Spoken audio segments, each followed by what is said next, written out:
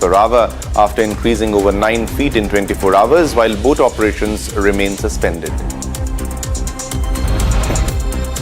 A dispute between neighbors over garbage disposal in Shant Colony turned violent on August 15, leaving a woman, that is Manisha Mohan Kesarkar, critically injured. She later died during treatment while her husband was also injured. Police have arrested the accused within hours of the incident and launched an investigation. 11 people, including 7 children, fell ill after eating cake at a birthday celebration, with some reporting stomach pain, headaches and vomiting. FD officials inspected the bakery named Chamunda Dairy and collected 5 cake samples after a child claimed lizard parts were found in the cake. Now 3 patients are in ICU but stable. Police intercepted wanted criminal Sonu after receiving information that he was travelling by truck, allegedly with plans to commit a crime. When officers tried to stop him, Sonu opened fire on the police, leading to an encounter in which he was shot in the leg. The accused is currently under medical care as strict action is being taken against the accused in this matter. A 151-kilometer Kanwad Yatra carrying holy water from the Narmada river concluded at the ancient Bhoramdev temple. The pilgrimage, led by BJP MLA Bhavna Bora, began with around 500 devotees and grew to nearly 700 with music, dance and Bhasma Nritya marking the final day. Somnath Mahadev temple witnessed elaborate Shringar during the holy month of Shravan with sacred Bhasma and hundreds of kilograms of fresh flowers used to adorn the sanctum. The red, yellow and white floral decorations created a vibrant and deeply devotional atmosphere.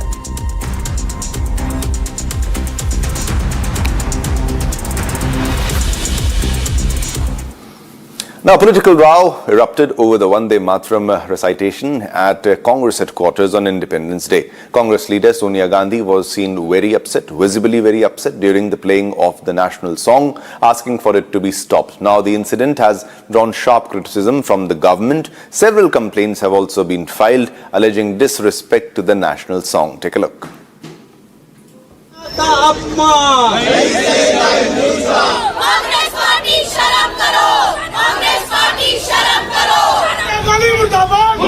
The Vande Mataram row has triggered a political storm.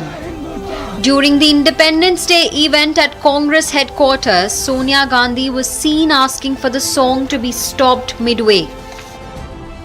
Protests erupted across Jammu, Ranchi, Mumbai, Siliguri, burning effigies of Rahul and Sonia Gandhi. Republic filed a ground report on the protest and reactions from the BJP on the controversy. BJP is taking out a Mashal march towards the Congress headquarters in Jammu over the row of the Vande Mataram. Here, the Member of Parliament from the Rajya Sabha, Lok Sabha, the MLAs and the organizational leaders, they all are part of these protests that are taking place. Congress जो है वो anti martyrs है, जिन शोहदाओं ने वंदे मातरम को फांसी के फंदे में अपना सांग बनाया, कांग्रेस ने उसका अपमान करा है। कांग्रेस के मैनिफेस्टो में आज तक ये नहीं है कि भारत पहले है। कांग्रेस के जो नेताओं ने यो करा है आज खेल, ये एंटी मार्टियर्स है, एंटी शोहदा है और उन लाखों शोहदाओं को आज अपमान करा है। इसलिए कांग्रेस के नेताओं के खिलाफ सख्त कानूनी कार्रवाई होनी चाहिए। Reacting to this, Home Minister Amit Shah has hit out at Sonia Gandhi. He said that the country would not forgive her for the sin she committed. Vote bank की लालच में कांग्रेस ने वंदे मातरम को भुला दिया था। 150वां साल है वंदे मातरम के प्रागट्य का। हमने लाल किले की प्राचीर से मोदी जी ने वंदे मातरम को फिर से एक नया आयुष्य देने का काम किया है। BJP held a press conference and categorically condemned Congress over the incident. ये जो वंदे मातरम से जो पार्टी आजादी के आंदोलन की अगुवाई की बात करती है, उसके आज का नेतृत्व वंदे मातरम पे तिरस्कार करे, इससे बड़ी कोई घृणित बात हो नहीं सकती है।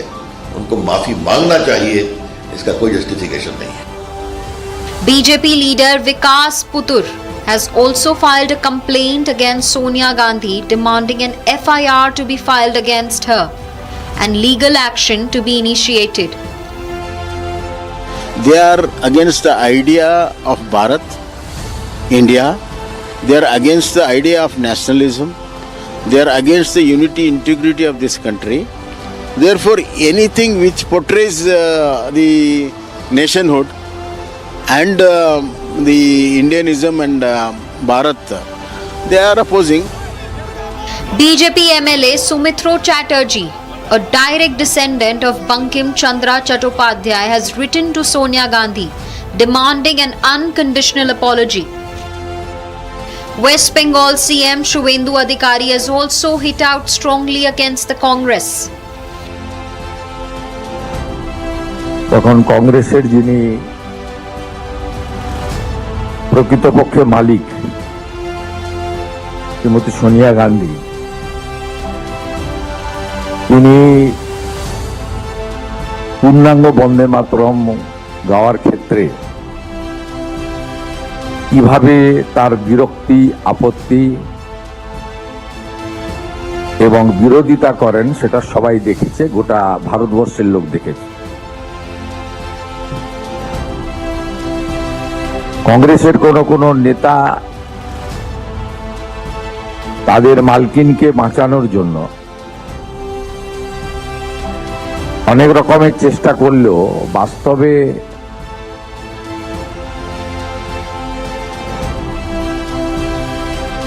যে লাইভ টেলিকাস্ট হয়েছে এবং তার যে ভিডিও চারিদিকে ছড়িয়ে পড়েছে, তাতে সত্যকে ধামাচাপা দেওয়ার কোনো সুযোগ কংগ্রেসের নেতাদের কাছে নেই। Hindu Sena Chief Vishnu Gupta has emailed a complaint to the Delhi Police Commissioner asking for an examination of the video and the complete recording of the event. The controversy has now snowballed into a major political row, triggering protests, sharp reactions, complaints, and demands for an apology. All right, it's time to slip into a short commercial break, but don't go anywhere because we have a lot more lined up for you after a short commercial break. Exclusive Republic scoop. Sources say BJP reshuffle likely to be followed by cabinet reshuffle.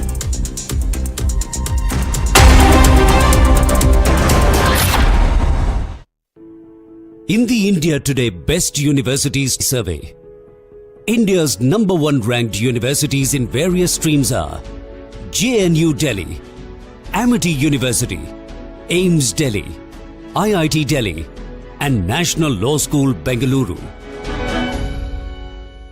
कुछ तो सस्ता लो, सब बढ़िया लो, इसमें क्या खास बात है? थोड़े में ज्यादा स्वाद, यही तो है इसकी खास बात। I wake up wearing someone else again. Don't let it slip. I'm losing. I don't wanna be safe anymore. Underneath, there's a Finding myself. That's my moment of Sarah. चमकी चाट से क्या बना है? सैंडविच, लस्सी और छाछ। हर घूंट में चमकी चाट, ड्राई फ्रूट और दही बड़े। चमकी चाट से स्वाद बढ़े। असली स्वाद सिर्फ चमकी चाट।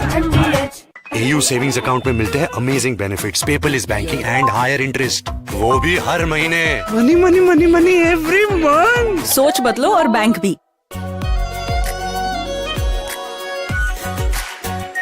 Are pure shahi paneer masala, delicious, healthy every day.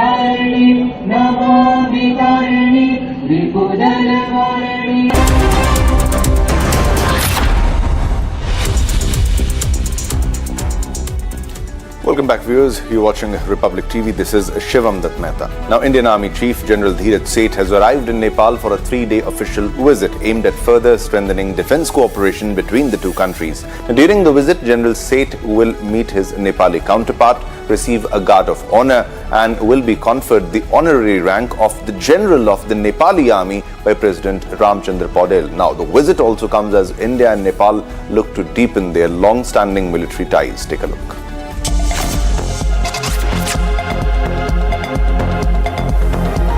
Chief of Army Staff General Dheeraj Seth has arrived in Nepal for a 3-day official visit focused on strengthening defense cooperation. The visit comes at the invitation of Nepali Army Chief General Ashok Raj Sigdel, with both sides set to discuss issues of mutual interest. General Seth will lay a wreath at Dundikil and receive a guard of honor at the Nepali Army headquarters. He will also meet his Nepali counterpart and receive a briefing on operational and regional issues. A key moment of the visit will come when President Ramchandra Paudel confers on General Seth the honorary rank of General of the Nepali Army. The honor continues a unique reciprocal tradition between the Indian and Nepali armies dating back to 1950. The visit is expected to open new avenues for cooperation between the two armies, building on deep historical and military ties.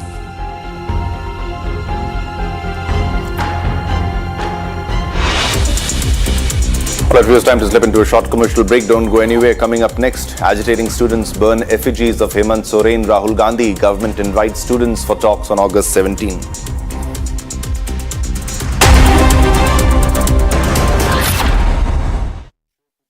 चमकी चाट से क्या बना है? Sandwich लस्सी और छाछ हर घूंट में चमकी चाट ड्राई फ्रूट और दही बड़े। चमकी चाट से स्वाद बढ़े। असली स्वाद सिर्फ चमकी चाट।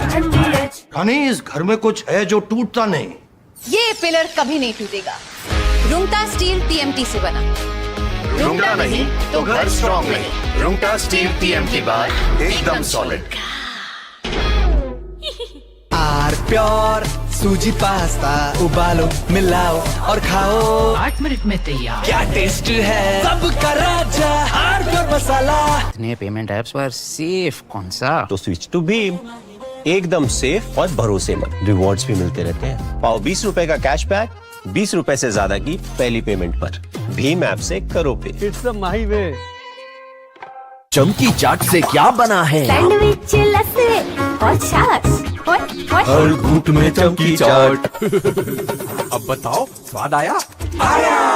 असली स्वाद सिर्फ चमकी चाट। We all must learn the lesson.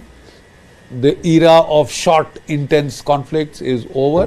We are all should be ready for long, drawn-out wars that tax and test the national stamina. There are unconfirmed reports that Iran has made a nuclear bomb. They have dropped enough indications that they have the bomb. Their top leader, he has made a statement.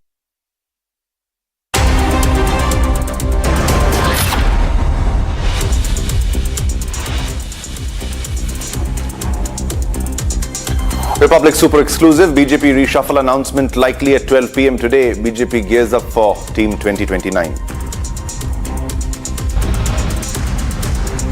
Republic accesses inside details of expected new team of BJP, infusion of youth, women likely in BJP reshuffle. Exclusive Republic scoop, sources say BJP reshuffle likely to be followed by cabinet reshuffle. BJP holds demonstrations across major cities, slams Congress over its disrespect to national song, burns effigies of Rahul and Sonia Gandhi. Agitating students burn effigies of Hemant Soren, Rahul Gandhi. Government invites students for talks on August 17.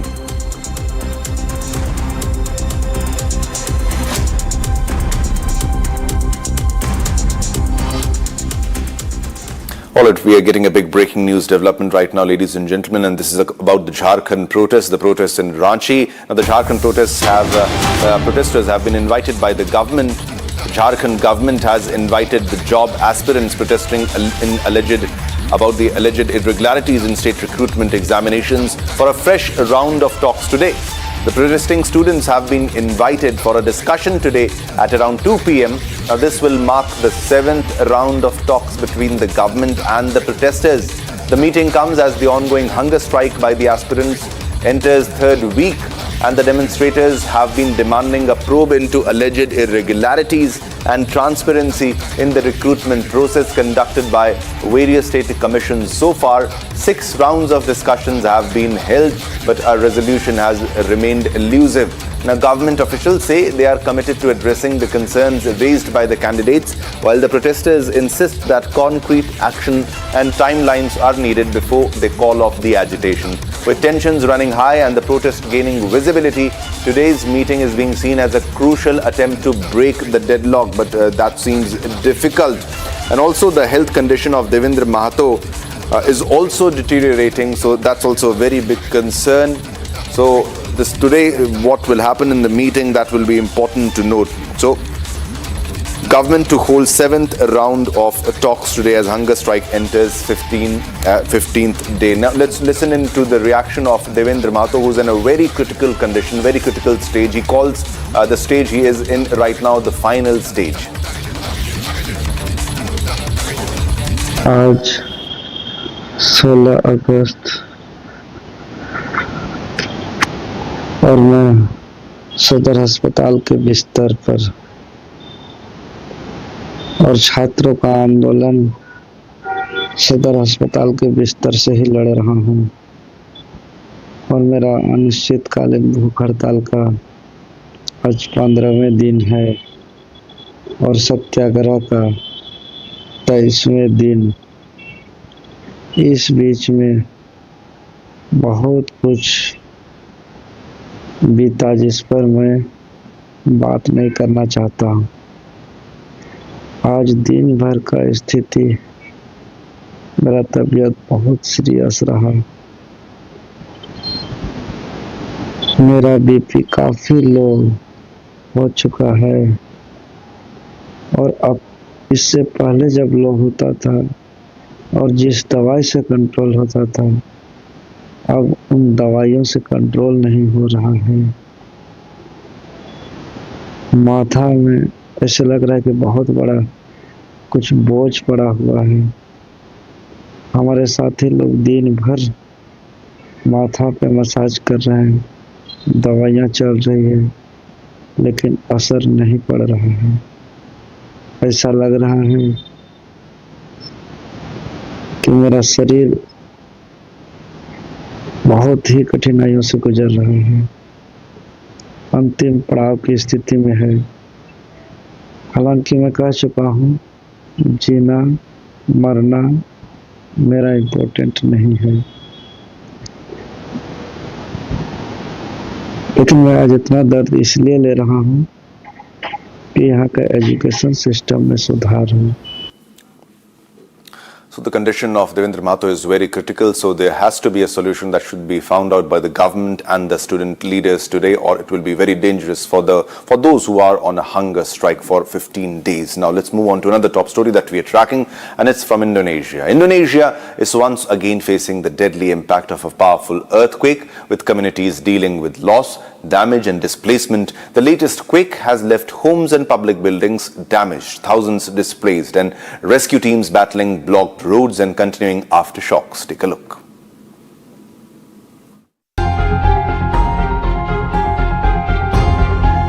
A powerful magnitude 7.7 earthquake struck eastern Indonesia on Saturday, killing at least 51 people and displacing thousands.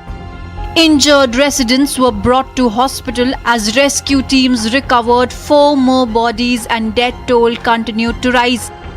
Tsunami warnings sent residents fleeing in panic before they were later evacuated.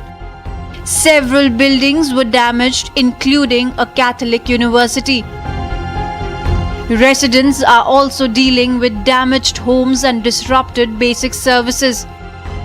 Dampak paling besar itu juga terjadi pada kerusakan rumah-rumah penduduk. Sehingga kita setidaknya masih memiliki data sampai dengan hari ini berapa banyak rumah penduduk yang sudah terdata dan dalam kondisi rusak dengan berbagai kategori. For Yohanes Definus Ratu, the earthquake brought a sudden loss of security when his home collapsed within seconds. Cuman perasaan saya tidak karuan, mungkin karena panik melihat rumah yang sudah begitu nyaman bagi kami tiba-tiba runtuh sekejap. Many families whose homes were damaged are now sheltering in tents as authorities monitor continuing aftershocks. Paling sulit adalah karena listrik memang tidak tersedia, kemudian di hampir seluruh wilayah Manggarai, di seluruh wilayah Manggarai, kemudian jaringan telepon juga tidak tersedia sampai sore, lalu kemudian di daerah yang paling terdampak itu bagian utara Manggarai, di Reo, kita tidak bisa masuk ke Reo karena ada longsor di beberapa tempat. Indonesia is facing a long walk back to normalcy after the latest calamity. All right, viewers, now let's move to another big breaking news development that we're getting, and this is of Iran. From Iran, Iranian officials are declaring what they describe as a major military and diplomatic victory following the recent conflict with the United States and Israel. In a statement, they said that the two countries entered the conflict with 9 specific publicly declared objectives, but in their assessment, they failed to achieve any of them. Now, the statement emphasized that this does not mean the US military was destroyed. Rather, the claim is that Washington and Israel failed to accomplish their stated strategic goals. Now, Iranian officials are calling the outcome the greatest absolute defeat for the United States and Israel, while also portraying the subsequent agreement as a diplomatic victory. Those claims are being presented by Iran as evidence that it prevailed not only on the battlefield but also in the broader political and diplomatic struggle.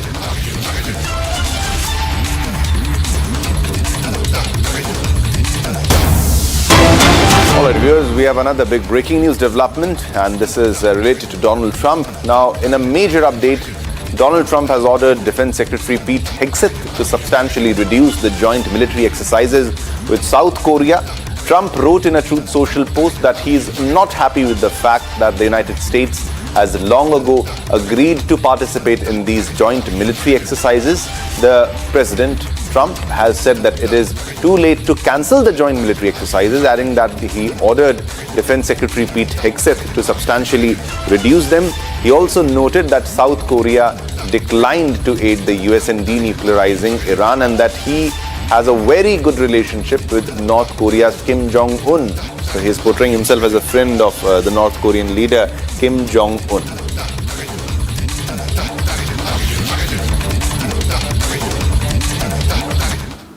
The protests have erupted in Spain's North African enclave of Ceuta as authorities brace for possible renewed attempts by migrants to cross the border from Morocco.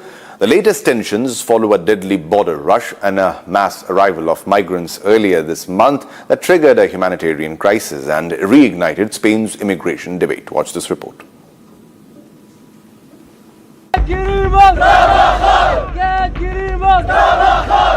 Protesters gathered in Spain's Ceuta on Sunday as Morocco tightens security along its border with the Spanish enclave.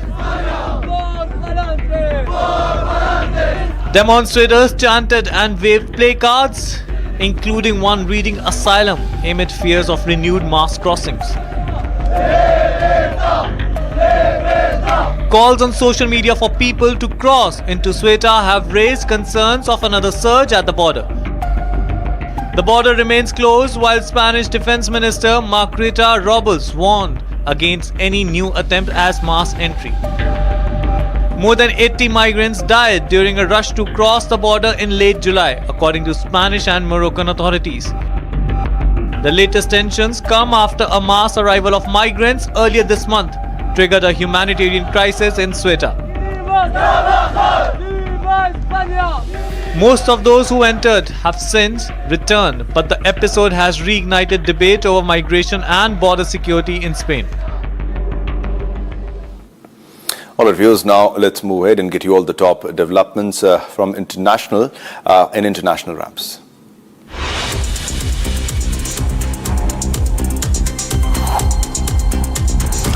Hurricane Lala has weakened to a tropical storm after skirting Hawaii without making landfall, but continued to batter the big island with hurricane force gusts and heavy rain. Forecasters predict rainfall could approach 3 feet in some areas, raising fears of flooding and mudslides. While at least one person has died, several homes were swept off their foundations and nearly 200,000 households were without power.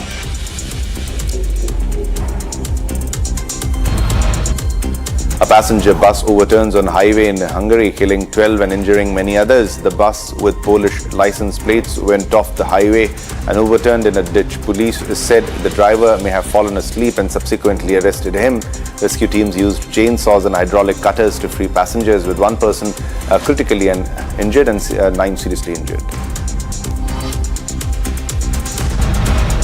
Wildfires swept across Greece's Salamina Island, fueled by near gale force winds and rapidly spreading toward residential areas. 2 people were killed in a village while firefighting and Coast Guard vessels worked to evacuate people from affected areas.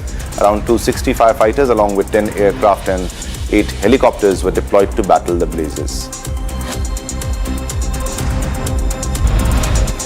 Dozens of Hezbollah supporters gathered for the funeral of a family of 6 killed in an Israeli airstrike in southern Lebanon. The victims included the father, the mother and their 4 children. The coffins of the 6 family members were wrapped in Hezbollah flags and carried into the cemetery as supporters gathered. The attack was part of the deadliest Israeli strike since the Israel-Hezbollah truce began on June 20. 1 person was killed and 4 others injured in a shooting at a park in Kentucky. Police found 5 victims after responding to reports of gunfire, with 2 children aged 4 and 14 among those shot. Police said there was no ongoing threat to the public and urged witnesses to come forward.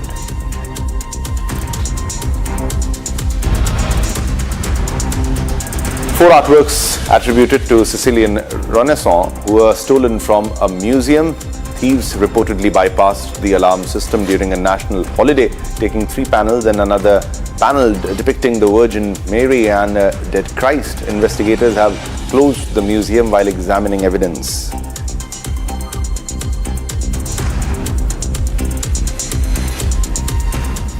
Tensions between Afghanistan and Pakistan remain high, with the Taliban warning of a calculated response to any further aggression. More in this report.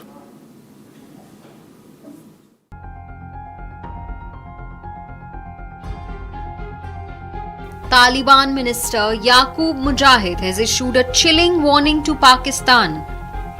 The minister said that Afghanistan will deliver a calculated response to any Pakistan aggression.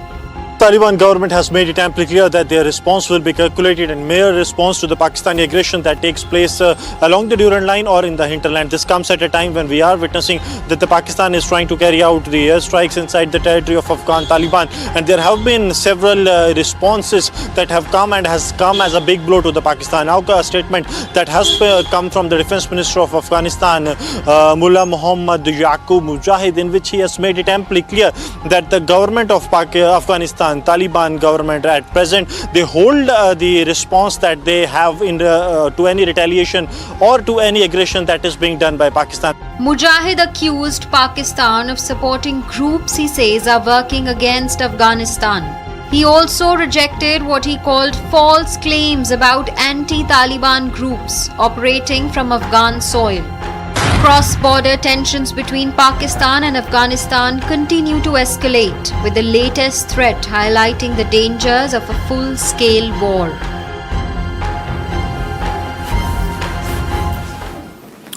All right, viewers, now let's move ahead and get you all the top developments from the world of business now in Business Wraps.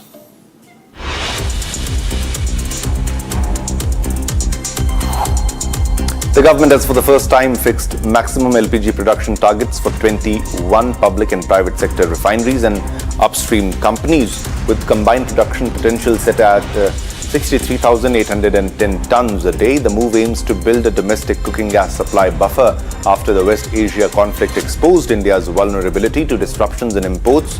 Reliance has received the largest production quota. 7 companies are set to tap the primary market between August 17 and 21, seeking to raise more than rupees 6,400 crore collectively. Horizon Industrial Parks and Lalita Jewelry Mart will open their IPOs first on August 17, targeting 2,600 crore rupees and rupees 1,700 crore respectively. With these issues, the number of companies launching IPOs in 26 is expected to reach 55.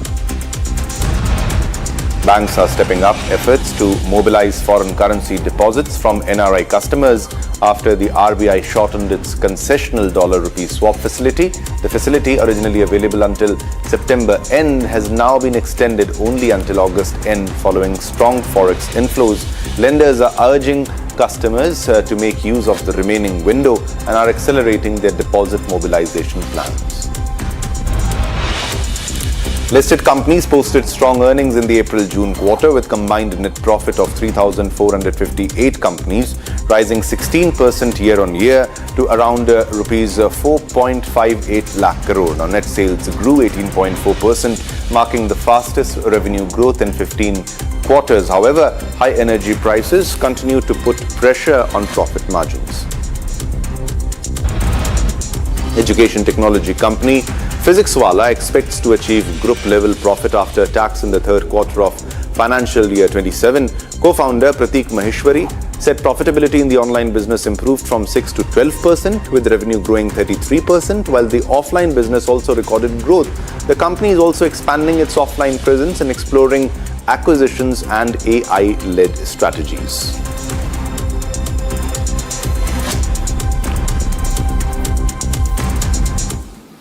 All right, viewers, now let's move ahead to another top international development. A massive wildfire is raging through Belgium's High Fens, a large natural reserve with large hectares of land already scorched and hundreds forced to evacuate. Now, more than 250 emergency personnel are battling the flames, backed by helicopters and international assistance, as the blaze nears residential areas. Take a look. Belgium is battling its biggest wildfire on record, with flames tearing through High Fens Nature Reserve in the east of the country.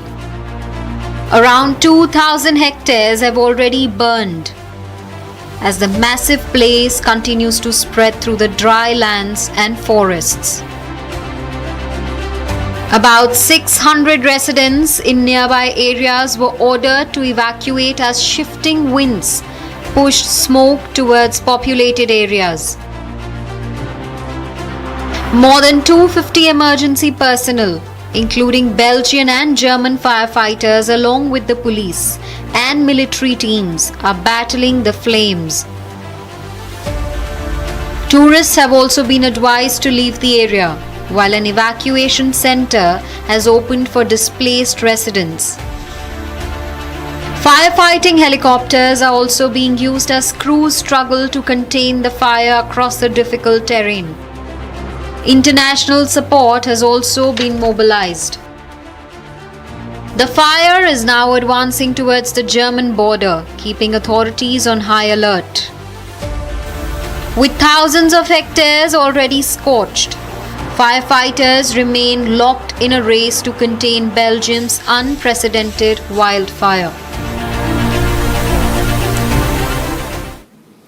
All right, viewers, now let's move ahead to another top international story that we are tracking. Bangladesh Prime Minister Tariq Rahman's proposed India visit faces a diplomatic hurdle, with Dhaka seeking a conducive environment before he travels to New Delhi. At the heart of the issue is former PM Sheikh Hasina, whose extradition Bangladesh has again sought from India. Dhaka has also pressed for the handover of other fugitives. Take a look.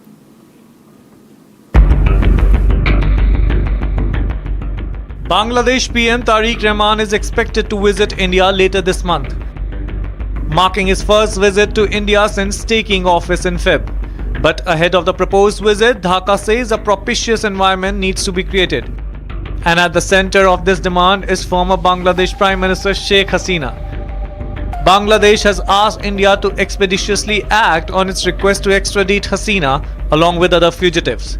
Dhaka has also sought the handover of those accused in the killing of Sharif Osman Hadi, citing the bilateral extradition treaty.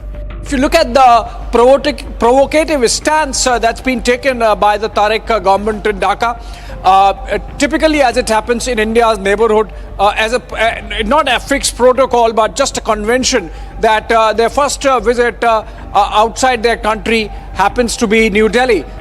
We have seen it happening in Nepal, in Bangladesh, in Sri Lanka, in Maldives, everywhere. But there seems to be a break this time with Tariq Rahman choosing to go to or traveling to Malaysia and China before his visit to New Delhi is due. And there too now you are seeing these conditions being put on Sheikh Hasina's extradition. Hasina has been in India since fleeing Bangladesh in August 2024, and Dhaka has repeatedly demanded her return.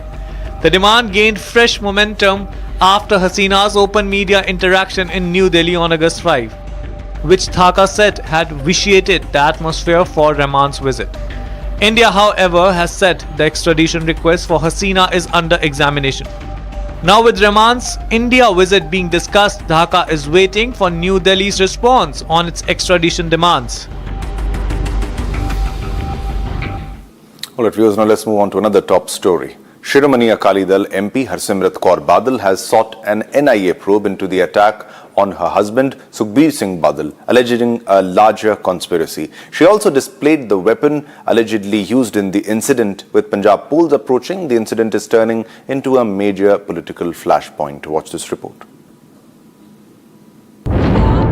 Akali Dal MP Harsimrat Kaur Badal has written to Home Minister Amit Shah, seeking an NIA probe into the attack on Sukhbir Singh Badal. She alleged that a larger conspiracy was at work and demanded action against all those involved. She also showed the weapon used in the attack, saying the attacker planned to injure Badal. ਇਹ ਦਿਖਾਣਾ ਤਾਂ ਨਹੀਂ ਚਾਹੁੰਦੀ ਸੀ ਆ weapon ਸੀਗਾ ਜਿੰਦੇ ਨਾਲ ਉਹਨਾਂ ਨੇ ਅਟੈਕ ਕੀਤਾ ਆ ਤਾਂ ਹੈਗਾ 1.5 ਫੁੱਟ ਦਾ ਕਿਰਚ ਦੇਖੋ ਉਹਦਾ ਨੋਕ ਕਿਹੋ ਜਿਹਾ ਦਿਖ ਰਿਹਾ ਆ ਹੈਗੇ ਟਾਂਕੇ ਜਿਹੜੇ 150 ਤੋਂ ਵੱਧ ਲੱਗੇ ਨੇ ਇਹ ਕੱਲੇ ਇੱਕ ਪਾਸੇ ਹੈ ਆਹੀ ਦੂਜੇ ਪਾਸੇ ਲੱਗੇ ਨੇ ਅੰਦਰ ਵੀ ਲੱਗੇ ਨੇ ਬਾਹਰ ਵੀ ਲੱਗੇ ਨੇ ਤੇ ਵਿਰੋਧੀਆਂ ਦੇ ਤਾਂ ਜਿਹੜਾ ਗੁਰੂ ਦੋਖੀ ਆਪ ਇਸ ਗੱਲ ਦੀ ਨਖਿੱਧੀ ਵੀ ਨਹੀਂ ਕਰ ਸਕਦਾ ਉਹਨਾਂ ਤੋਂ ਕੀ ਆਸ ਰੱਖੀਏ ਉਹਨਾਂ ਦੀ ਆਪ ਮਿਲੀ ਭੁਗਤ ਸਾਜ਼ਿਸ਼ ਹੈ ਜਿਹੜਾ 4 ਦਸੰਬਰ 2024 ਨੂੰ ਹੋਇਆ ਸੀ ਜਿਹਨੇ ਗੋਲੀ ਚਲਾਈ ਸੀ ਉਹ ਇਸ ਗੁਰੂ ਦੋਖੀ ਸਰਕਾਰ ਦੇ ਐਸਪੀ ਦੇ ਨਾਲ ਬਾਹਾਂ 'ਚ ਬਾਹਾਂ ਲਾ ਕੇ 2 ਦਿਨ ਫਿਰਦਾ ਰਿਹਾ ਉੱਥੇ ਜਿਹੜਾ ਜਾਨਾ ਮਾਨਾ ISI ਦਾ ਟੈਰਰਿਸਟ ਹੈਗਾ जिन्हें आप बयान च लिखा कि मैं विस्फोटक दबा के रखे ने अमन शांति भंग करने वास्ते देश के टुकड़े करने वास्ते ते इहो जे बंदे नूं ना कमिश्नर ऑफ पुलिस भुल्लर होए ना DGP यादव होए केस इन्ना कमजोर किया कि 3 महीने च उहनूं फर्क करके एक बार फिर घुम रहा ते मैनूं लगदा है जिहड़ा हुण दोबारा होया ही इस करके. She also claims the accused in the previous attack on Badal is still free. The latest allegations have put the spotlight on the probe into the incident. The attack has drawn sharp political reactions, with different political leaders condemning the attempt to attack on Badal's life. But the big question remains, how did an attacker get so close to Z plus protectee? On Thursday, when Sukhbir Singh Badal, the Shiromani Akali Dal chief, was attacked in Nanded Sahab, after that the Shiromani Akali Dal have attacked and have said that there has been a deeper conspiracy behind this attack. This is not the first attack which took place on Sukhbir Singh Badal. On 4th December 2024 also, Narayan Singh Chaura have attacked Sukhbir Singh Badal when a gunshot was hit at him. He escaped narrowly that time also, and after that, to just cover up, he was being arrested by the Punjab police. But now the big question which the Shiromani Akali Dal is raising, whether it's the MP and the wife of Sukhbir Singh Badal, Harsimrat Kaur Badal, or the Shiromani Akali Dal senior leader Bikram Singh Majidia, they are saying that there is a deeper conspiracy behind it. Ahead of the Punjab Assembly elections, the incident is fast turning into a major political flashpoint. All right, viewers, it's time to slip into a short commercial break, but don't go anywhere because there's a lot more lined up after the break. Coming up next, Republic super exclusive BJP reshuffle announcement likely at 12 p.m. today. BJP gears up for Team 2029.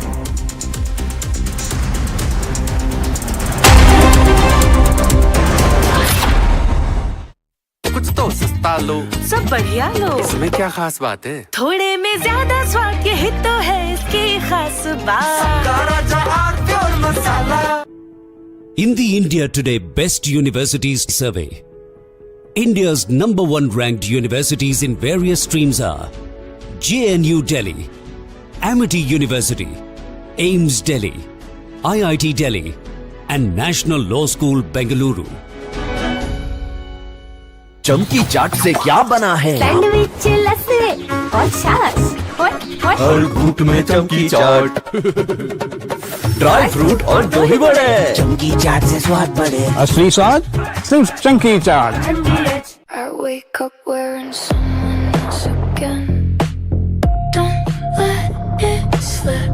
I'm losing. I don't wanna be safe anymore. Finding myself. That's my moment of Sarah.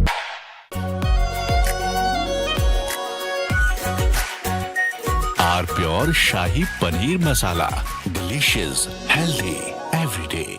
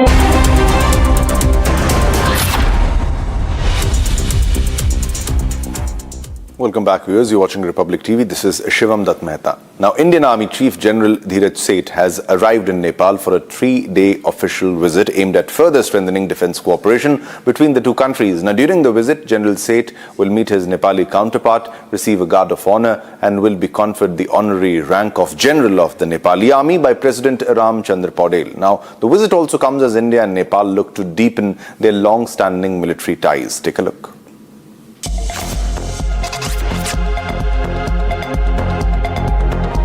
Chief of Army Staff General Dheeraj Seth has arrived in Nepal for a 3-day official visit focused on strengthening defense cooperation.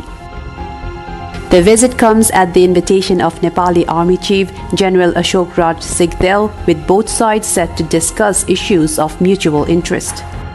General Seth will lay a wreath at Tundikil and receive a guard of honor at the Nepali Army headquarters. He will also meet his Nepali counterpart and receive a briefing on operational and regional issues.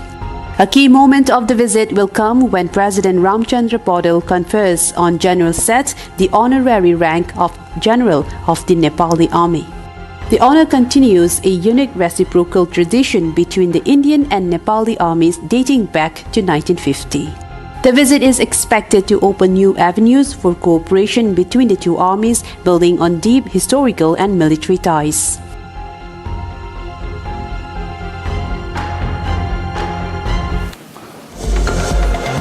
All right, viewers, time to slip into a short commercial break, but don't go anywhere. Coming up next, BJP holds demonstrations across major cities, slams Congress over its disrespect to national song, burns effigies of Rahul and Sonia Gandhi.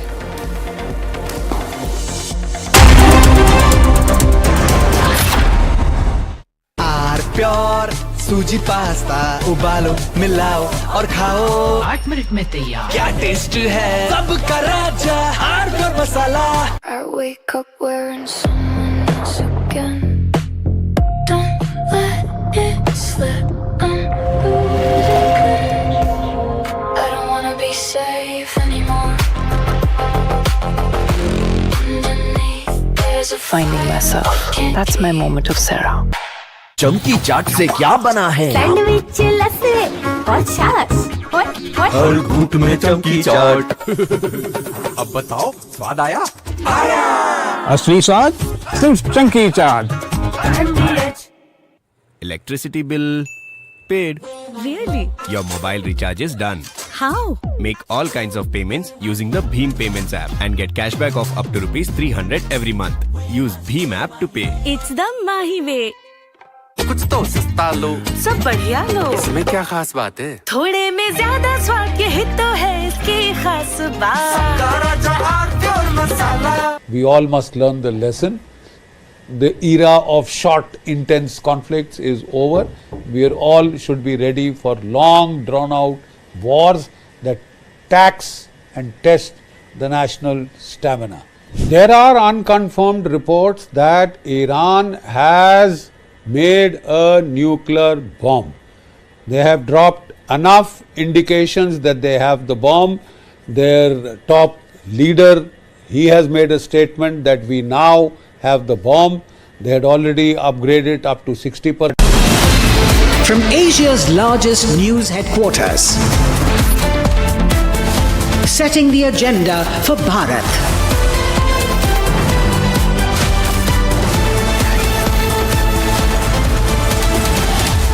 You're watching Republic.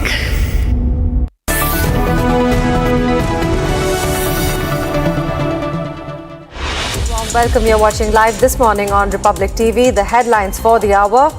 Republic super exclusive. BJP reshuffle announcement likely at 12 p.m. today.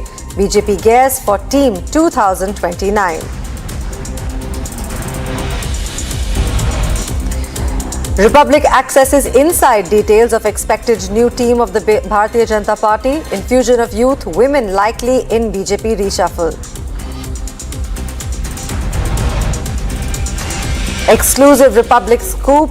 Sources say BJP reshuffle likely to be followed by a cabinet reshuffle. BJP holds demonstrations across major cities, slams Congress over its disrespect to the national song, burns effigies of Rahul and Sonia Gandhi. Agitating students burn effigies of Hemant Soren and Rahul Gandhi.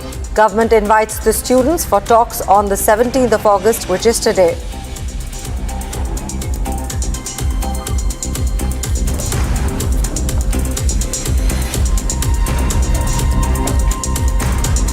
Viewers, bringing you the first breaking news of the hour, where a major political reshuffle is likely to happen in the Bharatiya Janata Party today. Sources are indicating that the new lineup could see a significant infusion of younger leaders, and women also are expected to get key organizational positions. Now, this is coming according to the sources which we have access to. In fact, the reshuffle could potentially be followed by a union cabinet reshuffle. So, a BJP reshuffle announcement is likely to take place at 12 p.m. today. Now, this is after months after Nitin Nabin took over as the party helm, as the party president. In fact, the new organizational structure will introduce key office bearers. It will include vice presidents, general secretaries, national spokesperson, and also head of party's various morchas, which is wings.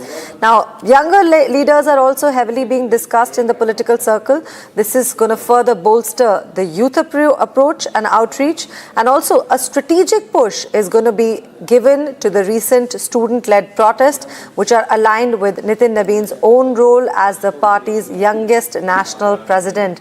So, likely reshuffle to followed by a cabinet reshuffle. This is happening after months after Nitin Nabin took over as the party president.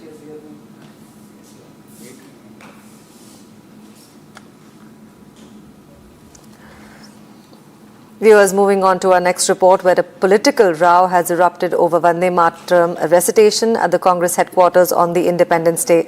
In fact, Congress leader Sonia Gandhi was seen visibly upset during the playing of the national song. She asked for it to be stopped. In fact, the incident has drawn sharp criticism from the government. In fact, several complaints have also been filed alleging disrespect to the national song. We have all the details. Take a look. तिरंगा का अपमान Congress party शर्म करो Congress party शर्म करो The Vande Mataram row has triggered a political storm. During the Independence Day event at Congress headquarters, Sonia Gandhi was seen asking for the song to be stopped midway. Protests erupted across Jammu, Ranchi, Mumbai, Siliguri, burning effigies of Rahul and Sonia Gandhi. Republic filed a ground report on the protest and reactions from the BJP on the controversy. BJP is taking out a Mashal march towards the Congress headquarters in Jammu over the row of the Vande Mataram. Here, the Member of Parliament from the Rajya Sabha, Lok Sabha, the MLAs and the organizational leaders, they all are part of these protests that are taking place. Congress जो है वो anti martyrs है, जिन शोहदाओं ने वंदे मातरम को फांसी के फंदे में अपना सांग बनाया, कांग्रेस ने उसका अपमान करा है। कांग्रेस के मैनिफेस्टो में आज तक ये नहीं है कि भारत पहले है। कांग्रेस के जो नेताओं ने यो करा है आज खेल, ये एंटी मार्टियर्स है, एंटी शोहदा है और उन लाखों शोहदाओं को आज अपमान करा है। इसलिए कांग्रेस के नेताओं के खिलाफ सख्त कानूनी कार्रवाई होनी चाहिए। Reacting to this, Home Minister Amit Shah has hit out at Sonia Gandhi. He said that the country would not forgive her for the sin she committed. Vote bank की लालच में कांग्रेस ने वंदे मातरम को भुला दिया था। 150वां साल है वंदे मातरम के प्रागट्य का। हमने लाल किले की प्राचीर से मोदी जी ने वंदे मातरम को फिर से एक नया आयुष्य देने का काम किया है। BJP held a press conference and categorically condemned Congress over the incident. ये जो वंदे मातरम से जो पार्टी आजादी के आंदोलन की अगुवाई की बात करती है, उसके आज का नेतृत्व वंदे मातरम पे तिरस्कार करे, इससे बड़ी कोई घृणित बात हो नहीं सकती है। उनको माफी मांगना चाहिए, इसका कोई जस्टिफिकेशन नहीं है। BJP leader Vikas Putur has also filed a complaint against Sonia Gandhi, demanding an FIR to be filed against her and legal action to be initiated. They are against the idea of Bharat, India. They are against the idea of nationalism. They are against the unity, integrity of this country. Therefore, anything which portrays the nationhood and the Indianism and Bharat, they are opposing. BJP MLA Sumitro Chatterjee, a direct descendant of Bankim Chandra Chattopadhyay, has written to Sonia Gandhi demanding an unconditional apology. West Bengal CM Shubhendu Adhikari has also hit out strongly against the Congress. তখন কংগ্রেসের যিনি প্রকৃতপক্ষে মালিক শ্রীমতী সোনিয়া গান্ধী, তিনি পূর্ণাঙ্গ বন্দে মাতরম গাওয়ার ক্ষেত্রে কিভাবে তার বিরক্তি, আপত্তি এবং বিরোধিতা করেন সেটা সবাই দেখেছে, গোটা ভারতবর্ষের লোক দেখেছে। কংগ্রেসের কোন নেতা তাদের মালকিনকে বাঁচানোর জন্য অনেক রকমের চেষ্টা করলেও বাস্তবে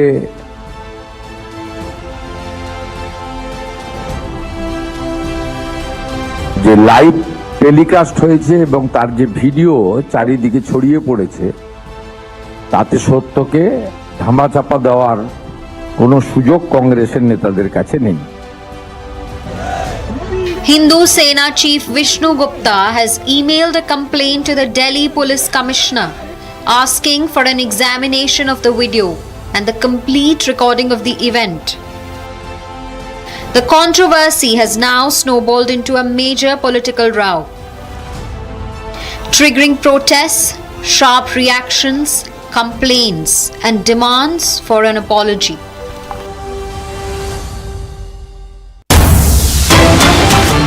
Bringing you another breaking news where 7 devotees were killed today in a stampede. This is coming from a temple in Bihar's Lakhisarai district, where an electric wire reportedly fell and triggered panic among the crowd. This incident has taken place at the Ashok Dham temple as devotees flocked to the shrine to mark the last Monday of the holy month of Shravan. On your television screen are visuals where the local administration, the helplines, the help is actually coming to take them to as a response and been taken them to the Sardar Hospital. These are the injured people. In fact, the administrative officials and police have also been deployed for crowd management. But for now, what we're understanding that 7 people are dead and 12 have been injured, and these are primarily women devotees that have been injured. Now, overcrowding paired with panic over a fallen power line or an electric pole caused this incident to happen in the first place. Chaos, of course, erupted due to a massive overcrowding, and there was also panic. But so far, viewers, 7 are dead and 12 have been injured. And all of these injured persons have been rushed to the Sardar Hospital, with local administration and police responding to the site. Visuals on your television screen, viewers, where this unfortunate incident has unfolded, where 7 devotees have been killed. This has happened in the Ashok Dham temple, where the devotees had actually flocked to mark the last Monday of the holy month of Shravan. So all of this unfolded, but right now the police and the administrative officials have been deployed for managing the crowd and also taking the injured as well as those who have lost their lives to the local hospital, which is the Sardar Hospital. So visuals coming in on your television screen. Now this happened in the morning today, and this is coming from the Ashok Dham temple, which is in Lakhisarai district in Bihar. But these are visuals from the Sardar Hospital, where people who have been injured were quickly rescued as response teams managed and took over the situation.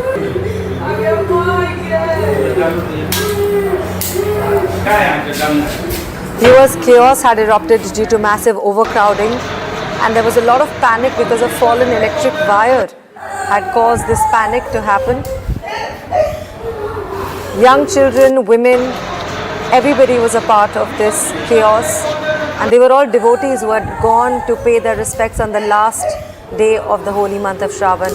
I have my colleague joining in for a conversation, Prakash, and telling us and giving us updates of what exactly unfolded in Lakhisarai in Bihar. Prakash, over to you. Well, the reports of 7 people who have died in a stampede that took place in the Gyan Mandeshwar temple in Ashok Dham in Lakhisarai district of Bihar, and around 12 persons are said to be injured in the stampede. The stampede took place because of a live electric pole in which one of the persons got caught, and thereafter the stampede took place. And as a part of the stampede, during the process of the stampede, the people broke open the barricade, and that resulted in several injuries. And after that, the injured people were referred to the nearby district hospitals. They are being treated. The district magistrate, Shailendra Kumar, is on the spot, taking cognizance of what led to the stampede, and an inquiry have been ordered into the whole incident. And electricity department officials have also been summoned, and large number of crowds had thronged at the temple. This is a historical temple, and which there was overcrowding at the premises of the temple, which led to the stampede. And remember, this is today is Monday morning, and the auspicious occasion of Sawan, the people gather in large number to offer water in the temple. So as a result of which the stampede took place, and inquiry have been ordered into this. Meanwhile, normalcy has been restored. The situation is under control, but there's been loss of 7 lives. Back to you. Right, Prakash. There is definitely loss of life that took place, but yes, it's of course the better part is that the police and the administration took charge and took cognizance of the matter, and right now people have been shifted to the hospital. Prakash. पर रखा है.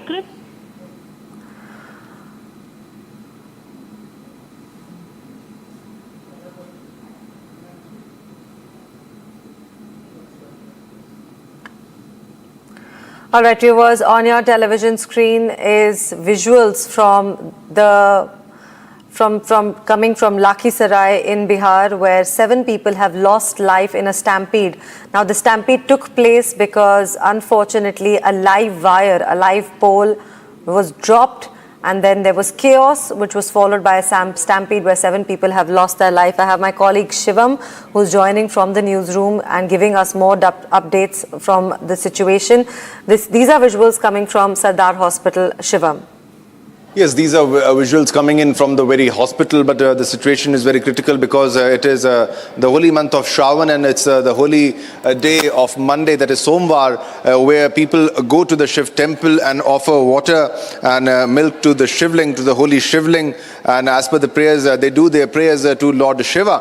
Now, there was stampede because there was a live current wire which fell, and there was utter chaos, and there was a stampede-like situation which unfolded in Lakhisarai in that temple, and as a result we have this very unfortunate development where 7 people, 7 devotees have lost their lives, 7 have died because of that incident, and it's confirmed, and many have been injured also. This is the 3rd Monday, and it was the Jalabhishek at Ashok Dham temple in Lakhisarai in Bihar, and many were seriously injured.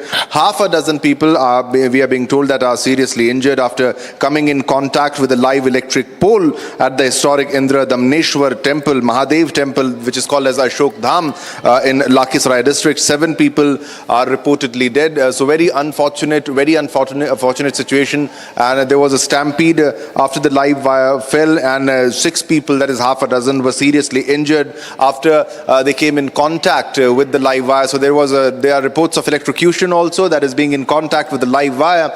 It was because of short circuit, as we are being train because of some issue, the current, some issue of that led to electrocution, the live wire that fell on the devotees while they were at the temple. And this led to the stampede when there was utter chaos because people wanted to save themselves from the live wire and from getting electrocuted. So this is a major incident at Ashok Dham temple in Lakhisarai, Bihar, and we are getting the live visuals right now. These are coming from Bihar, and those who are seriously injured, they are getting treatment, and many are reportedly dead. 7 is the number that we have just received, and there might be updates on that. We hope that this number does not increase, but this is serious. This is very unfortunate, and this is happening on a holy day, that is Monday. This is the third Monday of the holy month of Shravan. But the better side is that there has been police and the administration now taking cognizance and taking all of these people who have injured. More than 12 have been injured so far, and they were rushed to the local district hospital.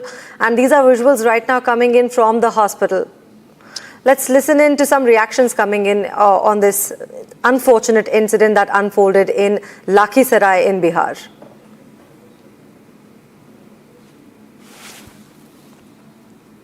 पौने 7 बजे हम लोग तो वहाँ पर आप लोग देख सकते हैं 3-3:30 बजे से हम लोग वहीं पर सब व्यवस्थित वहाँ पर प्रत्याशित भीड़ हो गई और 6:30 पौने 7 बजे के लगभग में 2 ट्रेन का ठहराव भी हो गया, उसका भी भीड़ आ गया.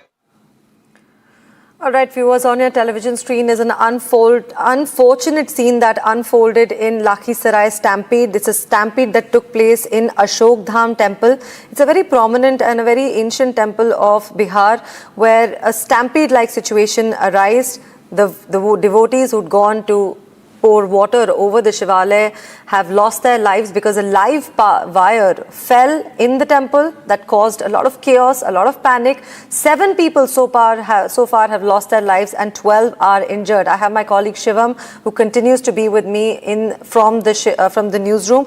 Shivam, any latest updates that you have? Yeah, I'm just checking for the latest updates because it's a developing story, and there's also been a statement by the administration. Let me go across to the statement that we have right now. This is Lakhisarai DM Shailendra Kumar, who says that the crowd swelled in an unprecedented manner.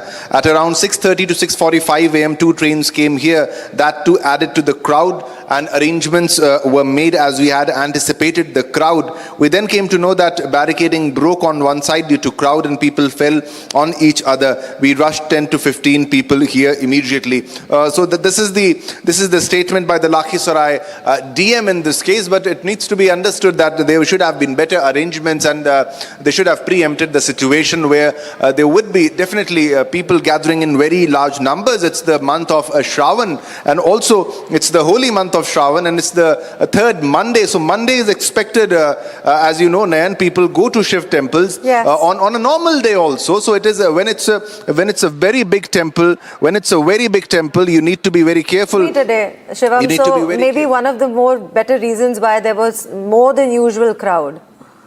Yeah, this is more than usual crowd, and this was unprecedented. That's what we are getting to know, because it was unprecedented, and that's why it happened. However, that can't be an excuse. There needs to be better arrangement and better administration when it comes to situations like these, because this is not the first time we are looking at a stampede-like situation. There have always earlier also been stampede-like situations, especially in Bihar also previously. So this needs to be investigated. This is not the first incident where there has been a stampede, and because of overcrowding there were deaths that have been reported. So this needs to be investigated thoroughly on on whose behalf this fault is, because as you can understand that there was unprecedented crowd that gathered in that temple, and it was expected that people will be coming in very large numbers. But however, it's important to know that there has been a statement by the DM Lakhisarai Shailendra Kumar, who says that the crowd swelled in an unprecedented manner. He gave the time also, that is 6:30 to 6:45 a.m. He says that 2 trains came here, and that too added to the crowd. And he says that the arrangements were made, and we had anticipated the crowd, so they had the anticipation that there will be a large gathering. But Shivam, as per reports, there was there was a barricade failure. There was also a massive surge of pilgrims. Also, there was also potential panic because of the electric line hazard.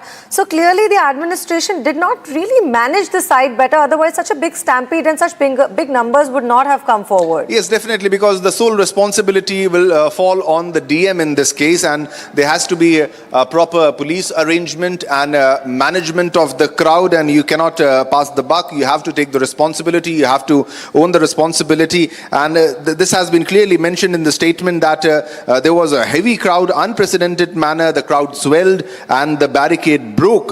So he said that we then came to know that the barricading broke on one side due to the crowd and people fell on each other, and he said that we rushed 10 to 15 people here immediately, and unfortunately there have been a number of deaths in this case, which is 7 as we are getting to know. 7 people have died initially as per the reports, and around half a dozen people are injured. The injuries previously are because of because they came in contact with the live wire in that mandir, in that temple in Lakhisarai in Bihar. Now, but a lot needs to be investigated in this case, because 7 dying on a holy day, on a holy Shravan month, and in a very important temple, and on a Monday when people go and offer prayers and offer milk and offer water to the holy Shivling in this case. So this needs to be investigated, that were there really proper arrangements that were in place or not. So that's the big question. Very unfortunate, very sad on a holy day of Monday, that too on a holy month of Shravan, and that too in Bihar, and that too in a very prominent temple. So that's what we are getting to know. We'll try for reactions, and we'll try for reactions in this case. But as per the incident, as per the reports, the incident occurred on the path which was leading to the Ashok Dham station, from Ashok Dham station to the temple. So you can understand the whole crowd happened in the place where it went on from the railway station till the temple. So that's what we're getting to know. Right. Electric pole had fallen on this route during the night. We're getting another big breaking news development. We'll go across to that development. All right, we have another big breaking news development. All right, so DM says that the crowd surged in unprecedented manner. And because of that, and panic spread after electric pole fell on the temple route. So that's what we are getting, that the electric pole fell on that route, and that is one of the reason. And this is DM saying that the crowd surged in unprecedented manner. Right. And so they have preempted, they had expected that there will be a large crowd, but it's all right. Lakhisarai DM, Mr. Shailendra Kumar is joining us on a phone line. Mr. Shailendra Kumar, why do you think this has happened? There was administration in place, there were arrangements, but the argument that you have given is that there was unprecedented crowd that had swelled. Mr. Kumar. Actually, this crowd was expected, and the arrangements were also made. In addition to the ambulances that were kept in the last Sombari, this time we had increased 3-4 ambulances and additional life support ambulances, chalant ambulance and bike ambulance. All these arrangements were there. Despite all that, at the Ashok Dham Hall, from where the people alight and they joined the queue, there was a electricity pole which was carrying the cabled wire.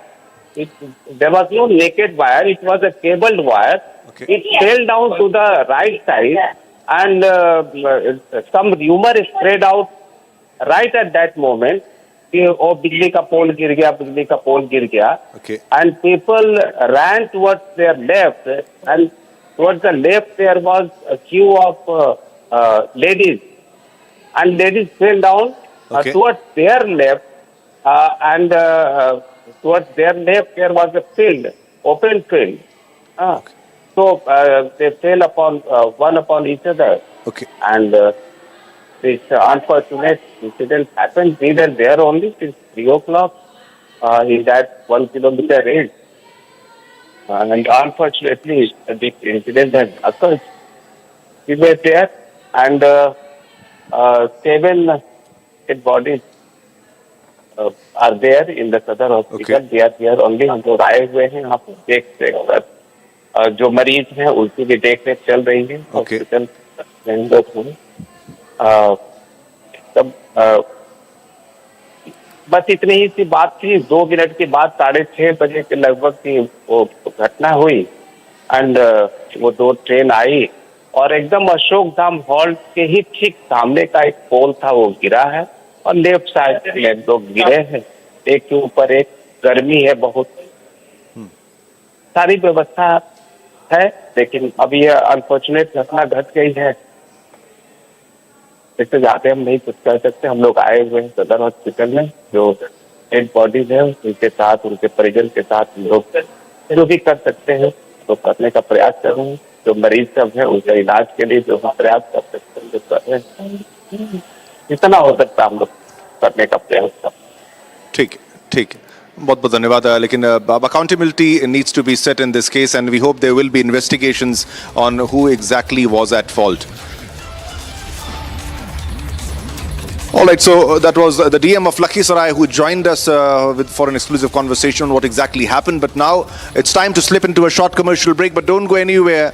We'll bring you more information on what exactly happened in Lakhisarai, where 7 died due to stampede at Ashok Dham temple, and also other breaking news developments. Time to slip into a short commercial break now, ladies and gentlemen.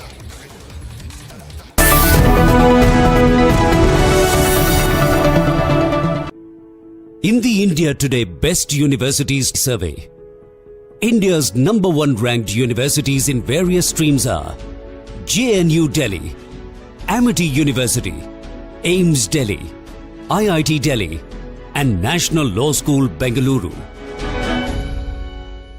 चमकी चाट से क्या बना है? Sandwich, लस्सी और छाछ। हर घूंट में चमकी चाट। अब बताओ स्वाद आया? असली स्वाद सिर्फ चमकी चाट। AU करंट अकाउंट के साथ मिलता है free UPI QR overdraft facility और एक ही ऐप से बैंक के सारे काम। AU सोच बदलो और बैंक भी।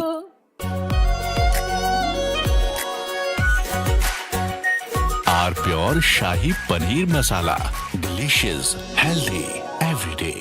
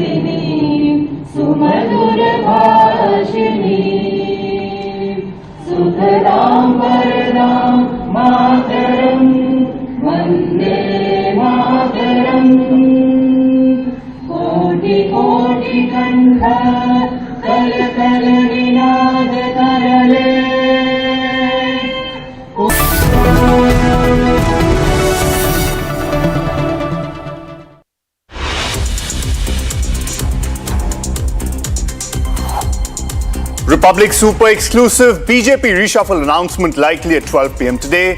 BJP gears up for Team 2029.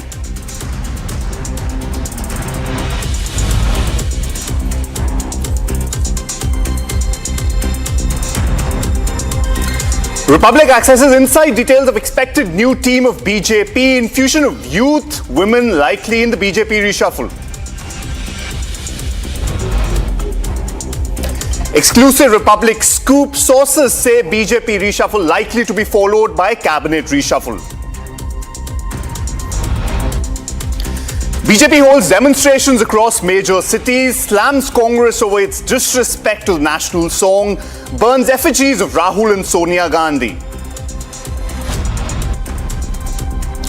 Agitating students burn effigies of him and Sureen, Rahul Gandhi. Government invites students for talks on August 17th. 7 killed in stampede in Bihar's Lakhisarai, 12 injured, taken to the hospital.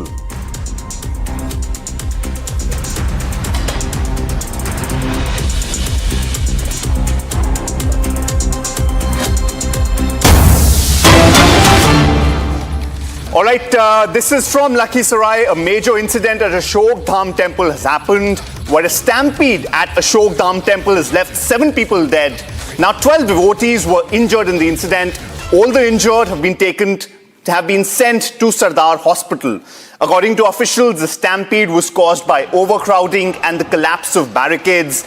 Administrative officials and the police personnel were present at the spot. Large crowds had gathered for the third Monday of the holy month. Now remember, this is from Lakhisarai, where a stampede has in fact happened. This is at Ashok Sarai. There have been a couple who've been reported dead. If you see on your screen, the others which are injured, have been taken to the hospital. This is Lakhisarai, which is roughly about 120 kilometers southeast of Patna.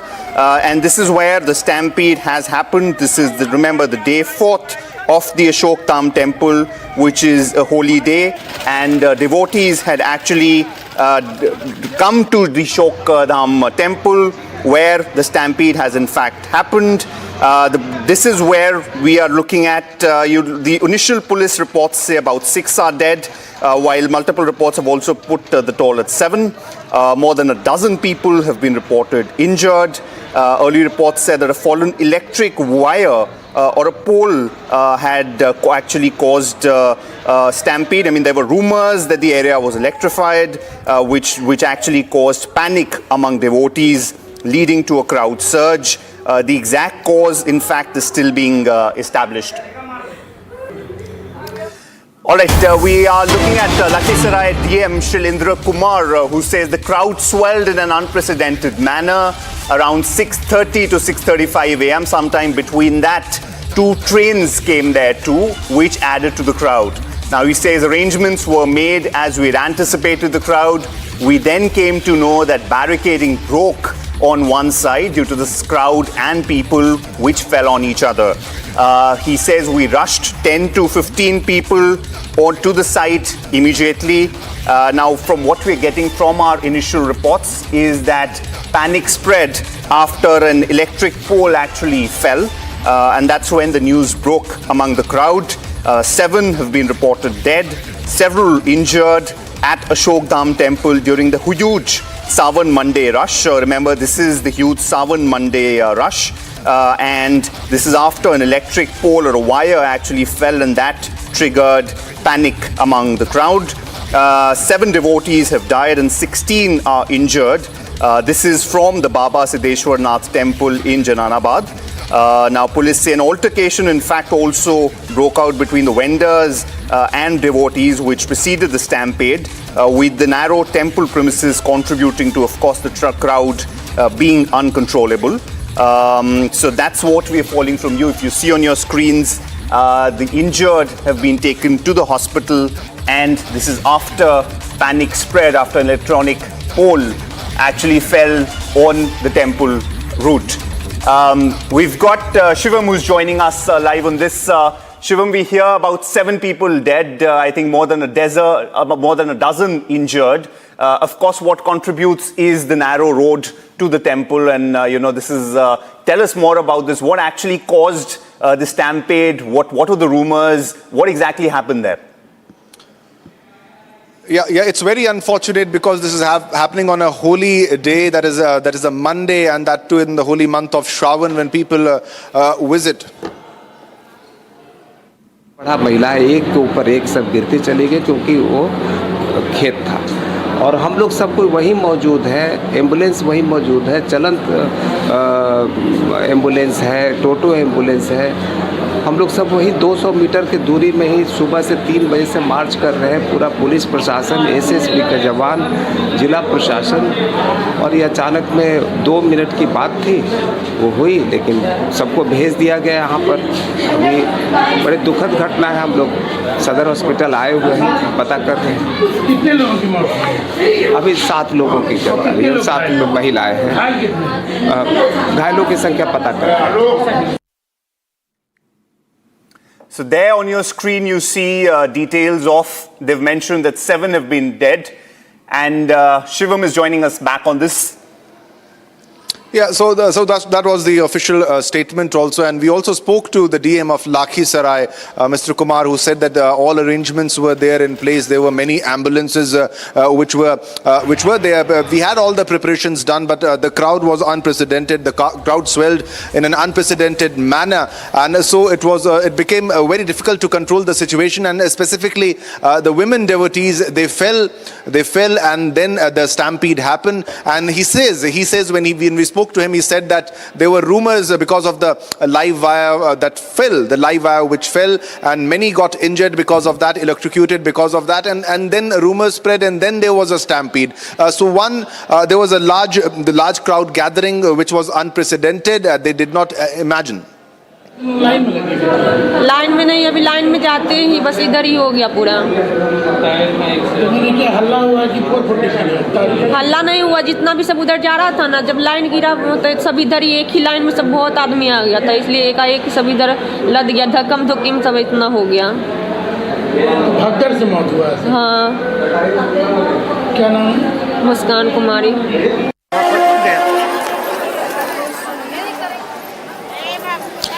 All right, so you are looking at the visuals. These are new visuals, fresh visuals, as you can imagine.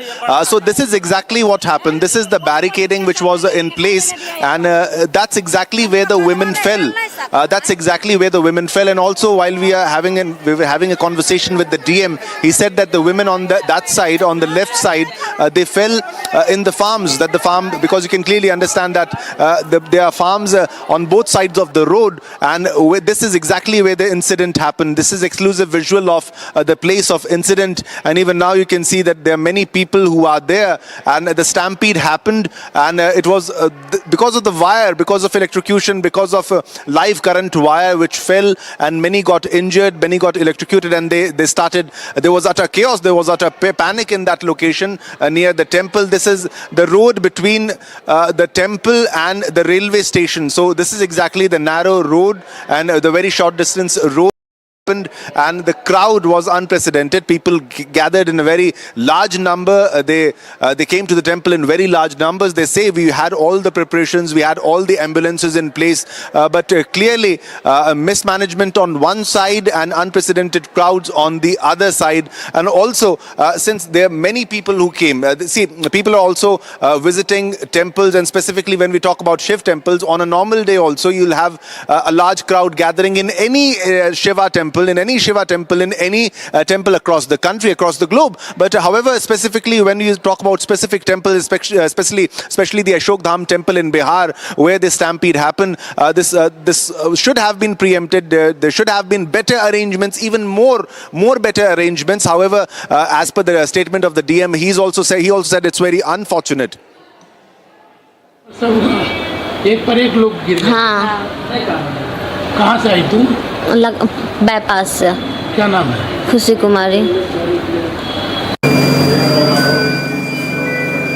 All right, so these are the reactions. We are continuously live on the story and bringing you minute-to-minute updates because we are getting many reactions from the administration and also those who are injured. So these are the visuals of those who are injured, and many women devotees specifically were injured in this incident. And last में बहुत भीड़ था, बहुत line था, और line में बहुत सारा लोग था।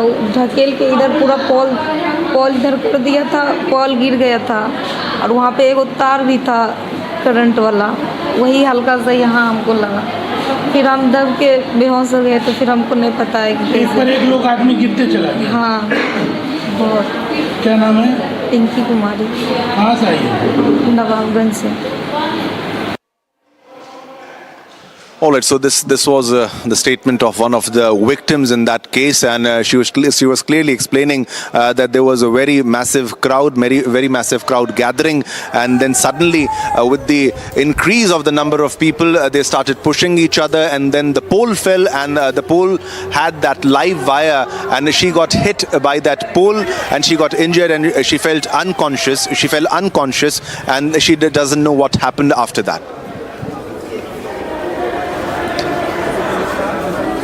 All right, thanks Shivam for giving us more details on this unfortunate incident there. We hope the results, the injured are actually, treated as soon as possible.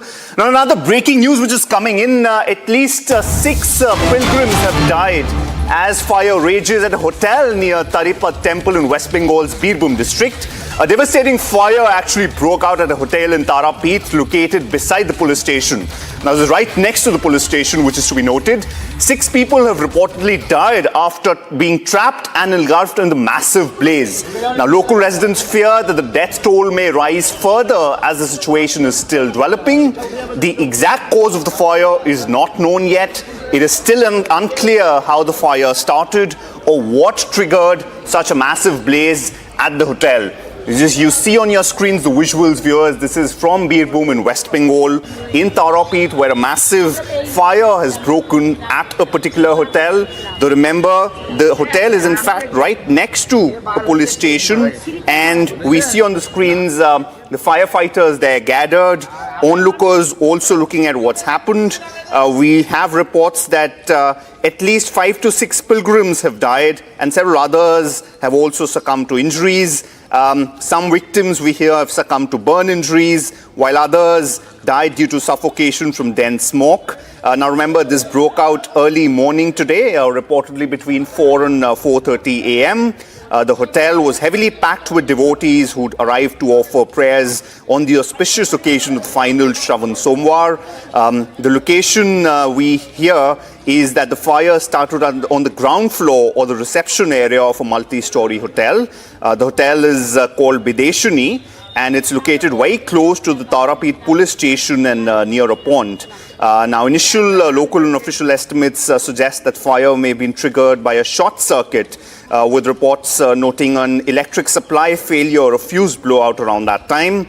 Now, the flames and thick black smoke quickly engulfed the upper floors while the guests were asleep here. We see on your screens the firefighters actually taking the injured to the hospital. Now, moving on to our next story. Now, the Vande Mataram row has now spilled onto the streets, with the BJP mounting protests against the Congress across the country. From Ranchi and Mumbai to Manipur and Jammu and Kashmir, the BJP workers have targeted the Congress over alleged disrespect to the national song during the party's Independence Day program. The Congress, however, has rejected the charge, calling it a political attempt to divert attention. Here's the report. The Vande Mataram controversy has moved from the political statements to street protests, with the BJP launching demonstrations against the Congress in several cities.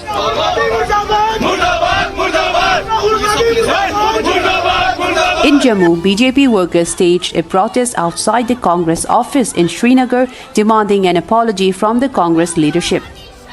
Sonia Gandhi के वंदे मातरम के अपमान को लेकर अब Bharatiya Janata party जो है वो जम्मू में सड़कों पर है। जम्मू में आप देखेंगे तो भारतीय जनता पार्टी के सांसद और नेता जो हैं वो हाथों में मशाल लेकर सड़कों पर उतरे हैं। लगातार ये लोग जो हैं ये विरोध प्रदर्शन कर रहे हैं कांग्रेस पार्टी के खिलाफ, और इनका कहना है कि कांग्रेस को जो है माफी मांगनी चाहिए। यहाँ पर आप देखेंगे तो कांग्रेस के खिलाफ जो हैं तमाम जो नेता हैं, चाहे उसमें भारतीय जनता पार्टी के विधायक हों, मेंबर ऑफ पार्लियामेंट हों, या फिर जो राज्यसभा और लोकसभा से हो, या फिर ऑर्गेनाइजेशनल सेट हो, वो लगातार यहाँ पर सड़कों पर हैं। विरोध प्रदर्शन लगातार जारी है।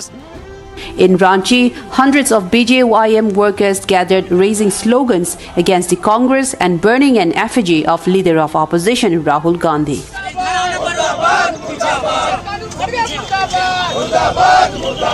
BJP accused Congress leadership of disrespecting Vande Mataram during its Independence Day program and demanded a public apology from Sonia Gandhi, Rahul Gandhi and Mallikarjun Kharge.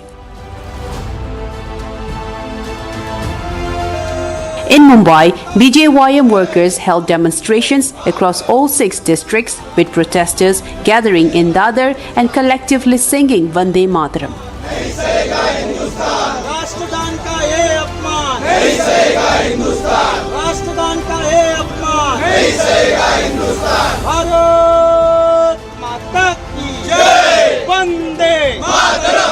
The BJP accused the Congress leadership of deliberately disrespecting the national song, saying political opposition should not come at the cost of national symbols.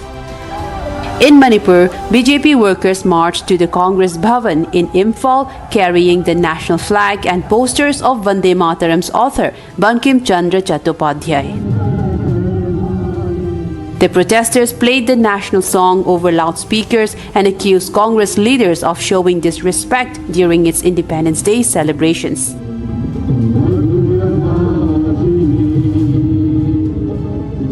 The protests come days after Parliament passed a law making insult to Vande Mataram a punishable offence. But the Congress has rejected the BJP's allegations, calling it a political controversy. Even after the Vande Mataram bill has officially passed, it has again turned into a political battle over patriotism, respect, and political conduct.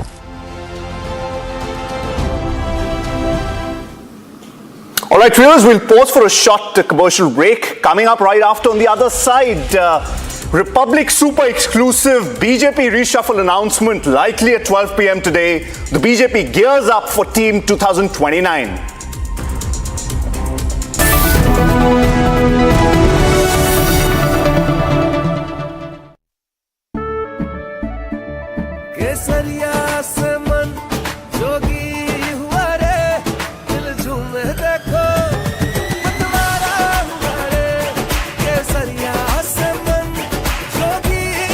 हर पल मनाओ केसरी त्योहार। विमल, बोलो जुबान केसरी। चमकी चाट से क्या बना है? आलू चाट या फ्रूट चाट, स्वाद बढ़ाए चमकी चाट। क्या बात है? स्वादिष्ट पकोड़े और परेशान, अरे चमकी चाट है इसकी जान। असली स्वाद सिर्फ चमकी चाट। Electricity bill paid. Really? Your mobile recharge is done.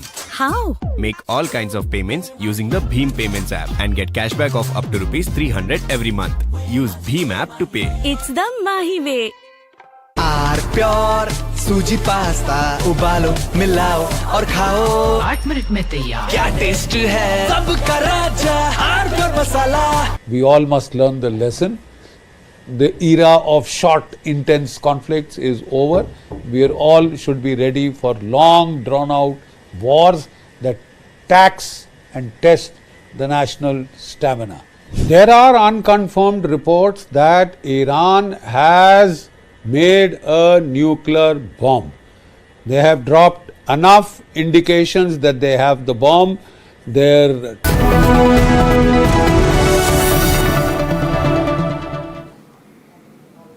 Welcome back, viewers. You're watching Live and Breaking. This is with me, Karun Seth, on Republic. Now, major political news break coming your way from Republic TV. The BJP is likely to announce a reshuffle of its organizational team today. Sources indicate the new lineup could see a significant infusion of young leaders, with women also expected to get key organizational positions. According to the sources, the reshuffle could potentially be followed by a union cabinet reshuffle as well. Take a look at this report. A major political news break. A new BJP team is likely to be announced, followed by a cabinet reshuffle. The reshuffle will be the first major political reset under party President Nitin Nabin.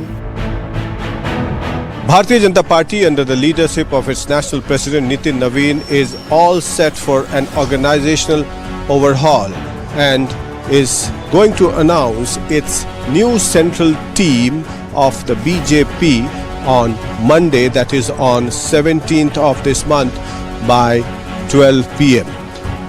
The new central team aims to balance regional representation along with caste equations, and it will also have a mix of youth and experienced leaders, with prime significance being given to women leaders as well, because delimitation of constituencies and reservation of women has been the key focus of Prime Minister Narendra Modi, and he's been trying his best to pass this particular bill and provide reservation to women in the parliament. So women leaders of the BJP, both youth as well as experienced leaders, would be inducted into the new setup of the BJP. The new lineup is expected to mix seasoned leaders with a younger generation. Women are also expected to be given key organizational positions. This is the biggest story, that tomorrow, I think at 12 o'clock, the completely new BJP team is going to be announced. Prakash? The BJP is likely to announce its team tomorrow, and it's been expected for quite some time. Big breaking story here, ladies and gentlemen, when it's big breaking political news. Once this announcement of Nitin Naveen team happens tomorrow, cabinet reshuffle as the next political event insofar as the BJP and the Modi government is concerned. The push for younger faces comes at a time when the BJP is looking to strengthen its connect with the young voters. In an exclusive conversation with Republic, BJP MP Ravi Shankar Prasad also commented on BJP overhaul. हमारे साथ हैं रविशंकर प्रसाद जी, पूर्व केंद्रीय मंत्री और पटना साहिब के सांसद। Ravi ji, BJP में पूरा ऑर्गेनाइजेशनल ओवरहॉल होने की सूचना मिली है। आप लोग क्या जो हाल में पॉलिटिकल स्टेलमेट हुआ पार्लियामेंट में और जंतर मंतर पर, तो क्या यूथ का इन्फ्यूजन और महिलाओं को उचित प्रतिनिधित्व मिलने की संभावना है? प्रधानमंत्री ने स्वयं कहा है कि देश के जेन जी का, जेन अल्फा सबका वो सम्मान करते हैं। बाकी हमारी पार्टी तो ऐसे भी यूथ को प्रमोट करती है। राष्ट्रीय अध्यक्ष की उम्र कितनी है हमारी? अब बाकी टीम में कौन कौन आएगा ये तो आप प्रतीक्षा करिए। आप लोग उत्साहित हैं इस नई लिस्ट को लेकर जो आने वाला लिस्ट को आ जाने दीजिए। हम लोग, हमारी पार्टी में युवकों को हम सम्मान हमेशा दिया जाता है। Sources indicate that once the organizational exercise is complete, a union cabinet reshuffle could follow. The new team could therefore be more than a change of faces. It could be the structure that carries the BJP into the next Lok Sabha battle. Viewers, you're watching live this morning with me, Karun Seth, on Republic. Time for a short break, but don't go anywhere. Coming up after that, exclusive Republic scoop. Sources say BJP reshuffle likely to be followed by a cabinet reshuffle as well. Keep watching.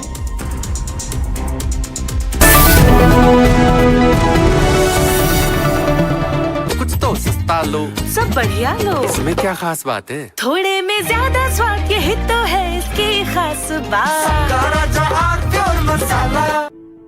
In the India Today Best Universities Survey, India's #1 ranked universities in various streams are JNU Delhi, Amity University, AIMS Delhi, IIT Delhi and National Law School Bengaluru.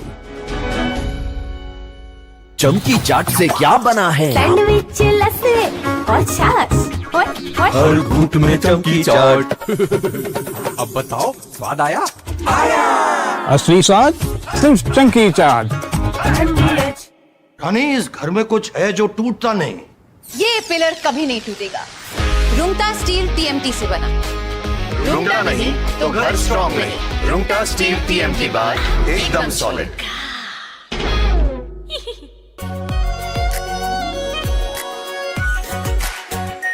Are pure shahi paneer masala, delicious, healthy every day.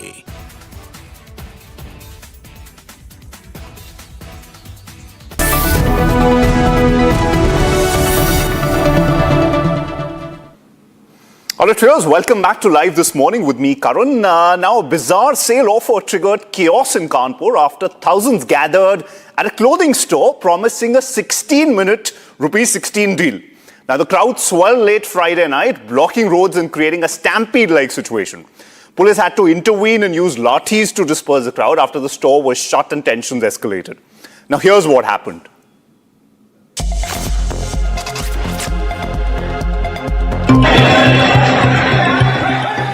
A 16 rupees sale sparked chaos in Kanpur. Thousands gathered outside a clothing store late night. Alam Mart in Anwarganj had advertised a birthday offer. Clothes for 16 rupees for the first 16 minutes after midnight. The offer spread rapidly on social media, and by around 11 p.m. a massive crowd had gathered outside the store. as thousands packed the market and roads. The shop was reportedly shut to prevent more people from entering. Customers then demanded that the promised 16 rupees offer be honoured, triggering arguments between the crowd and shop employees. The situation soon turned chaotic, with pushing, people running and several people reportedly falling and getting injured. What began as a 16-minute bargain quickly turned into a night of chaos on the streets of Kanpur. Viewers, we're taking a short break. Stay with us. More news coming up. Agitating students burn effigies of Hemant Suri and Rahul Gandhi. The government invites students for talks on August 17th.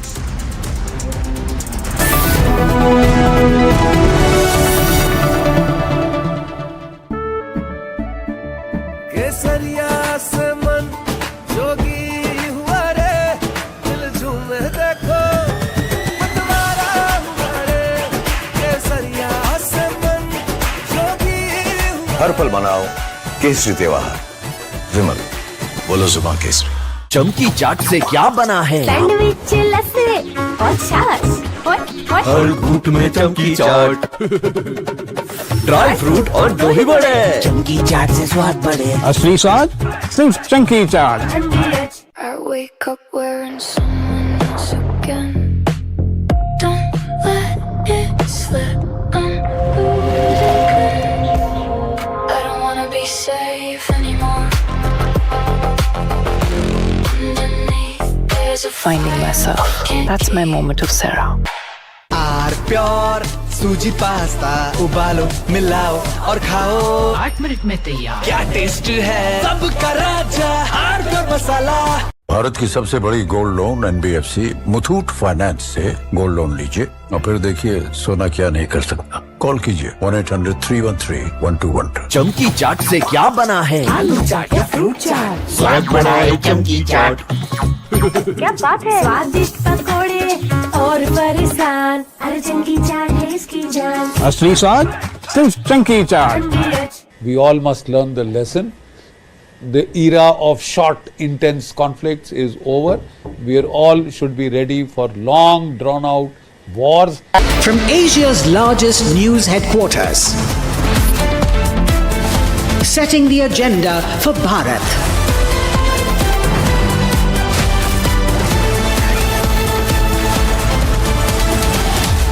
You're watching Republic.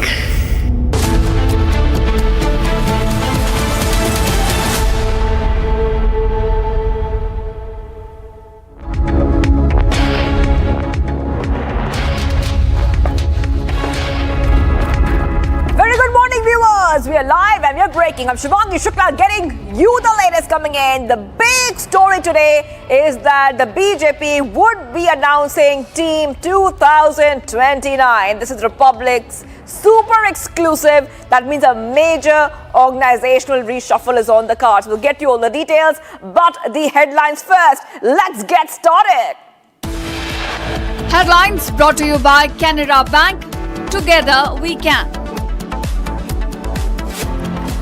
The top headlines: Republic super exclusive BJP reshuffle announcement likely at noon today. BJP gears up for Team 2029.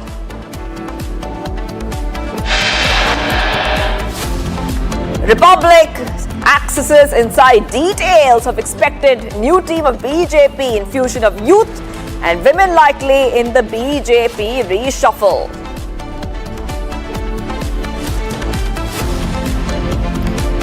Exclusive Republic scoop: sources say BJP reshuffle likely to be followed by cabinet reshuffle.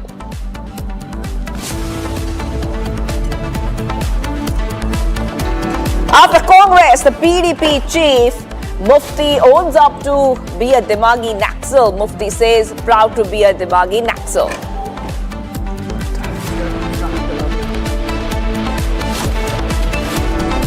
Seven dead in stampede in Bihar's Lakhisarai. Stampede after panic spreads after electric pole fell on Ashok Dham temple route.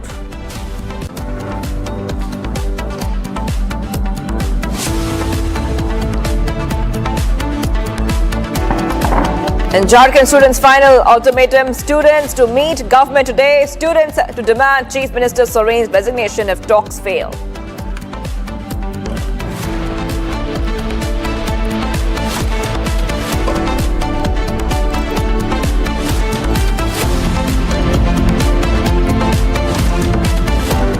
So viewers, a big story you're tracking right now. The major organizational reshuffle within the BJP is on the cards. It's imminent with a completely revamped expected soon. Republic broke it first for you yesterday afternoon when we broke the story. We were the first to tell you that a major rejig is expected today at around 12 noon. Now, this is a huge update coming in because we see that there would be many changes after there has been a new party president, Nitin Nabin.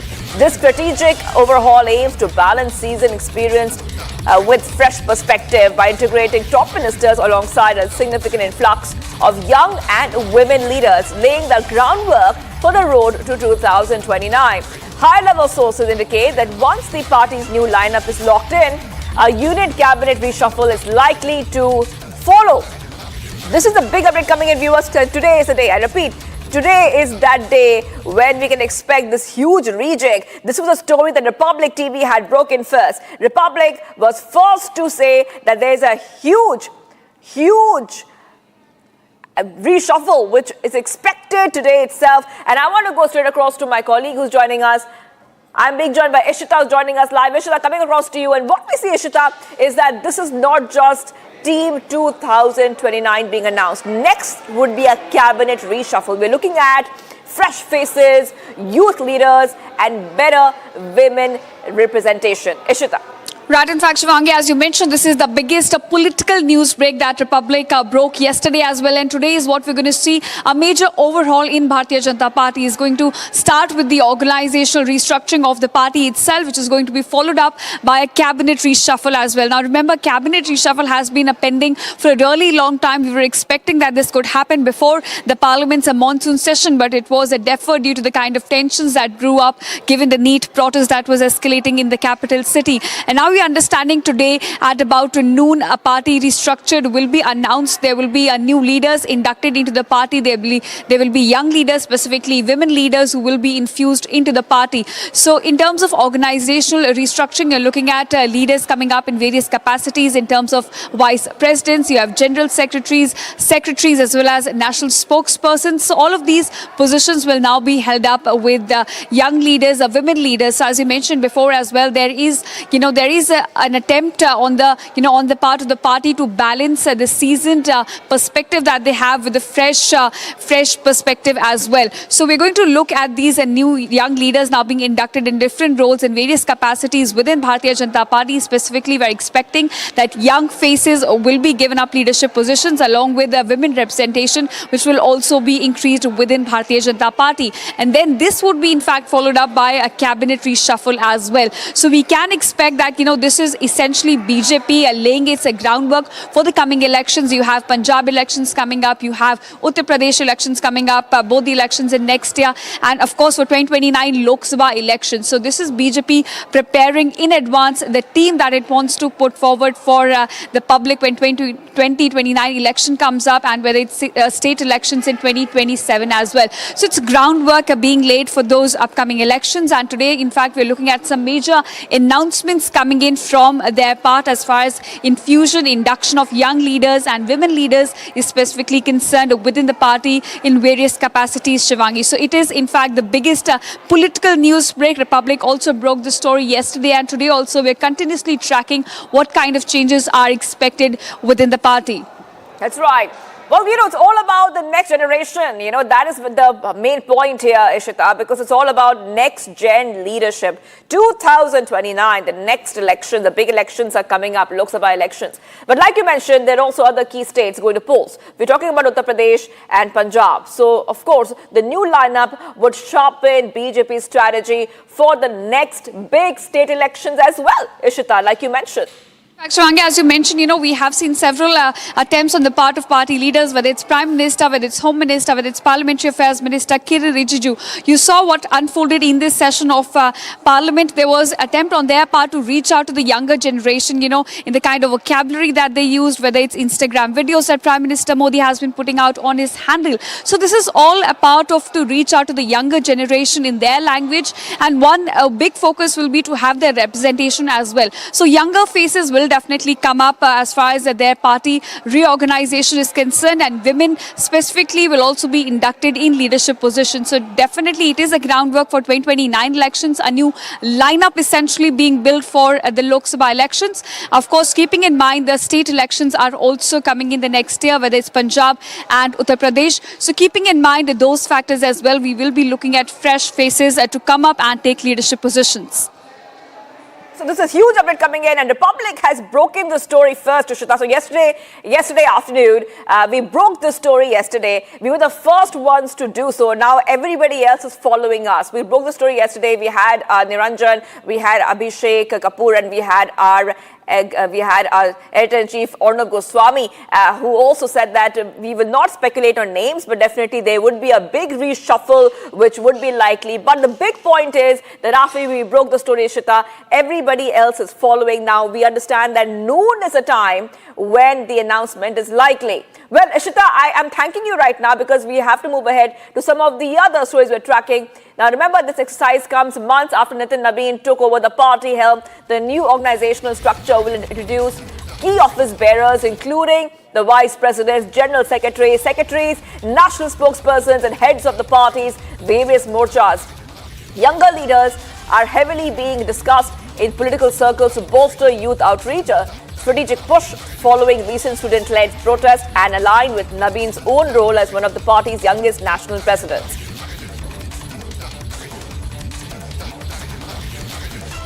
And viewers, let's tell you a little bit more. The BJP is going to announce a reshuffle of its organizational team today. Sources indicate that the new lineup could see a significant infusion of younger leaders, with women also expected to get key organizational positions. According to the sources, a reshuffle could potentially be followed by a union cabinet reshuffle. Take a look at this report as we tell you what to expect next.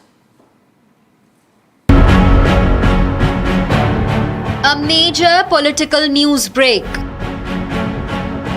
A new BJP team is likely to be announced, followed by a cabinet reshuffle. The reshuffle will be the first major political reset under party president Nitin Nabin. Bharatiya Janata Party, under the leadership of its national president Nitin Nabin, is all set for an organizational overhaul and is going to announce its new central team of the BJP on Monday, that is on 17th of this month by 12 p.m. The new central team aims to balance regional representation along with caste equations, and it will also have a mix of youth and experienced leaders, with prime significance being given to women leaders as well, because delimitation of constituencies and reservation of women has been the key focus of Prime Minister Narendra Modi, and he's been trying his best to pass this particular bill and provide reservation to women in the parliament. So women leaders of the BJP, both youth as well as experienced leaders, would be inducted into the new setup of the BJP. The new lineup is expected to mix seasoned leaders with a younger generation. Women are also expected to be given key organizational positions. This is the biggest story. I think at 12 o'clock, the completely new BJP team is going to be announced. Prakash? The BJP is likely to announce its team, and it's been expected for quite some time. Big breaking story here, ladies and gentlemen, when it's big breaking political news. Cabinet reshuffle as the next political event insofar as the BJP and the Modi government is concerned. The push for younger faces comes at a time when the BJP is looking to strengthen its connect with the young voters. In an exclusive conversation with Republic, BJP MP Ravi Shankar Prasad also commented on BJP overhaul. हमारे साथ है रविशंकर प्रसाद जी, पूर्व केंद्रीय मंत्री और पटना साहिब के सांसद। Ravi ji, BJP में पूरा ऑर्गेनाइजेशनल ओवरहॉल होने की सूचना मिली है। आप लोग क्या जो हाल में पॉलिटिकल स्टेलमेट हुआ पार्लियामेंट में और जंतर मंतर पर, तो क्या यूथ का इन्फ्यूजन और महिलाओं को उचित प्रतिनिधित्व मिलने की संभावना है? प्रधानमंत्री ने स्वयं कहा है कि देश के जेन जी का, जेन अल्फा सबका वो सम्मान करते हैं। बाकी हमारी पार्टी तो ऐसे भी यूथ को प्रमोट करती है। राष्ट्रीय अध्यक्ष की उम्र कितनी है हमारी? अब बाकी टीम में कौन कौन आएगा ये तो प्रतीक्षा करिए। आप लोग उत्साहित हैं इस नई लिस्ट को लेकर जो आने वाला है? लिस्ट को आ जाने दीजिए। हम लोग, हमारी पार्टी में युवकों को हम सम्मान हमेशा दिया जाता है। Sources indicate that once the organizational exercise is complete, a union cabinet reshuffle could follow. The new team could therefore be more than a change of faces. It could be the structure that carries the BJP into the next Lok Sabha battle.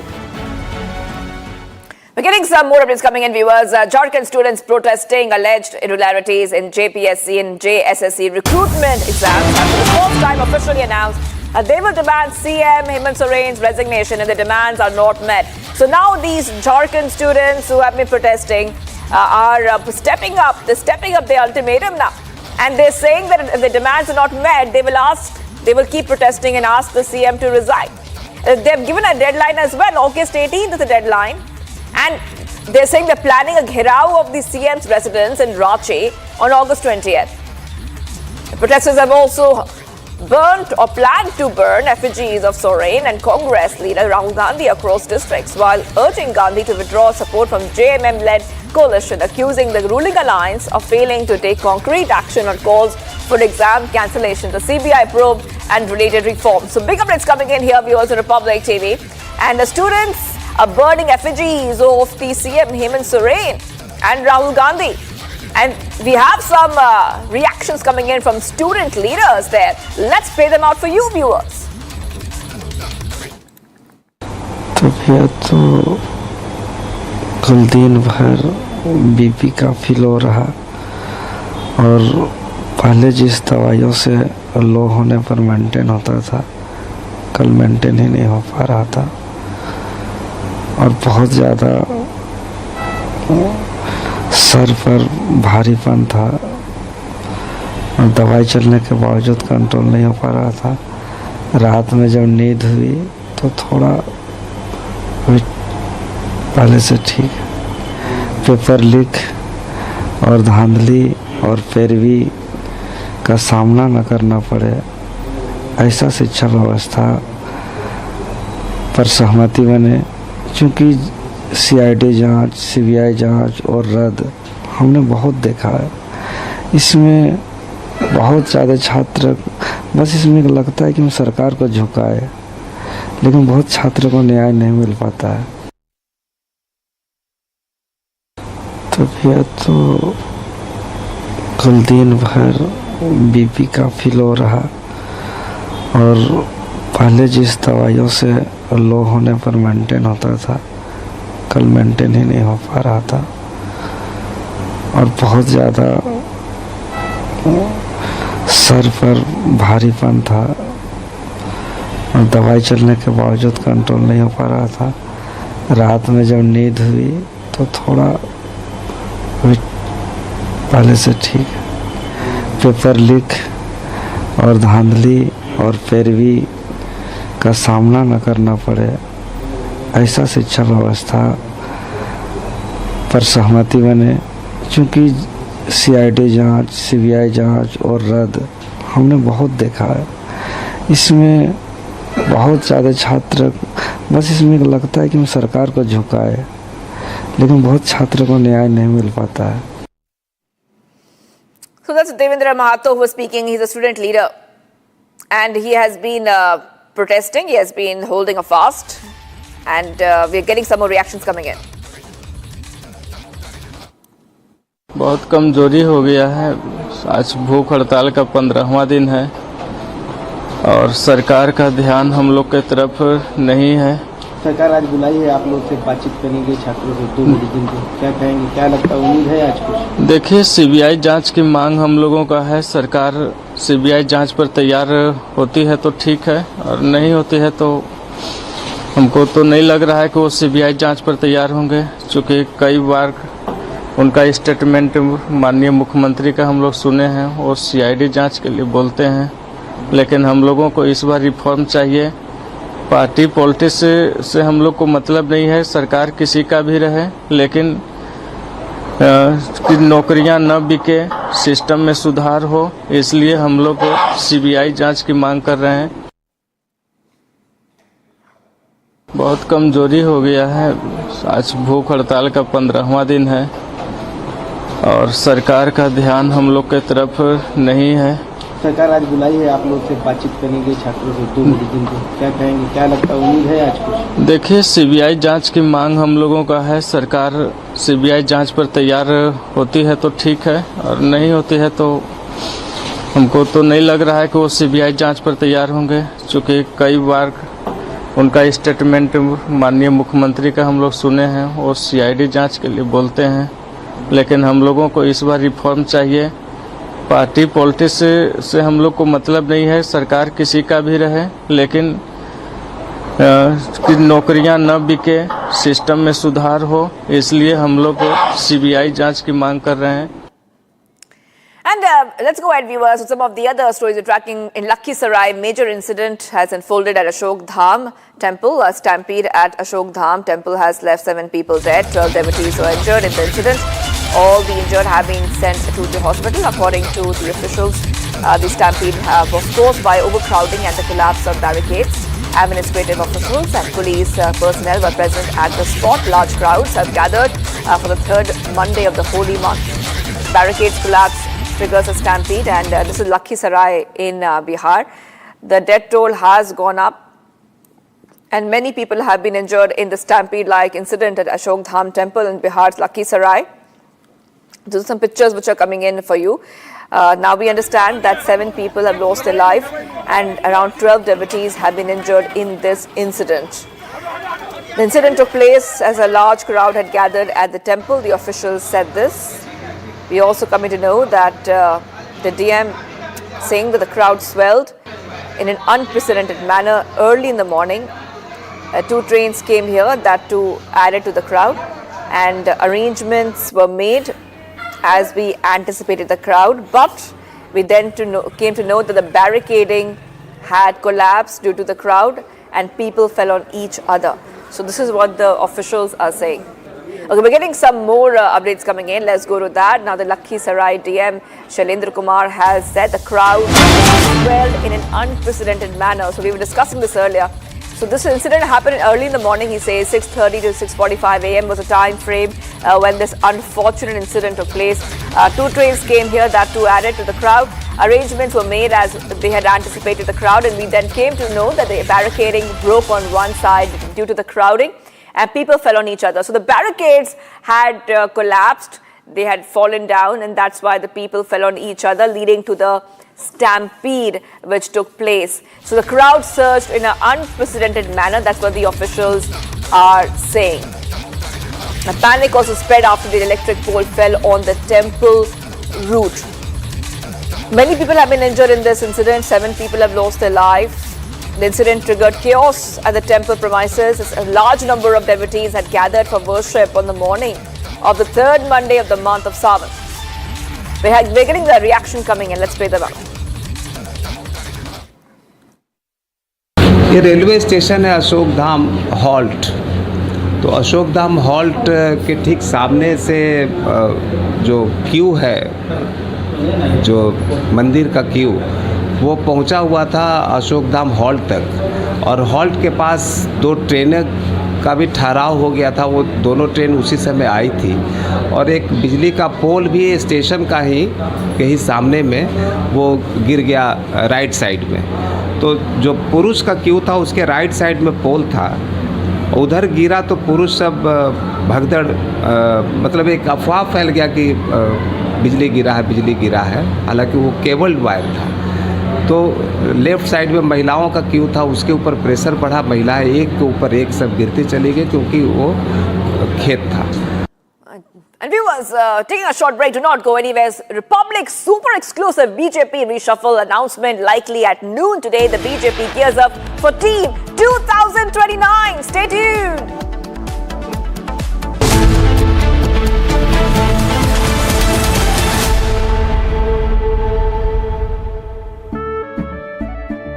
केसरिया से मन जोगी हुआ रे, दिल झूमे देखो मतवारा हुआ रे।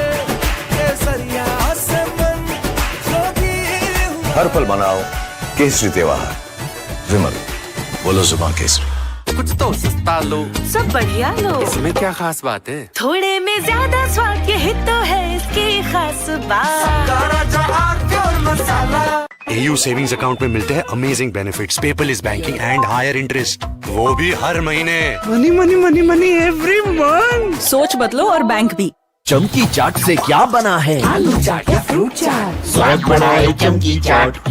क्या बात है? स्वादिष्ट पकोड़े और परेशान, अरे चमकी चाट है इसकी जान। असली स्वाद सिर्फ चंकी चाट। बेस्ट हरा बोर्ड दिखाना। सबसे dependable Century HDF premium plus. Trial लूंगा। श्योर। वाटर रेजिस्टेंट है, स्ट्रॉन्ग है, high density wood fibre structure, advance German adhesive bonding, solid defence. Trial में पास। सेंचुरी के 40 सालों का भरोसा, हरे बोर्ड का असली boss. Century HDF premium plus.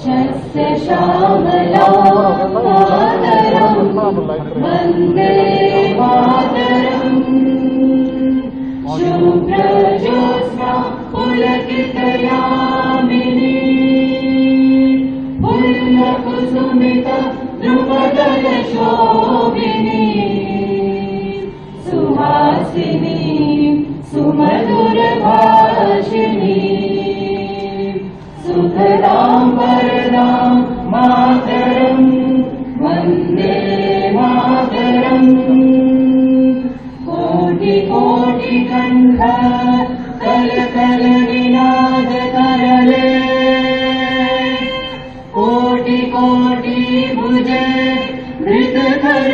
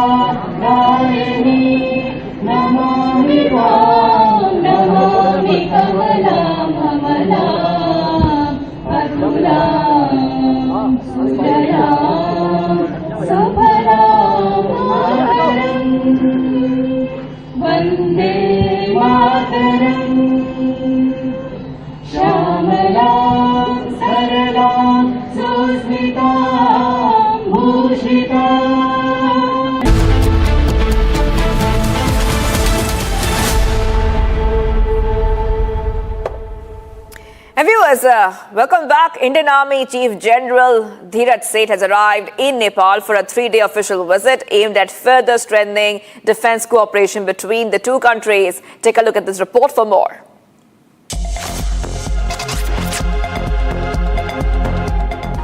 Chief of Army Staff General Hegseth has arrived in Nepal for a 3-day official visit focused on strengthening defense cooperation.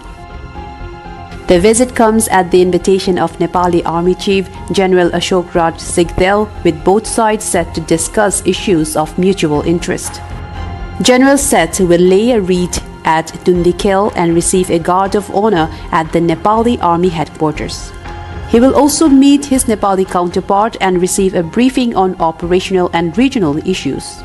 A key moment of the visit will come when President Ramchandra Paudel confers on General Seth the honorary rank of General of the Nepali Army. The honor continues a unique reciprocal tradition between the Indian and Nepali armies dating back to 1950. The visit is expected to open new avenues for cooperation between the two armies, building on deep historical and military ties.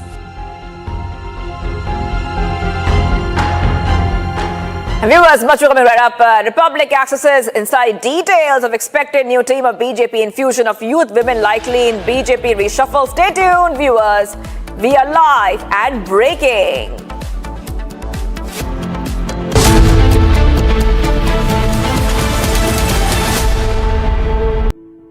In the India Today Best Universities Survey, India's #1 ranked universities in various streams are JNU Delhi, Amity University, AIMS Delhi, IIT Delhi, and National Law School, Bengaluru.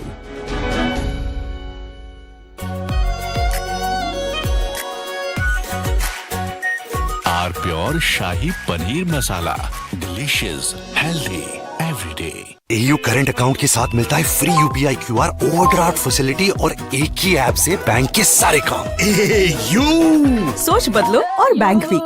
चमकी चाट से क्या बना है? आलू चाट या fruit चाट, स्वाद बनाए चमकी चाट।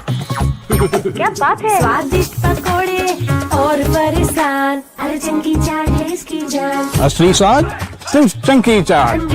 I wake up wearing someone else again. Don't let it slip. I'm losing grip. I don't wanna be safe anymore. Finding myself. That's my moment of Sarah. R pure सूजी पास्ता उबालो मिलाओ और खाओ 8 minute में तैयार। क्या taste है सबका राजा R pure masala. We all must learn the lesson. The era of short, intense conflicts is over. We are all should be ready for long, drawn-out wars that tax and test the national stamina. There are unconfirmed reports that Iran has made a nuclear bomb. They have dropped enough indications that they have the bomb. Their top leader, he has made a statement that we now have the bomb. They had already upgraded up to 60%. They had 450 kgs of enriched uranium, and all this while when Donald Trump was trying to bomb them to smithereens, they have continued with their nuclear program to save their bloody lives. Because there are people who are quite capable of using the nuclear bomb against Iran because they couldn't get it to get onto its knees. So there were people crazy enough to use.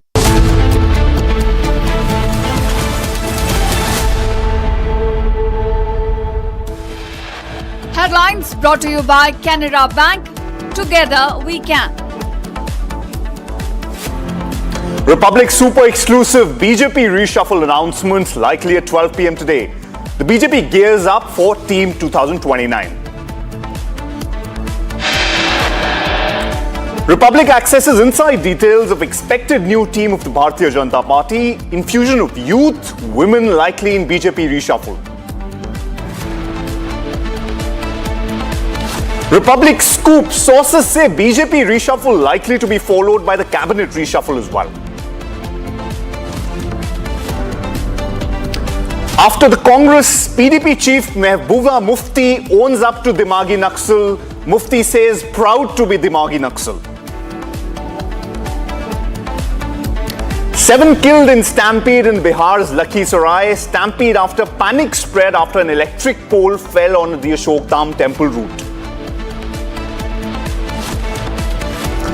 Jharkhand students' final ultimatum. Students to meet government today. Students to demand Chief Minister Hemant Soren's resignation if the talks fail.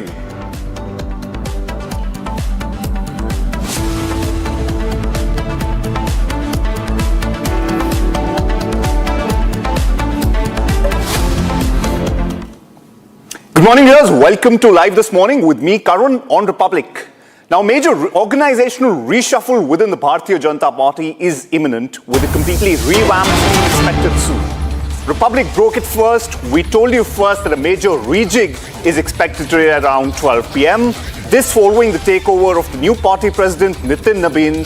The strategic overhaul aims at balance the seasoned experience with fresh perspective by integrating top ministers alongside the significant influx of youth and women leaders, laying the groundwork for the road to 2029. Now, high-level sources indicate that once the party's new lineup is locked in, a union cabinet reshuffle is likely to follow. The exercise comes months after Nitin Nabin took over the party helm. The new organizational structure will introduce key office bearers, including vice presidents, general secretaries, national spokespersons, and heads of the party's various morchas wings. Younger leaders are heavily being discussed in political circles to bolster youth outreach. Now we've got Prakash, who's joining us live from Patna on this. Prakash, now this was long being expected.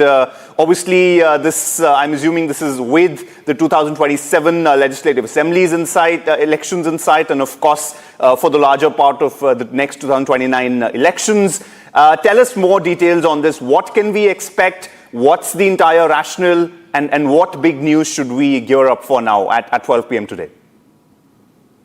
Well, yes, since Nitin Nabin was elected as the president of the BJP earlier this year in February itself, and it's been long pending this organizational overhaul, and this is being done keeping in mind the 2027 UP elections, of course, the 5 assembly elections that goes to the polls in the next 6 months, and also the 2029 Lok Sabha elections. Remember, we are already halfway through in this Lok Sabha tenure, and an organizational overhaul as well as the cabinet rejig is long pending, and both will have synergy together. And as we have been mentioning since yesterday, since we broke the news along with our editor-in-chief, Arnab Goswami, there will be a huge bearing on the organization because of the recent protest at Jantar Mantar. We can expect infusion of youth, women, and some state-level workers who have been working in the organization for the past several years coming to the national fold and donning national responsibilities for sure. And that will have an impact on the cabinet reshuffle as well. Some people will move out into the organization, some technocrats, specialists, some young leaders from different parts of the country, which will have regional balance as well as caste equations taken into cognizance, as well as technocrats might also be inducted into the cabinet as well as into the party fold. The crucial assembly election is Uttar Pradesh, because it's a vast area. You have to keep in mind the regional balance, starting from western UP to Awadh region to eastern UP and other parts to Bundelkhand. So all these areas have to be taken into cognizance because UP is a large state. So we expect this announcement to happen sometime soon by later in the noon, and Nitin Nabin will start his journey as the president by forming his new team, and so that they can work in tandem together to bolster the prospect of BJP. Remember, BJP has been in the backseat for a few months in the recent past, and BJP will, with this organizational overhaul and the cabinet rejig in future, will send a message to the youth as well as the women voters that they mean business And remember, this is a party which has a strong foundation since 1980, and based on the organizational capabilities, this party has risen from the ranks of having only 2 MPs in 1980 or 84 to 300 plus MPs now.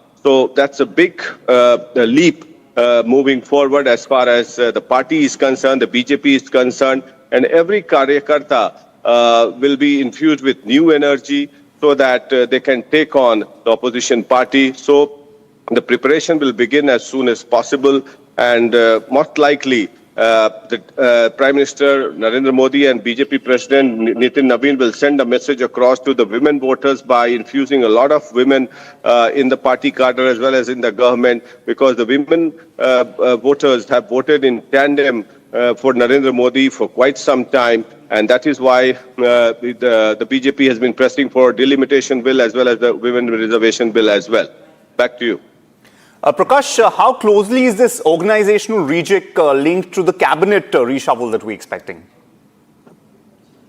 Well, the Bharatiya Janata Party is leading the government at the center, so of course the BJP's political overall will have its bearing on the cabinet rejig as well. And as soon as the organizational overall is done, the cabinet rejig would follow suit, because there are a number of vacancies, and we have been hearing it for the past a few months, ever since this entire NEET row opened up. Dharmendra Pradhan was to be moved to some other department, but with the Jantar Mantar protest, he had to resign. And thereafter, there are a lot of vacancies and a lot of newcomers. And with this protest by the youngsters and the youth at Jantar Mantar, there will be infusion of youth. Especially, there are many younger MPs from different parts of the countries who are doing well in the parliament. They may be taken into the Modi's cabinet, so that a message is sent to the youth voters that, look, we care for the youth, and the youth are leading the way for the Bharatiya Janata Party. And looking forward, the Bharatiya Janata Party has been known for grooming younger leaders ever since the Vajpayee era, when they groomed people like Pramod Mahajan or Arun Jaitley, and many other leaders we have known. Devendra Fadnavis is the Chief Minister of Maharashtra. So the next generation will be groomed like this from different parts of the country. I won't be naming anybody, but there are a lot of youngsters in South India, West India, in Delhi, or in Uttar Pradesh from different, and that to maintaining the regional balance and the caste equations, because India is a very diverse country. So regional balance and caste equations have to be taken into cognizance, along with the technical expertise, because remember, the political discourse of the country has been changing thick and fast, and one has to be very upstarter as far as political decision making is concerned. So all these things have to be taken into account. Back to you. And Prakash, which states and regions are we likely to see having more representation in this new team? Well, overall, since it's a new team, all the states will have their own significance. But since UP goes to the polls in the next couple of months, UP will definitely have a larger representation, both at the organizational level as well as the cabinet level, because UP is a very critical state, and in the last Lok Sabha elections, BJP was defeated by the Samajwadi Party, and the Samajwadi Party got larger number of seats in Uttar Pradesh. So I guess UP will definitely have the larger share, but BJP will also like to strengthen its footprint in southern India, apart from Karnataka, Andhra Pradesh, and to a certain extent in Telangana. They don't have much presence there. So in Kerala and Tamil Nadu, they would like to penetrate well. So some leaders would be groomed there as well in Western India. But with a specific reference to UP, the focus would be on UP. And of course, Bengal has been a prized possession. It's a crowning glory. So Bengal would also get some mention. All right, thanks, Prakash. We'll keep following this story, and of course, we have the big Republic exclusive at 12 p.m. today. So viewers, do join us for that. Now, in the meantime, we've got some breaking news coming in. Former U.S. Congresswoman Marjorie Taylor Greene has claimed that the Trump administration is discussing the possible use of nuclear weapons against Iran in high-level strategy meetings. But now this is huge. But she has not provided any evidence to substantiate the allegations. In a post to X on Sunday, Green wrote that they are discussing using nuclear weapons on Iran in strategy meetings, adding that it's real. I am not speculating. I know. So she said she is not speculating. She knows this is happening. Green, who has previously criticized US military involvement in Iran, warned that any use of nuclear weapons could trigger a wider global conflict. Now, she's urged Americans to oppose the use of nuclear weapons and called for a total end to the war. Now, remember, this is huge, viewers, for the first time, because remember, so far, President Donald Trump has not directly made a threat of using nuclear weapons. He's, of course, hinted at major attacks, bigger attacks, attacking and damaging Iran's civilian infrastructure. He talked of bridges earlier. They hit a couple of bridges in Iran, we saw in the last couple of weeks. Then he moved to attacking Kharge Island. We've talked of possible boots on, deploying boots on the ground in Iran. But so far, not once have we heard anybody from the current Trump administration, be it Secretary of War Pete Hegseth, be it Marco Rubio, be it President Trump himself, who's in fact been the most candid and been the most, I would say, aggressive in his warnings to Iran on Truth Social and his interviews. Not once has he talked about actually using nuclear weapons in Iran. And now we've got former US Congresswoman Green, who's claiming that they are in fact currently talking about using nuclear weapons in Iran. Now, and she says, I'm not speculating, I know. Now, what exactly has she alleged? She's saying the US is talking about using nuclear weapons. Now, and she's in fact, and these decisions, of course, she's tried to raise an alarm bell across the US voters and across the United States, calling for Americans to actually oppose the use of nuclear weapons, warning that this use of nuclear weapons will actually lead to a nuclear holocaust. She's in fact just effectively accusing the Trump administration of considering a nuclear option. Now, what we need to see is whether this is another indication of the growing divide within the MAGA movement over the Iran war. What has President Trump himself said recently about Iran and the possibility of further military action? Now, remember, President Trump so far has not directly threatened the use of nuclear weapons, but the US Congress. Now, we've got Shivam who's joining us live on this. Shivam, this was huge. Now, we're talking of the worst possible scenario here. We've had escalation after escalation. We've had escalation leading to, so far we feared that the US would in fact attack desalination plants. The US would attack Iran's oil infrastructure. US would attack the Kharge Island, which is in fact the entire fuel, cow. But for the first time, we're talking about use of nuclear weapons. What does that mean? I mean, and it's coming from a former congresswoman who's claiming she is not speculating, she knows. So what level of credibility do we give to this particular situation here, to her statements on X? Yes, definitely, Karan, we have to connect the dots, because if you look at the sequence of events in this war, that is the West Asia conflict, the conflict between Iran and United States of America, America is not winning this war. And this was also confirmed by the Iranian leadership, also by Pezeshkian and many other leaders, and how they are winning this war. It doesn't mean that if you have advanced sophisticated weapons, you can win a war against any nation.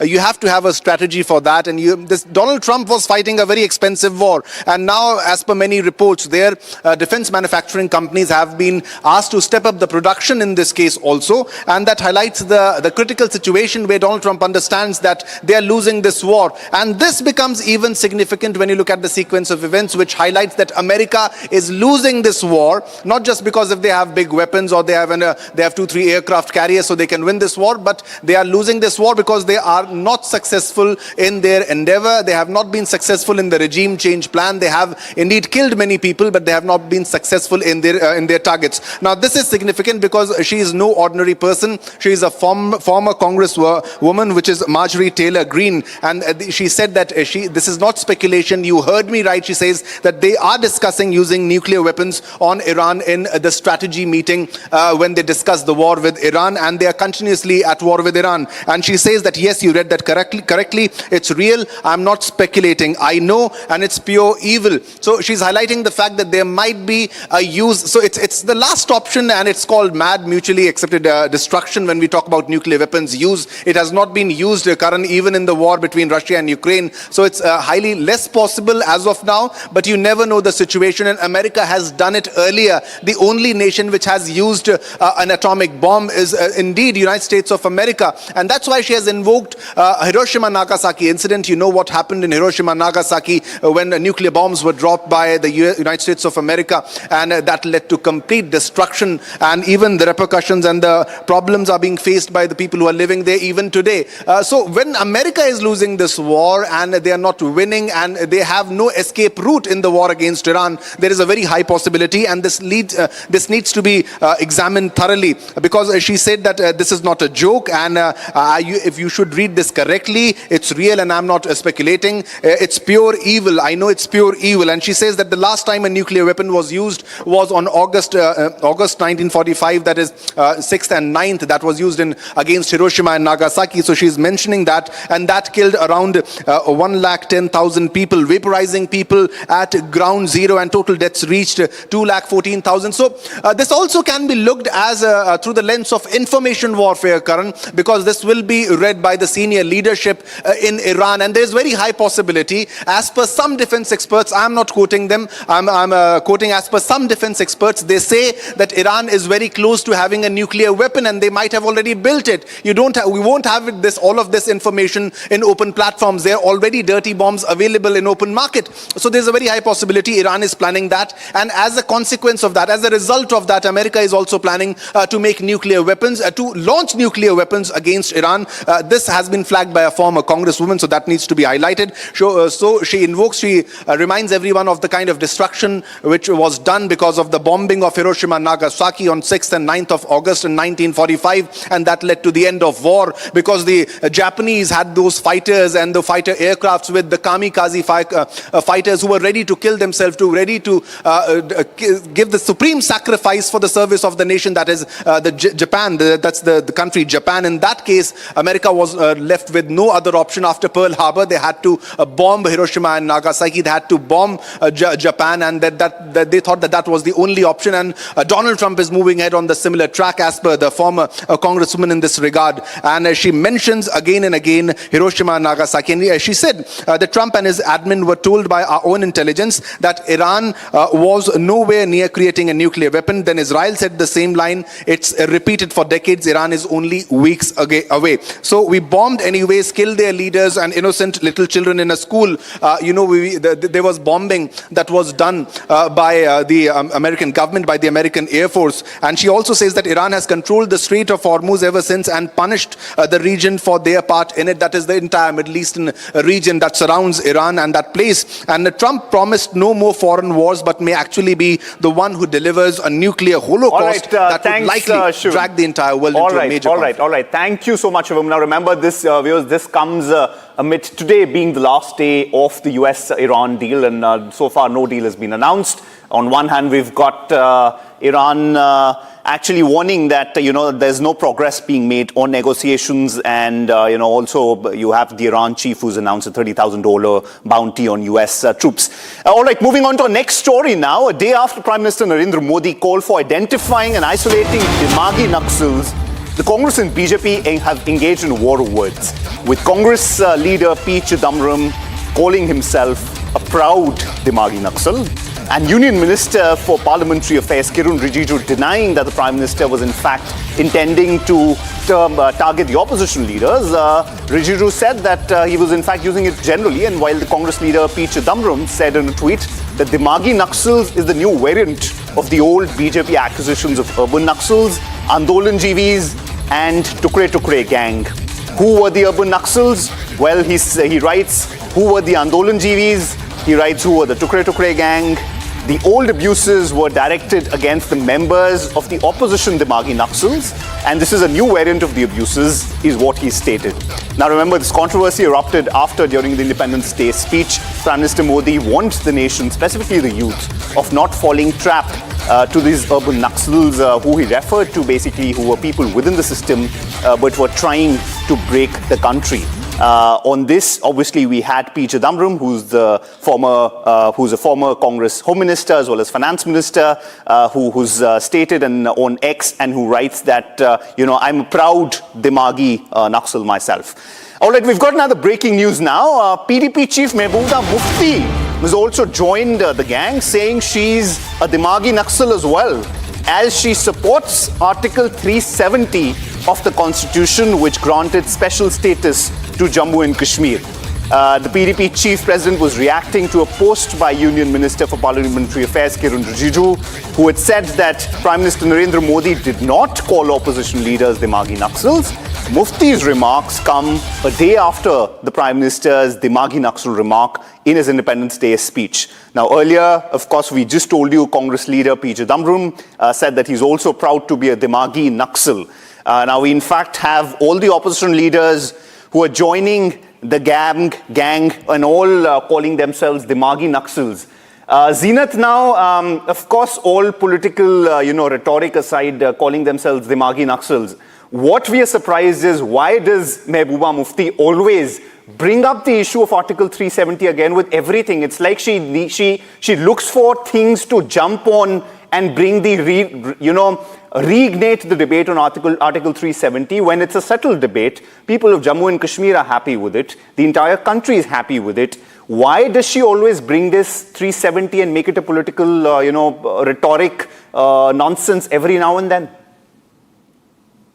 See, the statement that had come from the Prime Minister Narendra Modi, this was the part of the Independence Day speech, where the Prime Minister has said that Naxalism has been almost eliminated, but there are certain Dimagi Naxals who are trying to weaken the country. And then the Union Minister for Parliamentary Affairs, Kiran Rijiju, tried to explain that it is only Prime Minister's statements has been taken in a wrong way. It is all about the people who support the Article 370, or they stand with the separatism, or they want to cut the chicken's net, or to divide the Northeast with the India. So they were the three things that Union Minister tried to explain. But then Mehbooba Mufti also jumped the gun, where she tweeted the picture of Prime Minister Narendra Modi with her late father, Mufti Muhammad Said, and she said she too is a Dimagi Naxal, which means that she is the part of, she believes in the Article 370 of the Constitution that had granted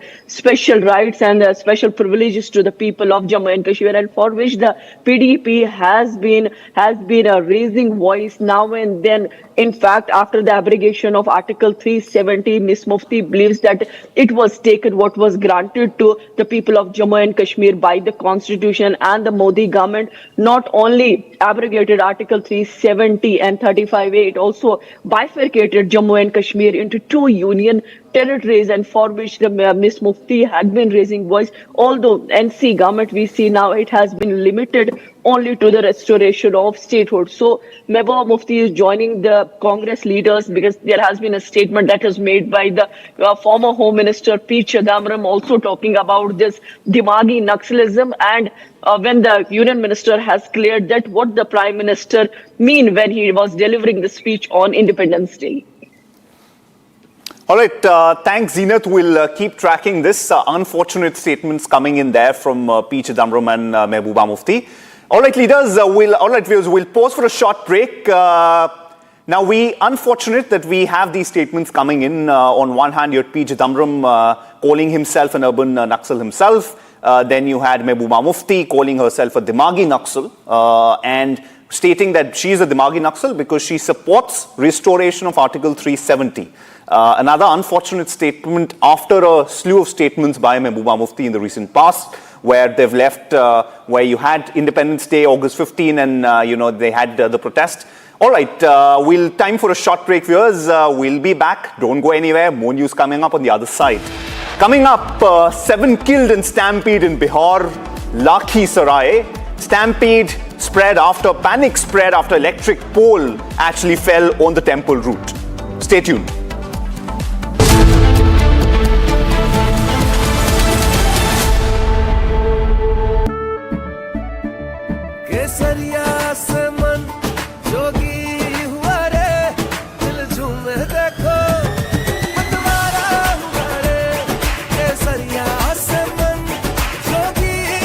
हर पल मनाओ केसरी त्योहार। विमल, बोलो जुबान केसरी। कुछ तो सस्ता लो, सब बढ़िया लो। इसमें क्या खास बात है? थोड़े में ज्यादा स्वाद, यही तो है इसकी खास बात।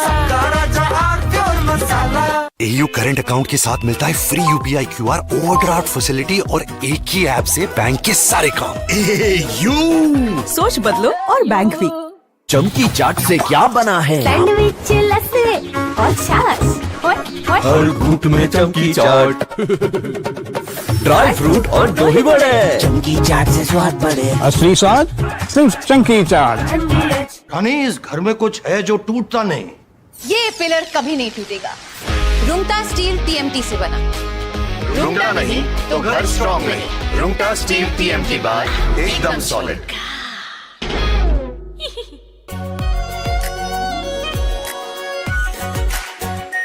Are pure shahi paneer masala, delicious, healthy everyday.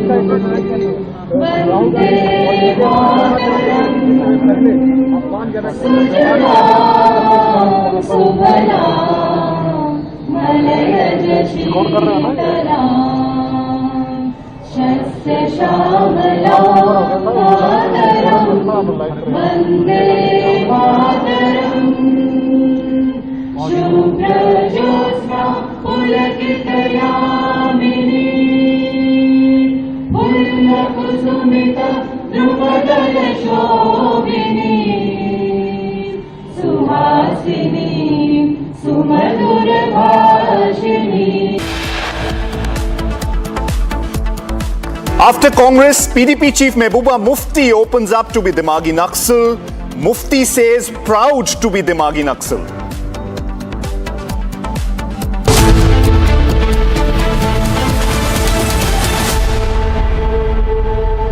Best हरा बोर्ड दिखाना। सबसे dependable Century HDF premium plus. Trial लूंगा। श्योर। वाटर रेजिस्टेंट है, स्ट्रॉन्ग है। High density wood fibre structure, advance German adhesive bonding, solid defence. Trial में पास। सेंचुरी के 40 सालों का भरोसा, हरे बोर्ड का असली boss. Century HDF premium plus. R pure सूजी पास्ता, उबालो, मिलाओ और खाओ। 8 मिनट में तैयार। क्या टेस्ट है, सबका राजा आर प्योर मसाला। इतने पेमेंट ऐप्स पर सेफ कौन सा? तो स्विच टू भीम, एकदम सेफ और भरोसेमंद। रिवॉर्ड्स भी मिलते रहते हैं। पाओ 20 रुपए का कैशबैक 20 रुपए से ज्यादा की पहली पेमेंट पर। भीम ऐप से करो पे। It's my way. चमकी चाट से क्या बना है? सैंडविच, लस्सी और छाछ।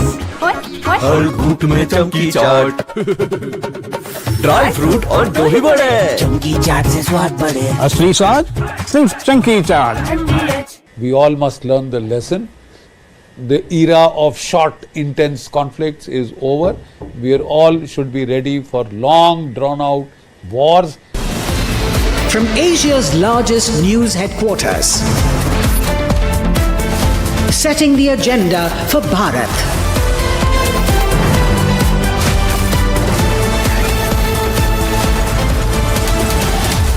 You're watching Republic.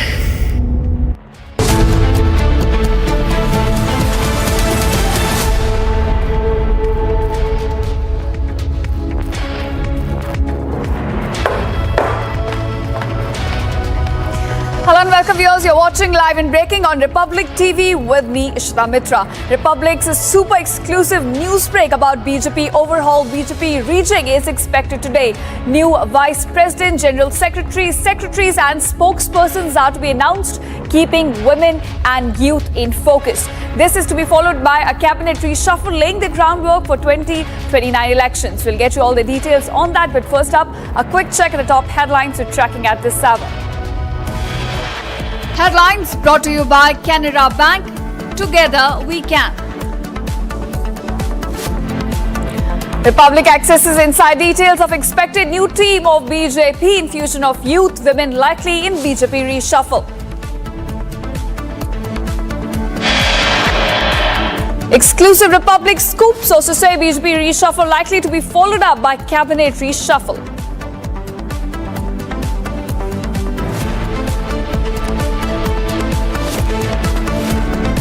Cabinet reshuffle expected after the restructuring of the BJP organizational party. At least 7 killed in stampede in Bihar's Lakhisarai. Stampede after panic spread after electric pole fell on Ashok Dham temple route. After Congress, PDP chief Mehbooba Mufti owns up to be a Dimagi Naxal. Mufti says, proud to be a Dimagi Naxal.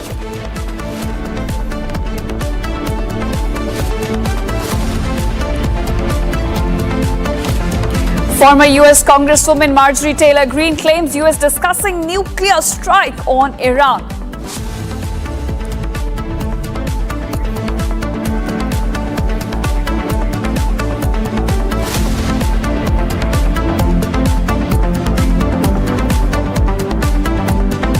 All right, viewers, our top focus at this hour. Major organizational reshuffle within Bharatiya Janata Party is imminent now, with a completely revamped team expected soon today. Republic broke it first. We told you that a first major rejig is expected today at about 12 noon, following the takeover of the party by new President Nitin Abin. The strategic overhaul here aims to balance the seasoned experience with fresh perspective by integrating top ministers alongside a significant influx of young and women leaders. This will essentially lay the groundwork for the road to 2029 elections. Now, high-level sources are also telling us that once the party's new lineup is locked in, a union cabinet reshuffle is also likely to follow. The exercise here comes months after Nitin Abin took over the party helm, and the new organizational structure will now introduce key office bearers, including vice presidents, general secretaries, national spokespersons, and the head of party's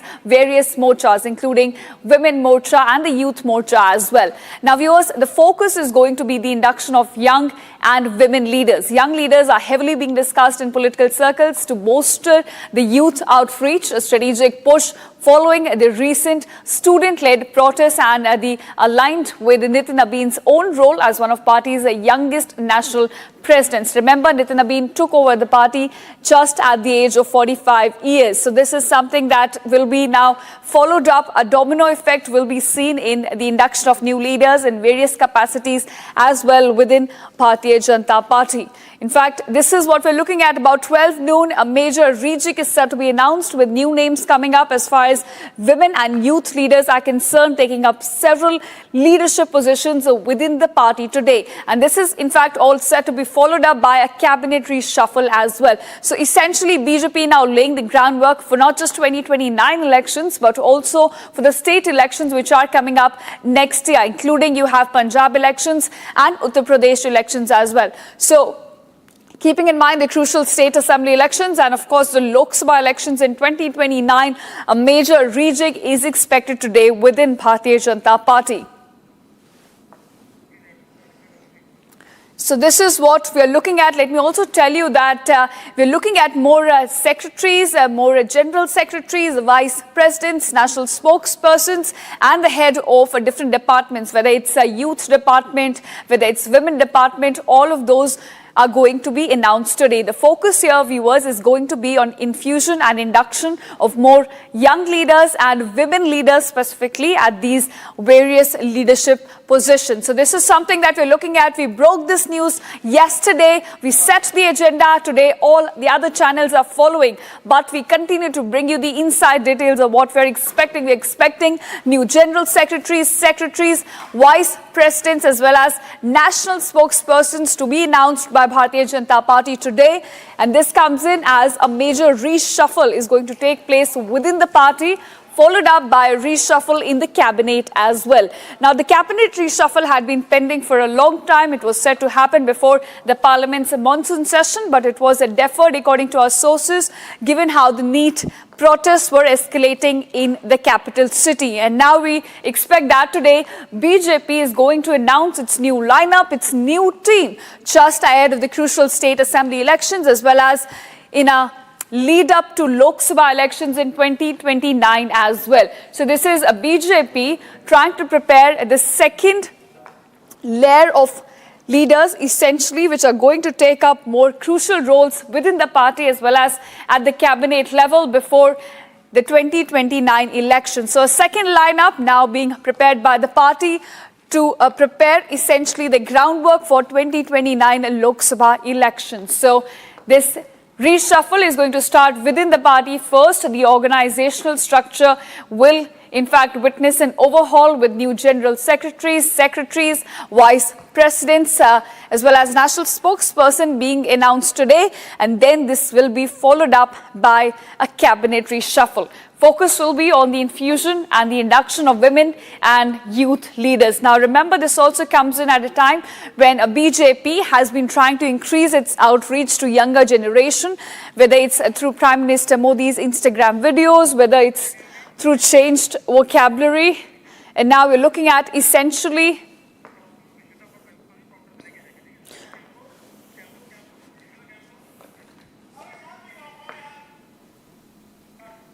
all right, yours, in fact, and now shifting focus and bringing in a massive update from the world of business. I'm being joined by my colleague Rishita. Over to you. Thank you, Ishita. Now, there's a big development that has happened in the world of business today. Indian origin billionaire Lakshmi Mittal's steel empire has suffered a direct hit in Ukraine. Now, the attack on ArcelorMittal Kivi Re, Ukraine's largest integrated steel-making facility, killed 2 people and injured 14 workers. The company has also confirmed the same. Now, damage to key energy infrastructure and blast furnace operations forced the company to partially suspend production. Now, as a result of the attack, key production facilities in the power generation and blast furnace sectors have been damaged, and the plant's production processes have also been partially halted. This is what the company has said in a statement posted to Telegram. ArcelorMittal confirmed that one of its sites had been struck in a missile attack overnight, with rescue and search operations underway as engineers assess the scale of the damage. The Kivi Re complex is now a major part of Ukraine's steel industry, and this is operated by ArcelorMittal, the global steel giant which is associated with Mittal. Now, the strike was part of a sweeping overnight assault with Russia and Ukraine trading hundreds of drones in a sharp escalation of long-range strikes on energy, industrial and military targets far from the front lines. Mittal's Kivi Re plant is a cornerstone of Ukraine's industrial base and a recurring target as well. The region has been hit repeatedly since Russia's full-scale invasion began in February 2022. And the plant's dependence on stable power supply makes this latest blow to its energy systems specifically very damaging. Now, this remains a developing story from August 16, so casualty figures and damage assessments may still be updated. We shall be tracking this story closely as well. Back to you, Ishita. All right. Thanks, Rishita, for joining us and getting us this big breaking from the world of business. Now, a Mittal plant, in fact, struck overnight, so it's clearly a big breaking we're tracking at this hour. Thanks so much for joining us and getting us the latest. And now we are shifting focus to another breaking news that we're getting at this hour. A day after Prime Minister Narendra Modi called for identifying and isolating Dimagi Naxals, the Congress and the BJP engaged in a war of words, with Congress leader P. Chidambaram calling himself a proud Dimagi Naxal. In fact, and the Union Minister for Parliamentary Affairs Kiran Rijiju denied that Prime Minister intended the term to target the opposition leaders. Congress leader P. Chidambaram said in a tweet that the Maghi Naxals is in fact the new variant of the old BJP accusations of urban Naxals, Andolan Jivi and Tukre gang. Who were the Naxals, who were the Andolan Jivis, and who were the Tukre gang? He goes on to question, saying that the old abuses were directed against the members of opposition. The Maghi Naxals is just the new variant of the abuses. So after openly calling himself a proud Maghi Naxal, P. Chidambaram has also now come out openly in support of Tukre gang. So Congress continues to expose itself day after. And now we're looking at this another statement coming in from Chidambaram, who goes on to say that these are just a new variant of the old abuses by BJP.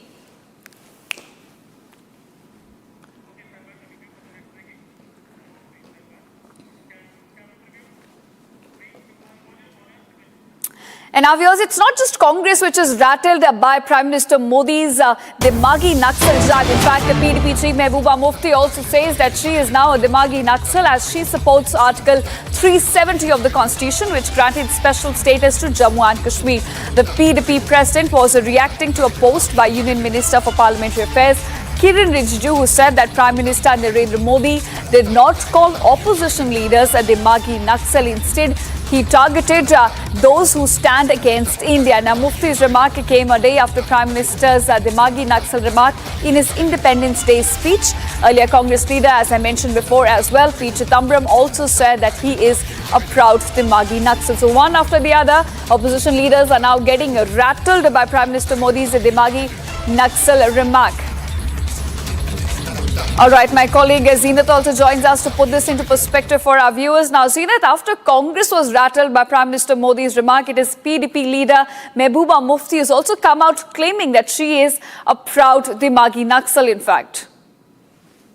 The PDP President Mehbooba Mufti has also tweeted, and she has said that she is Dimagi Naxal, while she has tweeted the picture of Prime Minister Narendra Modi with late Mufti Mohammad Saeed, who's father of Miss Mufti, and she says that she is Dimagi Naxal, which means that she supports the Article 370 that was given to Jammu and Kashmir by the Constitution and which was abrogated on 5th of August 2019. So she said that she is Dimagi Naxal, but here Kiran Rijiju also mentioned about that it's also about Dimagi Naxals are those people who support separatism. So is Mufti supporting the separatist or the separatist ideology in the Kashmir Valley? That Miss Mufti can explain, but yes, she has also tweeted and she has also jumped into the gun when former Home Minister P. Chidambaram has targeted the BJP and the Narendra Modi government as far as the Dimagi Naxal comment is concerned, when the Union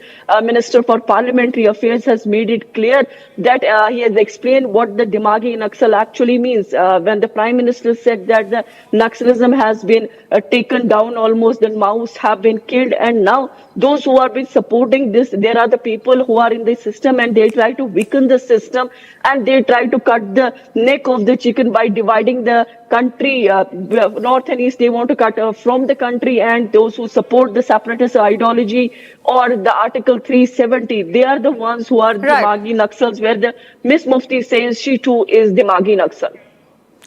Right. All right. Thanks, Zeenat, for joining us and putting this into perspective for our viewers. What exactly Mehbooba Mufti means, and is she completely and openly now standing with those separatists who stand against India? That's the big question to ask. Thanks, Zeenat, for joining us. And now, viewers, as the Congress and opposition at large now seems rattled by Prime Minister Modi's remark, BJP has hit back at Congress over the Dimagi Naxal remark.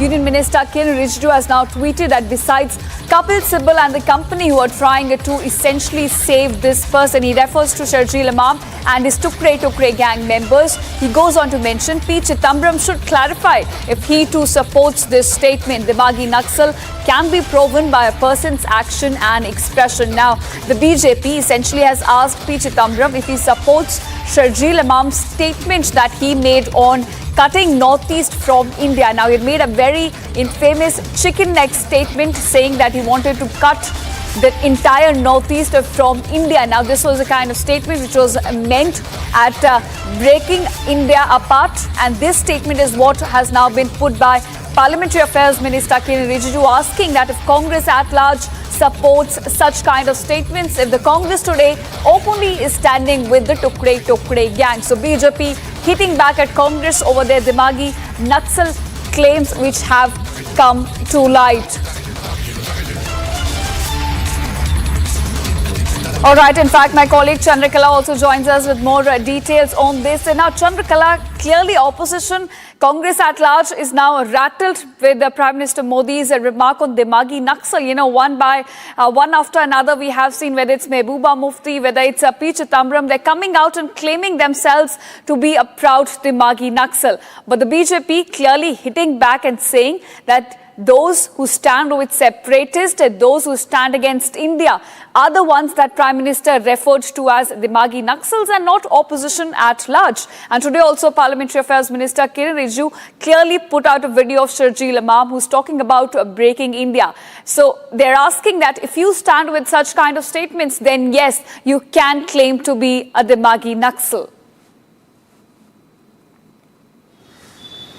Yes, in fact, after Prime Minister Narendra Modi's remark on Dimagi Naxals, I think the Congress leaders have taken it very personally. This has backfired after what we have seen, the tweet coming in from P. Chidambaram himself owning up to the Dimagi Naxals and saying that he's proud to be a Dimagi Naxals. Then, of course, we have seen Mehbooba Mufti joining the gang.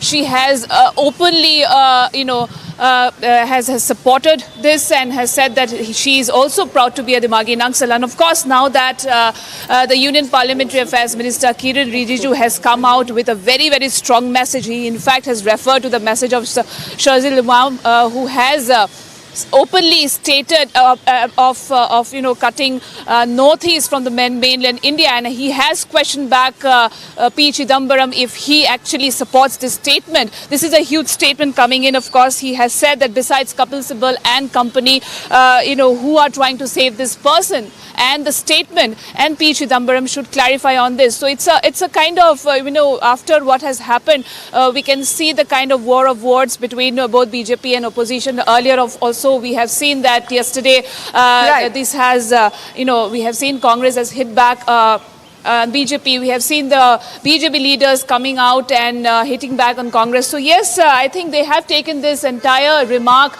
by Prime Minister Narendra Modi very personally and saying that they are proud to be a Dimagi Naxals. The fact that Union Parliamentary Affairs Minister has completely cleared what the government has meant when Prime Minister Narendra Modi said Dimagi Naxals, saying that people who supports Maoist or is against the Indian Constitution or who supports separatist or Article 370, he has referred to them as Dimagi Naxals. But we see that the opposition leaders have taken this very personally, and this is coming in from a very senior Congress leader, P. Chidambaram, and now, of course, Union Parliamentary Affairs Minister. In fact, the ex-Home Minister as well. And saying that the statement from Sharjeel Imam. In fact, Chandrakala, even though Prime Minister did not refer to any political party, did not refer to opposition, his remarks have certainly triggered the opposition, specifically Congress party, which now seems to be exposing itself. On that note, thanks so much for joining us and getting us the latest on this. And now, viewers, in fact, let's go back and listen to exactly what Prime Minister Narendra Modi said while he was addressing from Red Fort on Independence Day. He warned of a new enemy called Dimagi Naxal. Prime Minister Modi said, and I quote him here, that the country has largely eliminated a Maoist rebellion which had battled for decades, but still faces a threat from the movement's ideological backers. He also stressed that while the Naxals who took up arms in the jungle have been eliminated, there are still those left called Dimagi Naxals who are embedded in the power corridors. Let's listen in to the statement of Prime Minister which exactly triggered this controversy in the first place.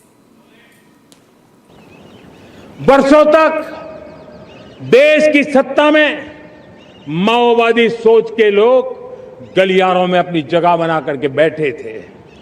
सरकारी कमेटियों में सलाहकार के रूप में भी ये माओवादी सोच ने नीतियों को प्रभावित किया था। मेरे प्यारे देशवासियों, जंगलों में हमें हथियारी नक्सलों का खात्मा बुलाने में, उस संकट से देश को मुक्त कराने में सफलता मिली है, लेकिन हथियारी नक्सल तो गए, लेकिन दिमागी नक्सल, ये दिमागी नक्सल मौके की तलाश में है। हिंसा अराजकता के वो रास्ते खोज रहे हैं, समाज को गलत राह पर घसीटने के लिए भांति भांति के दांव कर रहे हैं। इन दिमागी नक्सलियों को पहचानना होगा, इन दिमागी नक्सलियों को आइसोलेट करना होगा और राष्ट्र को विकसित राष्ट्र बनाने की मुख्य धारा की ओर देश की युवा पीढ़ी को जोड़ना होगा। वर्षों तक देश की सत्ता में माओवादी सोच के लोग गलियारों में अपनी जगह बना करके बैठे थे। सरकारी कमेटियों में सलाहकार के रूप में भी ये माओवादी सोच ने नीतियों को प्रभावित किया था। मेरे प्यारे देशवासियों, जंगलों में हमें हथियारी नक्सलों का खात्मा बुलाने में, उस संकट से देश को मुक्त कराने में सफलता मिली है। लेकिन हथियारी नक्सल तो गए, लेकिन दिमागी नक्सल, ये दिमागी नक्सल मौके की तलाश में है। हिंसा अराजकता के वो रास्ते खोज रहे हैं, समाज को गलत राह पर घसीटने के लिए भांति भांति के दांव कर रहे हैं। इन दिमागी नक्सलियों को पहचानना होगा, इन दिमागी नक्सलियों को आइसोलेट करना होगा और राष्ट्र को विकसित राष्ट्र बनाने की मुख्य धारा की ओर देश की युवा पीढ़ी को जोड़ना होगा। And now we are shifting focus to another big story that we're tracking at this hour. What's unfolding right now in Jharkhand? Now, the Jharkhand government has invited the students who have been protesting for over 2 weeks now, alleging irregularities in state recruitment examinations for a fresh round of talks today. This is, in fact, the 7th round of talks that's set to take place between the students, and it will take place today at 2 p.m. So, this round of talks are between the government side and the students. In fact, will turn out to be the final one, as the students have officially now given out an ultimatum that if these talks also fail, if they fail to create any breakthrough today, they will officially start demanding the resignation of Chief Minister Hemant Soren. So now remember, for now they have been demanding that a CBI investigation takes place into the irregularities and transparency issues that they have flagged in the recruitment process conducted by state commissions. So far, 6 rounds of discussions have essentially brought out no result. Let's also listen in now to what exactly the student leader who has been at the face of this entire movement in Jharkhand, Devendra Mato, and has been on a hunger strike for the past 15 days, has to say on this next round of talks.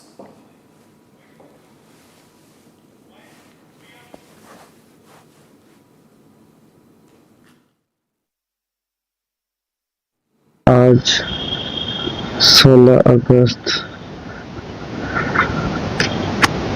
और मैं सदर अस्पताल के बिस्तर पर और छात्रों का आंदोलन सदर अस्पताल के बिस्तर से ही लड़ रहा हूं और मेरा अनिश्चितकालीन भूख हड़ताल का आज 15वें दिन है और सत्याग्रह का 23वें दिन। इस बीच में बहुत कुछ बीता जिस पर मैं बात नहीं करना चाहता हूँ। आज दिन भर का स्थिति, मेरा तबीयत बहुत सीरियस रहा। मेरा बीपी काफ़ी लो हो चुका है और अब इससे पहले जब लो होता था और जिस दवाई से कंट्रोल होता था, अब उन दवाइयों से कंट्रोल नहीं हो रहा है। माथा में ऐसे लग रहा है कि बहुत बड़ा कुछ बोझ पड़ा हुआ है। हमारे साथी लोग दिन भर माथा पे मसाज कर रहे हैं, दवाइयाँ चल रही है, लेकिन असर नहीं पड़ रहा है। ऐसा लग रहा है कि मेरा शरीर बहुत ही कठिनाइयों से गुजर रहा है। अंतिम पड़ाव की स्थिति में है। हालांकि मैं कह चुका हूँ, जीना मरना मेरा इम्पोर्टेंट नहीं है, लेकिन मैं आज इतना दर्द इसलिए ले रहा हूँ कि यहाँ का एजुकेशन सिस्टम में सुधार हो। All right, viewers, even as we inch closer to the 7th round of talks between the students and the government in Jharkhand, the health of Devendra Mathur continues to worsen. With that, we're stepping into a very short break. Don't go anywhere. Coming up on the other side, ex-senator now reveals that US mulling a nuclear strike on Iran. Getting you all the details on what ex-Congressman Marjorie Taylor Greene has now revealed on the US-Iran strike on the other side.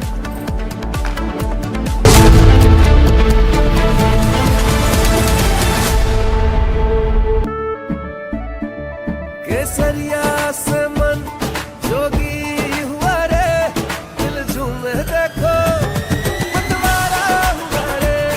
केसरिया से मन जोगी हुआ। हर पल मनाओ केसरी त्योहार। विमल, बोलो जुबान केसरी। चमकी चाट से क्या बना है? सैंडविच लस्सी और छाछ। हर घूंट में चमकी चाट। अब बताओ, स्वाद आया? असली स्वाद सिर्फ चंकी चाट। यानी इस घर में कुछ है जो टूटता नहीं। ये पिलर कभी नहीं टूटेगा। रुंगटा स्टील TMT से बना। रुंगटा नहीं तो घर स्ट्रॉन्ग नहीं। रुंगटा स्टील TMT बार एकदम सॉलिड।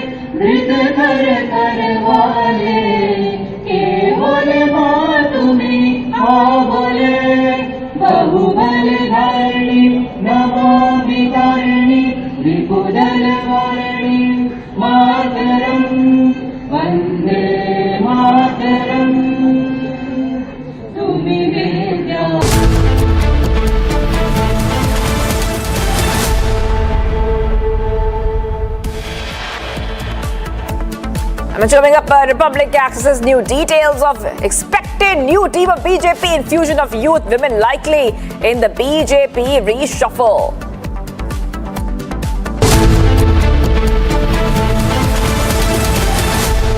कुछ तो सस्ता लो, सब बढ़िया लो। इसमें क्या खास बात है? थोड़े में ज्यादा स्वाद, यही तो है इसकी खास बात। AU सेविंग्स अकाउंट में मिलते हैं amazing benefits, paperless banking and higher interest, वो भी हर महीने। Money money money money every month. सोच बदलो और बैंक भी।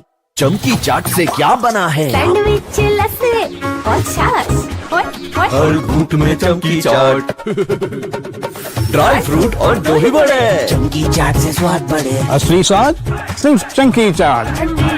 We all must learn the lesson.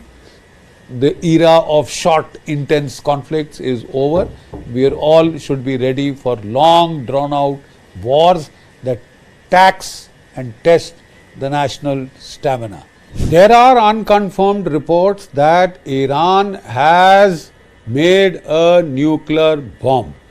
They have dropped enough indications that they have the bomb. Their top leader, he has made a statement that we now have the bomb. They had already upgraded up to 60%.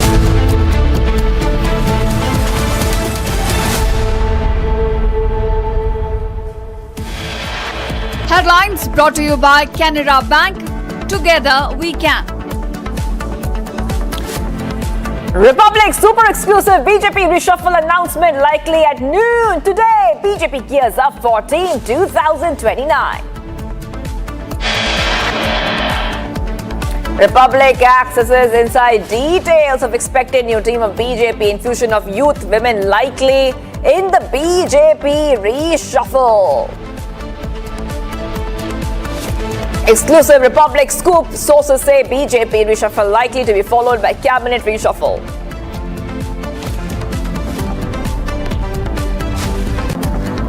Seven killed in stampede in Bihar's Lakhisarai. Stampede after panic spread after electric pole fell on Ashok Dham temple route. After the Congress, PDP chief Mehbooba Mufti owns up to be a Dimagi Naxal. Mufti says proud to be Dimagi Naxal.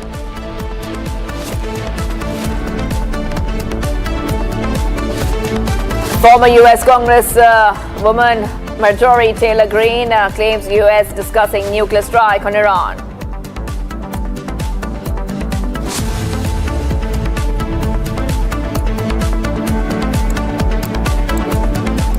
And viewers, let's move ahead to the big story that we're tracking for you. A major organizational reshuffle within the Bharatiya Janata Party is now imminent with a completely revamped team for 2029. And this is going to happen very soon today. That's what we understand. Republic broke it first. We told you first that a major rejig is expected today at around 12 p.m. and everybody else is following after Republic broke the story yesterday itself for you. Now, this is following the takeover of the new party president, Nitin Nabi. This strategic overhaul aims to balance seasoned experience with fresh perspective by integrating top ministers alongside a significant influx of young and women leaders, laying the groundwork for the road to 2029. High-level sources indicate that once the party's new lineup is locked in, a union cabinet reshuffle is likely to follow. So right now, viewers, this is a big story we're tracking for you. A major organizational reshuffle within the BJP is imminent with a completely revamped team expected to be announced today itself. And noon is when it's going to happen. I want to go straight across to my colleague Harsh, who is joining us right now. Harsh, I'm coming across to you. Harsh, this is a huge update, and we will also tell our viewers that Republic broke this story first. We were the first one to break the story yesterday afternoon, and now all other channels are following us, but we were first. But the big news, of course, is noon is the time when the reshuffle of the BJP could be announced. I'm handing it to you so you can tell our viewers the biggest news story and the biggest political news break which is coming in. Right, Shivangi, whenever it's politics and it's breaking, it's always first on Republic. Now, I'm in fact right now standing in front of the BJP party headquarters in New Delhi. What we are expecting, that there is a press conference that is scheduled to take place at 11 a.m. today. And after this, we are looking at a major rehaul at the organization level in BJP. Let me remind our viewers that it was first in December when President Nitin Nabi was handed over the opportunity to take over as the chief of the party at organizational level, and later in January he formally assumed that charge. But now it's even after 6-7 months we don't see a team of Nitin Nabi being convened, but now it's exactly the time when we are looking at it. What our sources tell us is that a major focus will be the induction of young leaders and women leaders at the top level of the organization as far as the Bharatiya Janata Party is considered. Now, let me remind our viewers that it was the BJP pushing hard on BJP reservation bill to be inducted in the parliament. However, it was turned down in the parliament earlier, but now at least... All right. Okay, Harsh, I have to move ahead. Let's go ahead to our executive editor, Niranjan, who's joining us. In fact, we will go back to Niranjan in a short while from now. But once we get our senior editors, we will be telling our viewers the biggest update coming in, BJP's team for 2029. Niranjan, handing it over to you. This is Republic's big news break. Well, I can only tell you that the story was broken by Republic TV yesterday at about 2 p.m. We broke the story. In fact, we had the information last morning itself that the announcement is going to be made today. And we are hearing that today that announcement could be made. And this is significant because the BJP reshuffle will set the stage for the cabinet reshuffle. And Prakash broke the story. So I'm trying to see if I can get Prakash on the phone line as well. Because the story that was broken by Prakash yesterday, we put out the full details of what is expected and why the BJP may be looking for a team that takes it all the way until 2029 and beyond. You have critical state elections coming up in Punjab. You have state elections coming up in Karnataka in a couple of years. So these are states that the BJP will have to pay attention to. So that is why this particular region becomes extremely crucial. And yesterday when we broke the story at 2 o'clock, we also had details of the young infusion, the youth infusion that you can expect in the all-new BJP team. Now, we of course will not speculate on names. That has been a policy with Republic that, we don't take names, we don't speculate on who's in, who's out. We don't do that kite flying, that's not required. But what I can tell you at this point is that this announcement is likely to happen. Perhaps today, we are told that in all likelihood it could be happening today. We don't have the exact time. Of course, the BJP will not give you the exact time, but sometime today that announcement could be happening. And you could be seeing the all-new Nitin Nabin team. Who comes in, who goes out? There is some buzz that some leaders could be brought back to the party. You could see some changes there. And that, of course, will set the stage for the further cabinet reshuffle. And when it comes to the cabinet reshuffle, this time around, the cabinet reshuffle is going to be extremely exciting because the BJP ahead of the winter session will be looking to strengthen its party, bolster its numbers, given that in the next session, they will have critical bills coming up. They will have delimitation, they will have women's reservation. They will also be looking to bring in the FCRA bill. FCRA bill, of course, doesn't need a super majority, but for delimitation, they will have to look at a super majority number, 2/3 majority, upwards of through 350, 354, if I'm not wrong, is that magic number. And will they be officially getting in new allies? Will Sharad Pawar's party, NCP Sharad Pawar, also join the NDA officially? Will DMK, there is a lot of buzz around DMK. Will DMK also join the NDA? Now, these are some questions ahead of us as the BJP looks to the winter session. But that, of course, is a few months away because we've just had the monsoon session end 2 to 3 days ago. Prakash, will be joining us in a short while from now. But I'll hand it back to you. I think we'll move on and we'll come back to the story. What I can tell you is this is going to be watched. This is going to be extremely critical. And you're going to be looking at an all-new BJP team, visible changes to the structure, visible changes to those who get critical roles and people who will be brought in. Of course, they will be keeping the elections in mind. They will be looking at certain factors like youth, energy. They will be looking at credibility. Now, all of these, of course, are factors they will be watching out for, apart from, of course, winnability and strategic thinking, given that elections are around the corner in many important states. For example, Punjab, for example, you've had people like Raghav Chadha and the entire lot who've joined the party. So you can expect some big announcements, I think, today. Whenever the announcement happens, we're watching out for that. Let's see when we have a whiff of that announcement. We will join you soon with Prakash live. For now, I'm handing it back to you as we get you the other headlines. All right. Well, thank you, Niranjan, for getting us all those details. We are counting down to that big announcement. Remember, Republic broke it first and other channels followed. Okay, we're getting some more breaking news coming in. Former Tamil Nadu BJP chief K. Namalai has now leveled serious corruption allegations. So this is coming in from the former Tamil Nadu BJP chief K. Namalai leveling serious corruption allegations against the Tamil Nadu government led by Chief Minister C.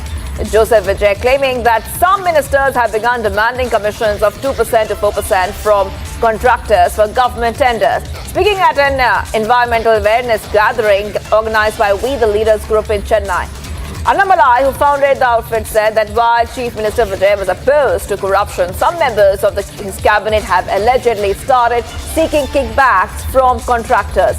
Annamalai further claimed that he had an audio recording to back his allegations but did not identify the ministers allegedly involved or release the purported recording. Annamalai making these claims that the TVK ministers are demanding 2 to 4% commissions. We have that statement from Annamalai. Let's play it out. Corruption முதலமைச்சர் விஜய் அவர்கள் கரப்ஷனுக்கு எதிராக இருப்பது உண்மைதான், அதையும் நாம் பார்க்கின்றோம். Tender பெரிய பெரிய டெண்டர்ல வாங்கல, பல அமைச்சர்கள் இப்பதான் வாங்க ஆரம்பிச்சிருக்காங்க. அவங்கள ஓட்டுக்கு பணம் கொடுக்காம வந்துட்டாங்க. சில அமைச்சர்கள் சொல்றாங்க, எங்கிட்ட ஆடியோவே இருக்கு. அவங்கள ஓட்டுக்கு பணம் கொடுக்காம வந்துட்டாங்க. தம்பி, நாங்கெல்லாம் ஓட்டுக்கு பணம் கொடுத்து வந்தோம், ஒரு 2% கொடு தம்பி, 3% கொடு தம்பி, 4% கொடு. இது முதலமைச்சர் விஜய் அவர்கள் கவனத்திற்கு இப்பவே கொண்டு வர்றாங்க ஐயா. ஒரு வருஷம் கழிச்சு நாங்க பிரச்சனை பண்றதுக்கு முன்னாடி நீங்க எப்படி இருக்கிறீங்க, அதை உங்களுடைய அமைச்சர் பெருமக்களுக்கும் அதை அறிவுறுத்துங்க. நேர்மையான ஆட்சி. நீங்க நேத்து சுதந்திர தின உரையில சொன்னீங்க, தமிழகத்துல கரப்ஷனை நம்முடைய காலத்துல ஒழிப்புங்க ஐயா. நம்முடைய காலத்துல டிவிக்கு இருக்கட்டும், இந்த பக்கம் வீதரீடஸ் இருக்கட்டும், நம்முடைய காலத்துல அந்த கரப்ஷனை ஒழிப்பு நம்மால் முடியும். செய்து கொடுக்க துணிந்தவர்கள் நாம் இங்க இருக்கின்றோம். ஆட்சி அதிகாரத்துல யாரும் உட்கார்ல. இங்க இருக்கிறவங்க யாரு எம்எல்ஏ இல்ல, யாரு எம்பியா இருந்ததில்ல, யாரு மந்திரியா இருந்ததில்ல. அதை சொல்வதற்கான முழு தார்மீக சுதந்திரமும் பொறுப்பு நமக்கு இருக்கு. அதனால கொஞ்சம் கடிவாளம் போடுங்க ஐயா, லூசு விட்டுறாதீங்க. கொஞ்சம் சனிக்கிழமை ஞாயிற்றுக்கிழமை ரிவ்யூ மீட்டிங் எடுங்க. 2 நாள் விடுபடுத்தீங்கன்னா அதிகாரிகளுக்கு அமைச்சர்களுக்கு குளிர் விட்டு போயிடும். அதையும் கொஞ்சம் பாருங்க, கண்ட்ரோல்ல வைங்க. குதிரைக்கு எப்பொழுதுமே கடிவாளத்தை கொஞ்சம் லூசா விட்டுட்டீங்கன்னா குதிரை வலது பக்கம் இடது பக்கம் போகும். மக்கள் உங்கள் மீது பெரிய நம்பிக்கையோடு அந்த இடத்தை கொடுத்திருக்கிறாங்க. நீங்கள் தவறு செய்யாமல் அதை கொண்டு செல்ல வேண்டும் என்கின்ற அன்பான வேண்டுகோளையும் கூட இந்த நேரத்தில் வீதிரேடஸ் அமைப்பு சார்பாக. All right, let's go to Shraddha joining us. Shraddha, these allegations are very, very shocking coming in from Annamalai because we saw that CM Vijay had said that he's building a government which is corruption and bribery free. This is something that he has said again and again. So Annamalai's allegations are a big allegation against the TVK government. Shraddha.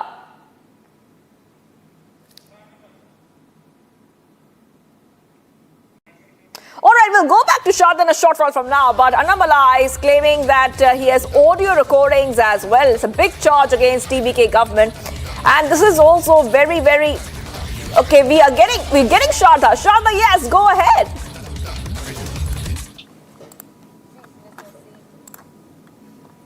Well, Pragya, as you mentioned, Annamalai is saying that he has to post TVK government. The officials have taken bribe and marshal into the tender being given out by the TV.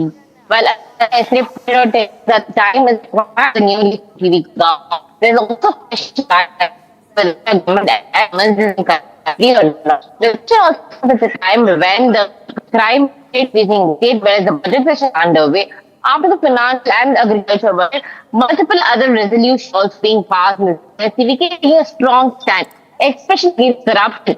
While the first sentence in the financial budget was to say that the government be given the TVK. Apart from Annamalai, including the DMK, is working with TVK on the 100 days of governance. So Annamalai supported is saying that it is okay for every government because every Yes, Shraddha, stay on with us because we have to talk about why this is a big story and why this is extremely shocking because Tamil Nadu Chief Minister Vijay had said very, very clearly that if any of his ministers or leaders do engage in corruption or bribery, that they can call on a helpline number. There's a helpline number which has been released as well. So this is the reason why Annamalai's claims are huge.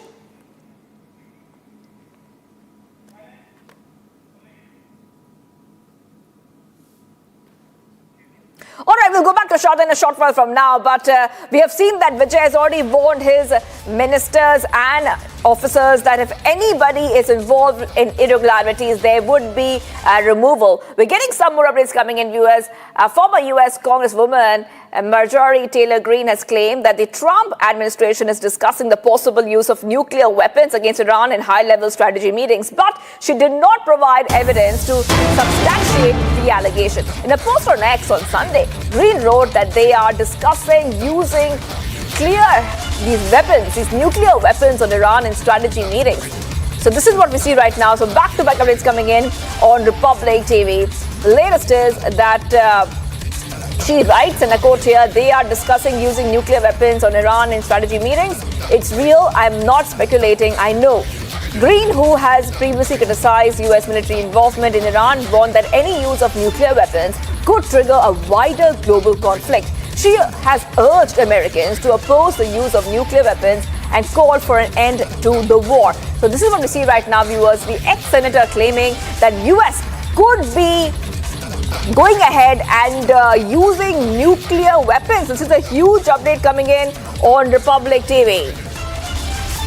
All right, let's go straight across to Major General Rajan Kochar, who's joining us, defense expert, joining us live.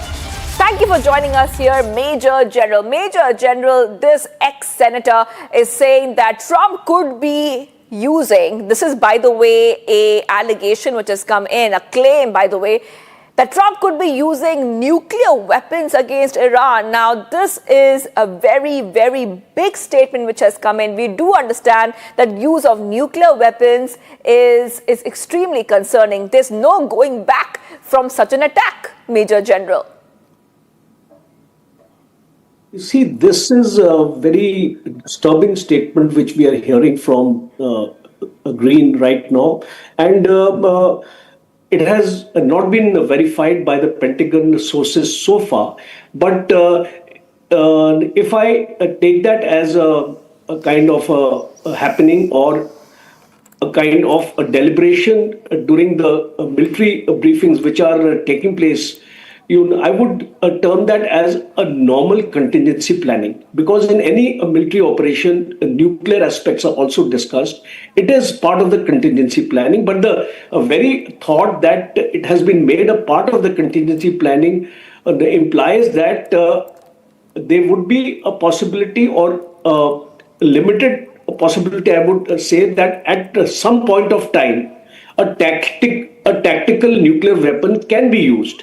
And what it implies is, because America has got a W-76-2 tactical nuclear weapon which has a yield of less than 10 kilotons. Because normally, if you look at the Hiroshima atom bomb, it was in excess of 15 kilotons. So what I presume is that it is likely to be used against the hardened nuclear facilities which are underground, especially Fardo. Fardo is one area which is quite deep inside. It has a rock element on top. It's a mountainous area, and they have not been able to penetrate by their GBU-57 bombs. So that may be a contingency being thought of as of now, because this war is not relenting, and Iran is not willing to concede anything as far as the Strait of Hormuz is concerned.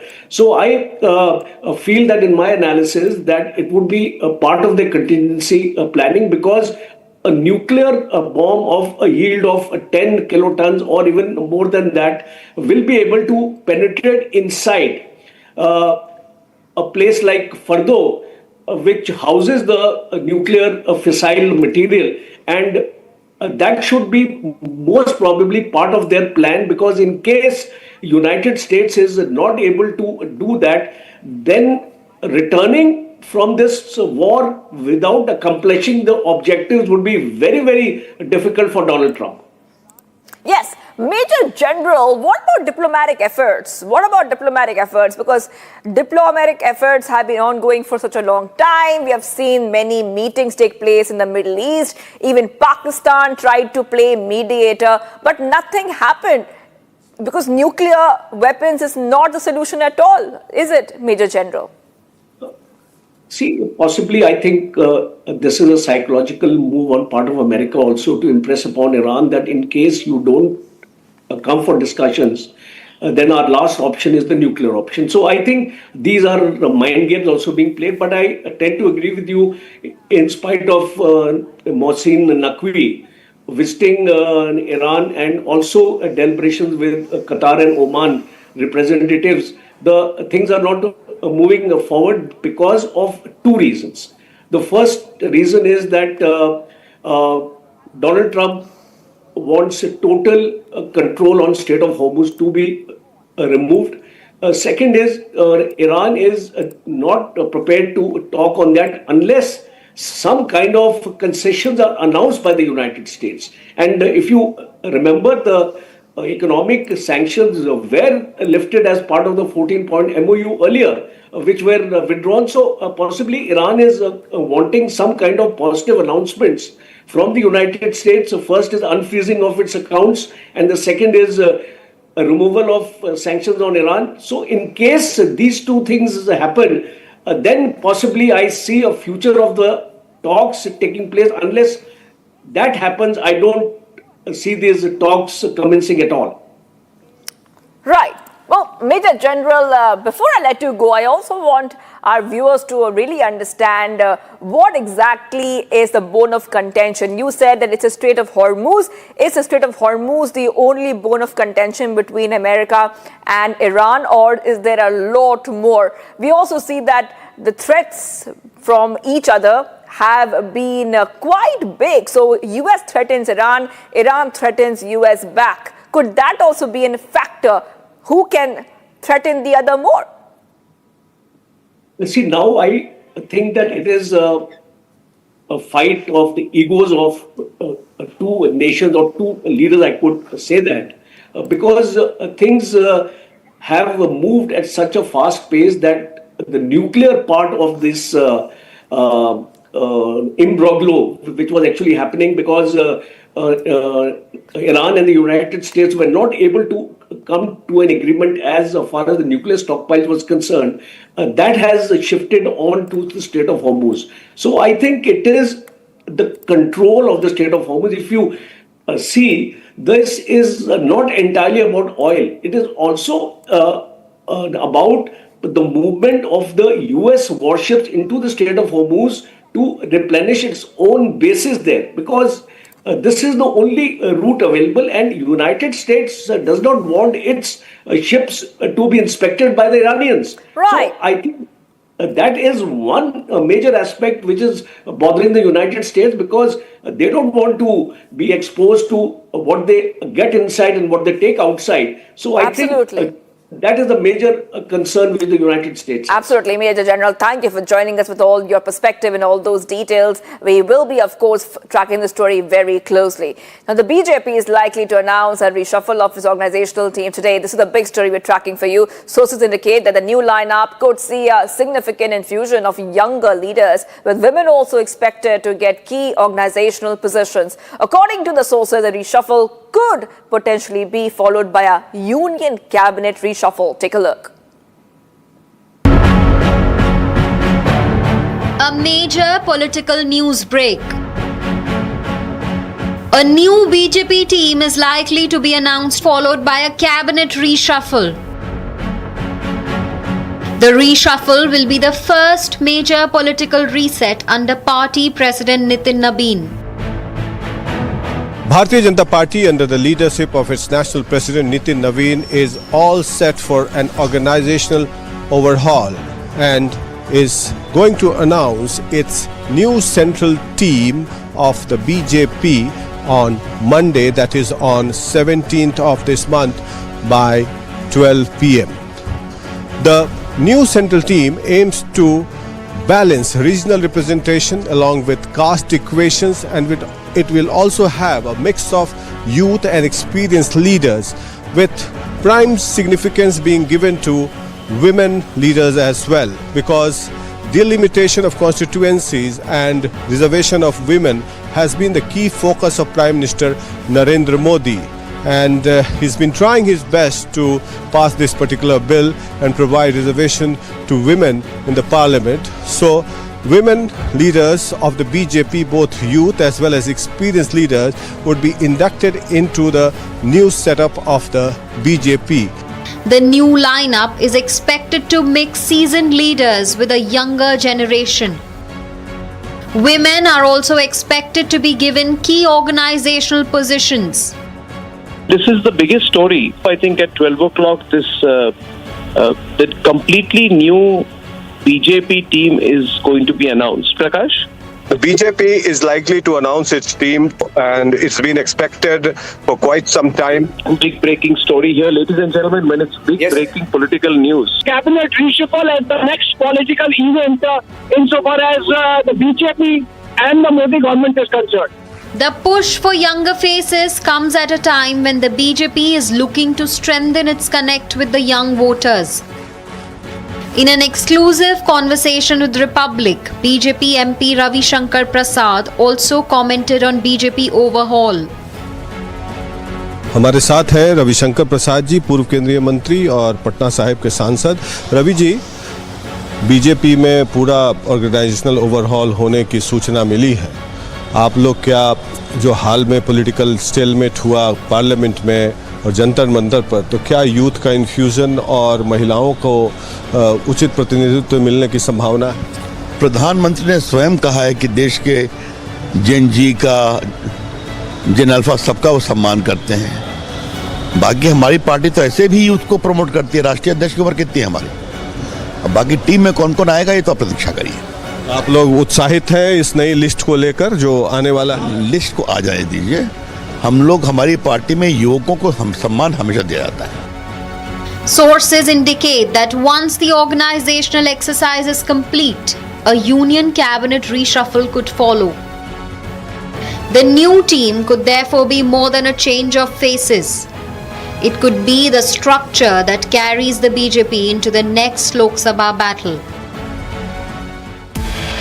Much coming up, viewers. We'll be right back. The biggest story we're tracking, exclusive Republic scoop. Sources say BJP reshuffle likely to be followed by cabinet reshuffle. Stay tuned.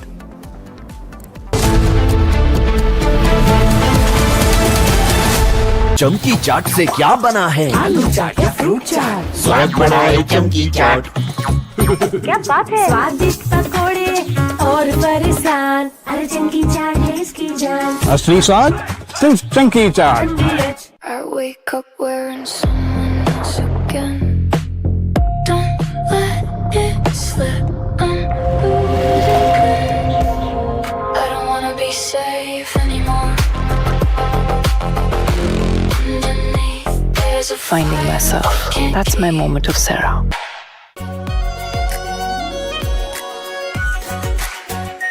Are pure shahi paneer masala, delicious, healthy every day.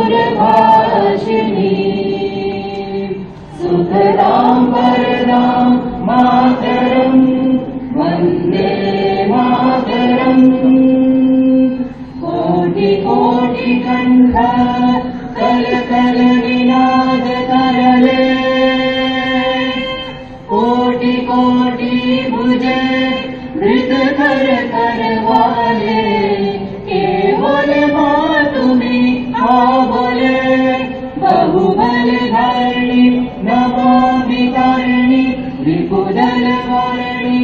The Joy of Music series of chats are conversations that I want to have with you about different aspects of music that lead up to how music is a source of joy for all of us.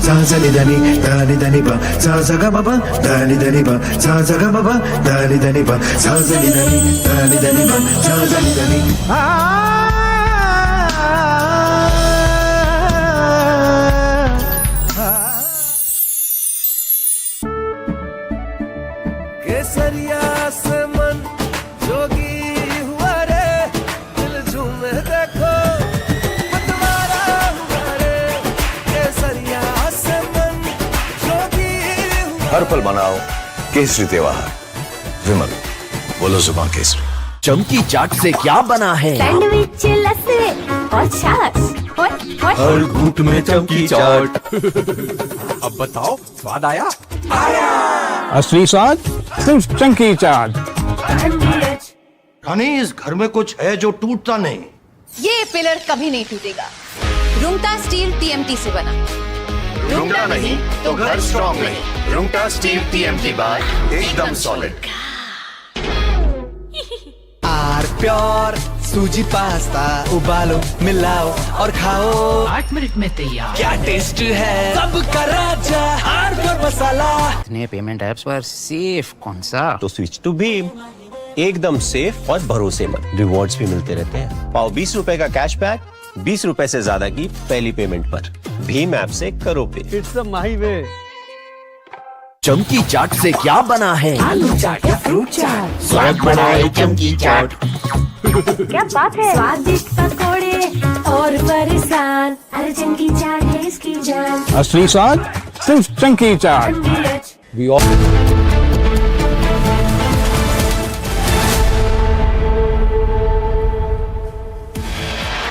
Headlines brought to you by Canara Bank.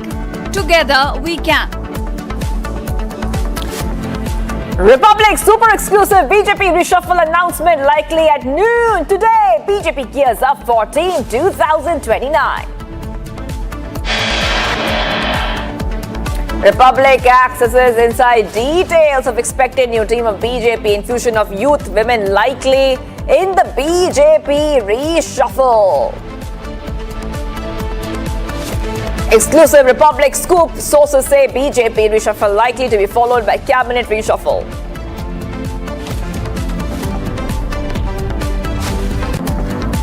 Seven killed in stampede in Bihar's Lakhisarai. Stampede after panic spread after electric pole fell on Ashok Dham temple route.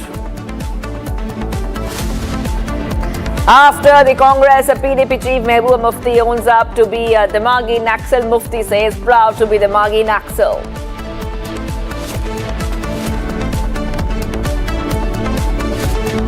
Former US Congress woman Marjorie Taylor Greene claims US discussing nuclear strike on Iran.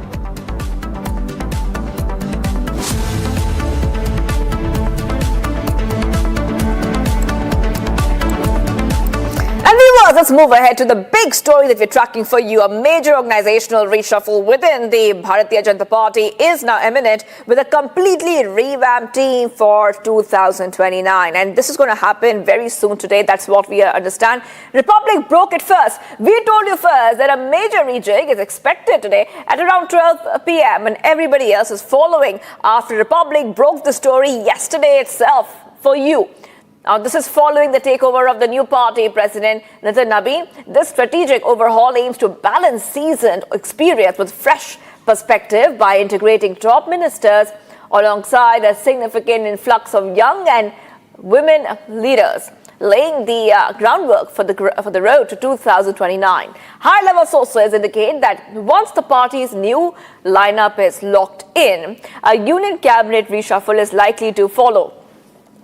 So right now, viewers, this is a big story we're tracking for you. A major organizational reshuffle within the BJP is imminent with a completely revamped team expected to be announced today itself. And noon is when it's going to happen. I want to go straight across to my colleague Harsh. who is joining us right now. Harsh, I'm coming across to you. Harsh, this is a huge update, and we will also tell our viewers that Republic broke this story first. We were the first one to break the story yesterday afternoon, and now all other channels are following us, but we were first. But the big news, of course, is noon is a time when the reshuffle of the BJP could be announced. I'm handing it to you so you can tell our viewers the biggest news story and the biggest political news break which is coming in. Right, Shivangi, whenever it's politics and it's breaking, it's always first on Republic. Now, I'm in fact right now standing in front of the BJP party headquarters in New Delhi. What we are expecting, that there is a press conference that is scheduled to take place at 11 a.m. today. And after this, we are looking at a major rehaul at the organization level in BJP. Let me remind our viewers that it was first in December when President Nitin Nabin was handed over the opportunity to take over as the chief of the party at organizational level, and later in January he formally assumed that charge. But now it's even after 6-7 months, we don't see a team of Nitin Nabin being convened, but now it's exactly the time when we are looking at it. What our sources tell us is that a major focus will be the induction of young leaders and women leaders at the top level of the organization as far as the Bharatiya Janata Party is considered. Now, let me remind our viewers that it was the BJP pushing hard on BJP reservation bill to be inducted in the parliament. However, it was turned down in the parliament earlier, but now at least... All right. Okay, Harsh, I have to move ahead. Let's go ahead to our executive editor, Niranjan, who's joining us. In fact, we will go back to Niranjan in a short while from now. But once we get our senior editors, we will be telling our viewers the biggest update coming in BJP's team for 2029. Niranjan, handing it over to you. This is Republic's big news break. Well, I can only tell you that the story was broken by Republic TV yesterday at about 2 p.m. We broke the story. In fact, we had the information last morning itself that the announcement is going to be made today. And we are hearing that today that announcement could be made. And this is significant because the BJP reshuffle will set the stage for the cabinet reshuffle. And Prakash broke the story. So I'm trying to see if I can get Prakash on the phone line as well. Because the story that was broken by Prakash yesterday, we put out the full details of what is expected and why the BJP may be looking for a team that takes it all the way until 2029 and beyond. You have critical state elections coming up in Punjab. You have state elections coming up in Karnataka in a couple of years. So these are states that the BJP will have to pay attention to. So that is why this particular region becomes extremely crucial. And yesterday when we broke the story at 2 o'clock, we also had details of the young infusion, the youth infusion that you can expect in the all-new BJP team. Now, we of course will not speculate on names. That has been a policy with Republic that, we don't take names, we don't speculate on who's in, who's out. We don't do that kite flying, that's not required. But what I can tell you at this point is that this announcement is likely to happen. Perhaps today, we are told that in all likelihood it could be happening today. We don't have the exact time. Of course, the BJP will not give you the exact time, but sometime today that announcement could be happening. And you could be seeing the all-new Nitin Nabin team. Who comes in, who goes out? There is some buzz that some leaders could be brought back to the party. You could see some changes there. And that, of course, will set the stage for the further cabinet reshuffle. And when it comes to the cabinet reshuffle, this time around, the cabinet reshuffle is going to be extremely exciting because the BJP ahead of the winter session will be looking to strengthen its party, bolster its numbers, given that in the next session, they will have critical bills coming up. They will have delimitation, they will have women's reservation. They will also be looking to bring in the FCRA bill. FCRA bill, of course, doesn't need a super majority, but for delimitation, they will have to look at a super majority number, 2/3 majority, upwards of through 350. 354, if I'm not wrong, is that magic number. And will they be officially getting in new allies? Will Sharad Pawar's party, NCP Sharad Pawar, also join the NDA officially? Will DMK, there is a lot of buzz around DMK. Will DMK also join the NDA? Now, these are some questions ahead of us as the BJP looks to the winter session. But that, of course, is a few months away because we've just had the monsoon session end 2 to 3 days ago. Prakash, will be joining us in a short while from now. But I'll hand it back to you. I think we'll move on and we'll come back to the story. What I can tell you is this is going to be watched. This is going to be extremely critical. And you're going to be looking at an all-new BJP team, visible changes to the structure, visible changes to those who get critical roles and people who will be brought in. Of course, they will be keeping the elections in mind. They will be looking at certain factors like youth, energy. They will be looking at credibility. Now, all of these, of course, are factors they will be watching out for, apart from, of course, winnability and strategic thinking, given that elections are around the corner in many important states. For example, Punjab, for example, you've had people like Raghav Chadha and the entire lot who've joined the party. So you can expect some big announcements, I think, today. Whenever the announcement happens, we are watching out for that. Let's see when it comes, when we have a whiff of that announcement. We will join you soon with Prakash live. For now, I'm handing it back to you as we get you the other headlines. All right. Well, thank you, Niranjan, for getting us all those details. We are counting down to that big announcement. Remember, Republic broke it first and other channels followed. Okay, we're getting some more breaking news coming in. Former Tamil Nadu BJP chief K.N. Amalai has now leveled serious corruption allegations. So this is coming in from the former Tamil Nadu BJP chief K.N. Amalai.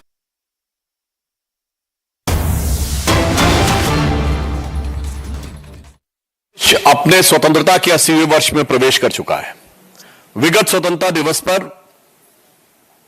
प्रधानमंत्री श्री नरेंद्र मोदी जी ने एक बहुत महत्वपूर्ण और आज के परिप्रेक्ष्य में अत्यंत उपयुक्त विषय दिमागी नक्सल के विषय को उठाया, परंतु हम लोग इस विषय को लेकर आश्चर्य में हैं कि मात्र 24 घंटे के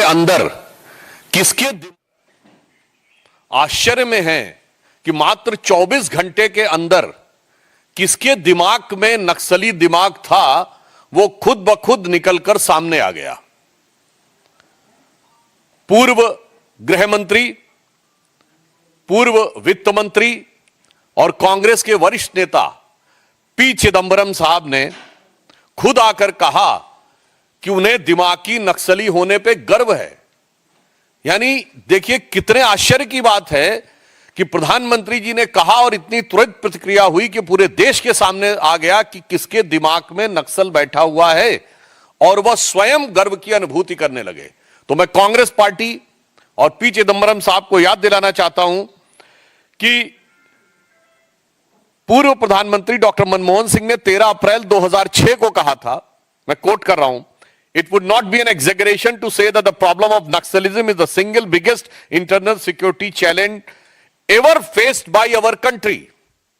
अर्थात उन्होंने कहा कि इसको कहने में अतिशयोक्ति नहीं होगी कि नक्सलवाद का खतरा भारत के इतिहास में आज तक आंतरिक सुरक्षा के लिए उत्पन्न सबसे बड़ा खतरा है। 13 अप्रैल 2006 और 31 मार्च 2026 प्रधानमंत्री श्री नरेंद्र मोदी जी की सरकार ने उस चीज को जो डॉक्टर मनमोहन सिंह समझ गए थे, मगर जिस विवशता के चंगुल में जकड़कर और नक्सली दिमाग वालों से भरी हुई सुपर कैबिनेट यानी एनईसी के द्वारा उनको कुछ करने नहीं दिया गया था, यदि वह कार्य सिद्ध करके दिखाया तो प्रधानमंत्री श्री नरेंद्र मोदी जी ने। मगर देश का एक ऐसा गृह मंत्री है जिसे इसमें गर्व का अनुभव नहीं हो रहा है।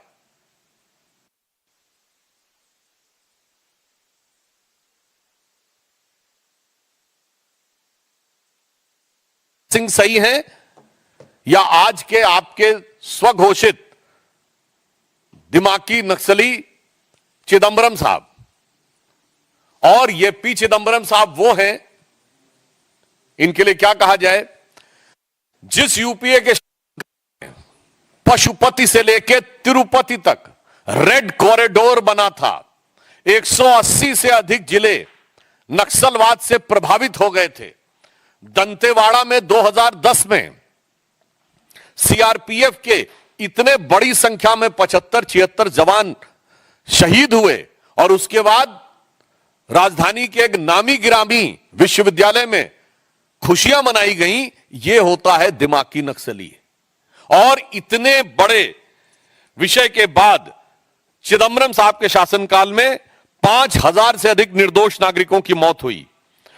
1913 सुरक्षा बलों के जवान नक्सली अभियानों में शहीद हुए। 180 जिले नक्सल प्रभावित हो गए। 92% से अधिक हथियार जो नक्सलियों के पास थे वो पुलिस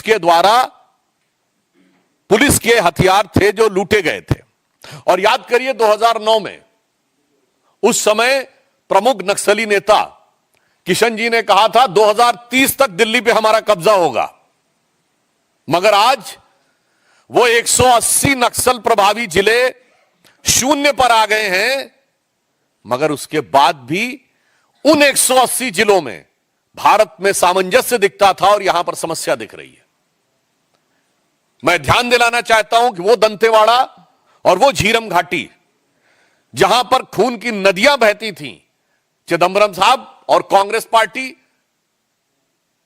राहुल गांधी जी आंख खोलकर देखिए और कान खोलकर सुनिए, तब आपको वह देश अच्छा लगता था। और आज गृह मंत्री अमित शाह जी के कार्यकाल में यह परिस्थिति बनी है कि बस्तर में लगातार 2 साल ओलंपिक हुए हैं। यह सौहार्दपूर्ण, सकारात्मक और युवा ऊर्जा का प्रतिनिधित्व करता हुआ बस्तर अच्छा नहीं लगता है। अभी मात्र कुछ दिन पहले नेशनल हैंडलूम डे के ऊपर रायपुर में ट्राइबल एरियाज के युवकों के द्वारा हैंडलूम कपड़ों को रैंप पे वॉक किया गया। यह ट्राइबल युवा का, यानी ट्राइबल जेनजी का रचनात्मक प्रदर्शन अच्छा नहीं लगता था, और वो अच्छा लगता था। यह है दिमागी नक्सल जो इन लोगों के दिमाग में बैठा हुआ है। और इतना ही नहीं, इस समय 1800 से अधिक बैंक की ब्रांचें खुलना उस क्षेत्र में, 1200 से अधिक एटीएम खुलना, 6000 से अधिक मोबाइल के टावर लगना ताकि राष्ट्र की मुख्य धारा के साथ वो विकसित हो जाएं, 22 लाख लोगों को आयुष्मान भारत कार्ड उपलब्ध हो जाना ताकि वह युवा अपनी ऊर्जा का सही दिशा में प्रयोग कर सके। यह दृश्य जिसको खराब लगता है वो वास्तविकता में दिमागी नक्सल है। इसलिए मैं कांग्रेस पार्टी से और चिदंबरम साहब से यह भी पूछना चाहता हूं कि आप वही है ना जिसने वित्त मंत्री के रूप में कहा था कि भारत में तो डिजिटल ट्रांजैक्शन हो ही नहीं सकता, और सदन के पटल पे बोला था। और आज भारत डिजिटल ट्रांजैक्शन में नंबर 1 का देश है। जिसकी सोच ऐसी है वो है दिमागी नक्सल। और मैं यह भी कहना चाहता हूं, वो लोग जो कहते हैं कि संसद से समाधान नहीं निकलेगा, सड़क से समाधान निकलेगा, वो है दिमागी नक्सल। जो ये कहते हैं कि संसद में रेजिस्टेंस से चीजें तय होंगी, वो है दिमागी नक्सल। और ये यूपीए सरकार की super cabinet national advisory council के सदस्य रह चुके हैं। इसलिए हम यह भी बताना चाहते हैं कि वो कालखंड जब इस देश में इतनी विपरीत परिस्थितियां थीं और आज एक सकारात्मक वातावरण बना है ट्राइबल एरियाज में, वह जिसको सही नजर नहीं आ रहा है वो वास्तविक अर्थों में दिमागी नक्सल है। और मैं यह भी बताना चाहता हूं कि एक दौर में जब भारत में इतने जिले प्रभावित थे, वो तो अपनी जगह की बात है। उससे बड़ी बात यह है कि भारत के तमाम विश्वविद्यालयों में बैठकर उनको नैतिक और बौद्धिक समर्थन दिया जाता था। वो लोग वास्तविक अर्थों में दिमागी नक्सल हैं, जिन्हें गांधीयंस में गन नजर आती हैं, जिनको नक्सली, जिनको गांधीयंस विद गन कहते हैं। यानी कहां महात्मा गांधी जो अहिंसा के प्रतीक, और कहां माओवादी जो कहते power comes from the barrel of gun, जो नक्सलियों को गांधीयंस विद गन कहे और उन नक्सलियों को अपनी भारत जोड़ो यात्रा में साथ में रखे। उन राहुल गांधी से पूछना चाहता हूं, यह है वास्तविकता में दिमागी नक्सल। और इसीलिए हम यह भी कहना चाहते हैं कि चिदंबरम साहब हो या कांग्रेस पार्टी, ये वही लोग हैं जिनको एक विशेष प्रकार की चीज में अलग लगाव नजर आता है और दूसरे प्रकार की चीज में दुराव नजर आता है। मैं उदाहरण के लिए बोलना चाहता हूं, प्रधानमंत्री श्री नरेंद्र मोदी जी ने इन्वायरमेंट के लिए काम करने वाले उन लोगों को सम्मानित किया है, जैसे कर्नाटक की रानी गौड़ा जिन्होंने 1 लाख से अधिक वृक्ष लगाए, एक अन्य कर्नाटक की महिला जिनको वृक्ष माता कहा जाता है, और याद करिए वो आई थी पद्म अवार्ड लेने नंगे पैर राष्ट्रपति भवन में। मगर ये लोग इन्वायरमेंटलिस्ट नजर नहीं आते थे, जो लोग एयर कंडीशन कमरों में दिल्ली में बैठकर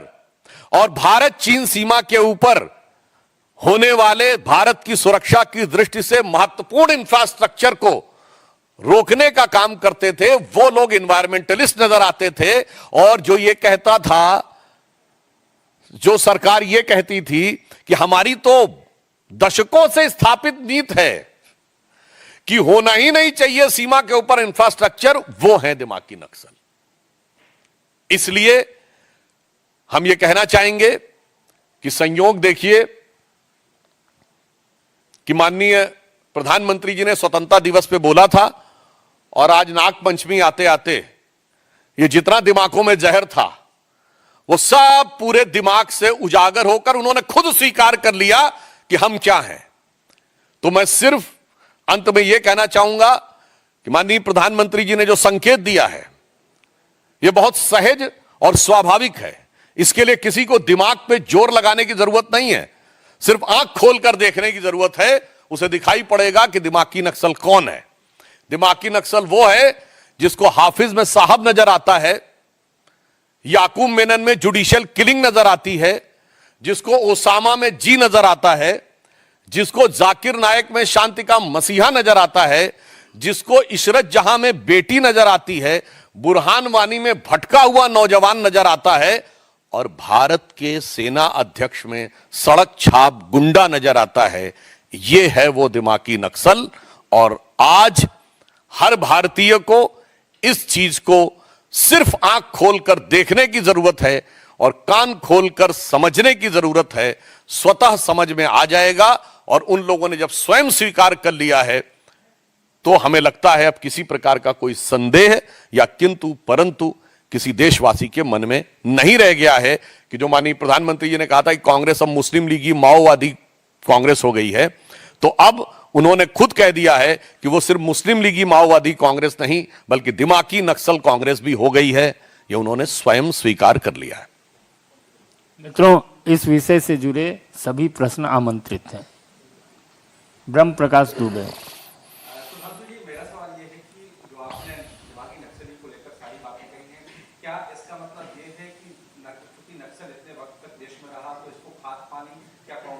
ही उपलब्ध कराते रहे हैं, क्योंकि इतने लंबे दौर रहा और हजारों लोग मारे गए। आपने भी कहा चिदंबरम के वक्त 5000 निर्दोष लोग मारे गए, तो खाद पानी क्या कांग्रेस के नेता ही उपलब्ध कराते रहेंगे? इस संदर्भ में तत्कालीन गृह मंत्री चिदंबरम साहब का मैं बयान कोट करता हूं, जो उन्होंने 22 सितंबर 2011 को बोला था नक्सलियों के लिए। You don't have to lay the arms, you don't have to surrender, you don't have to disband your outfit, you don't have to give up your ideology, you just suspend the violence and come for talk।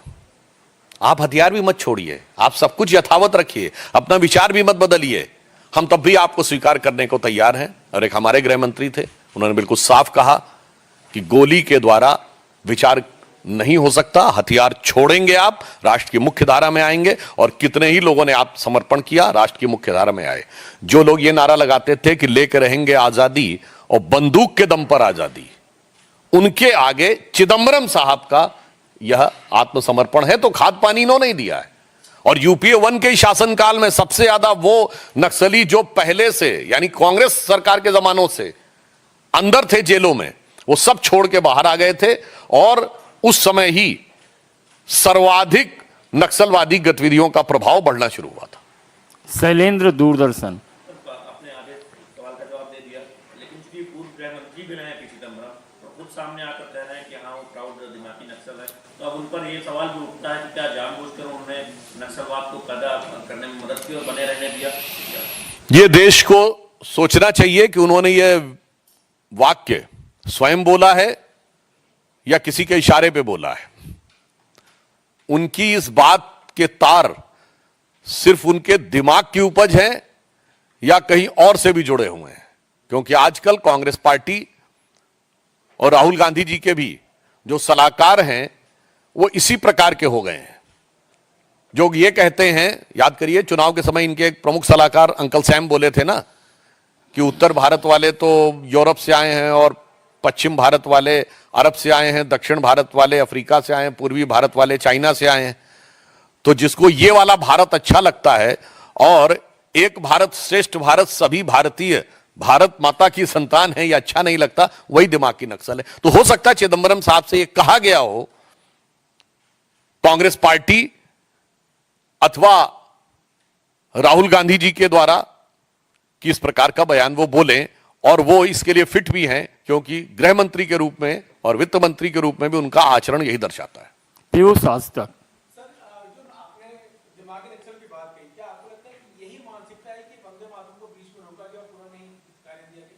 आपने जो बात कही है निश्चित रूप से, जिसको संपूर्ण वंदे मातरम गाते समय जो लोग असहज हो जाते हैं, इधर उधर देखने लगते हैं, बतियाने लगते हैं, हाथ पांव झटकने लगते हैं, वो लोग वही हैं जिनको उन चीजों में बड़ा सहजता महसूस होती है कि कोई कहे कि मैं वंदे मातरम नहीं गाऊंगा। ये वो लोग हैं जिनको जय श्री राम में वॉर क्राई नजर आता है मगर सर तन से जुदा में सुमधुर सेकुलर संगीत दिखाई पड़ता है। मानो रिपब्लिक भारत।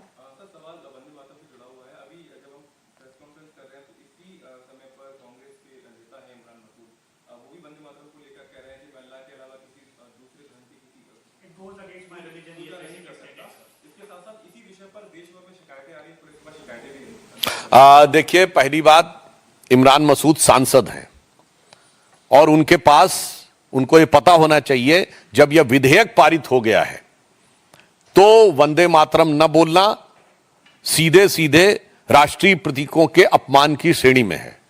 और ये वही सांसद है ना जो 2014 में बोले थे कि मोदी जी की बोटी बोटी काट डालूंगा, और उस समय वो कांग्रेस में नहीं थे, सपा में थे, और अगले दिन दंडवत करते हुए राहुल गांधी उनके प्रचार में गए थे और उसके बाद उनको अपनी पार्टी में लाकर पहले प्रदेश का उपाध्यक्ष और फिर सांसद बनाया था। तो मुझे लगता है ये पुनः दर्शाता है कि जो लोग ऐसी बातें करते हैं वो वास्तविकता में क्या है। और वैसे इमरान मसूद को भी मैं कह देना चाहूंगा कि बादशाहों को सिजदा करते थे और कहते हैं देश को सिजदा नहीं करेंगे। जो खुतबे पढ़े जाते थे ना जब मुगल बादशाह आते थे, उसमें एक लाइन ये भी होती थी, सजदे में निगाह रहे तमाम होशो खिरत पेश बादशाह रहे। आप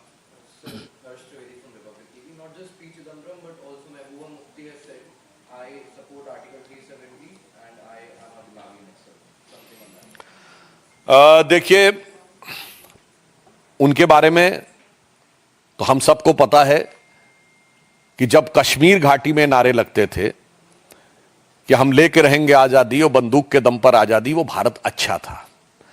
जब उनके कालखंड में कश्मीर घाटी में आईएसआईएस और पाकिस्तान के झंडे फहराए जाते थे और भारत के झंडे जलाए जाते थे और भारत के राज्यपालों की, कश्मीर के राज्यपालों की, मुख्यमंत्रियों की हैसियत नहीं होती थी कि लाल चौक पे झंडा फहरा दें, वो भारत अच्छा था।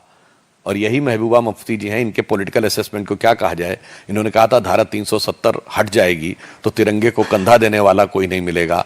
आज डल लेक के ऊपर तिरंगों की कतार देखिए और उसके बाद महबूबा जी से कहिए कि आप अपने गिरेबान में झांकिए। बहुत बहुत धन्यवाद।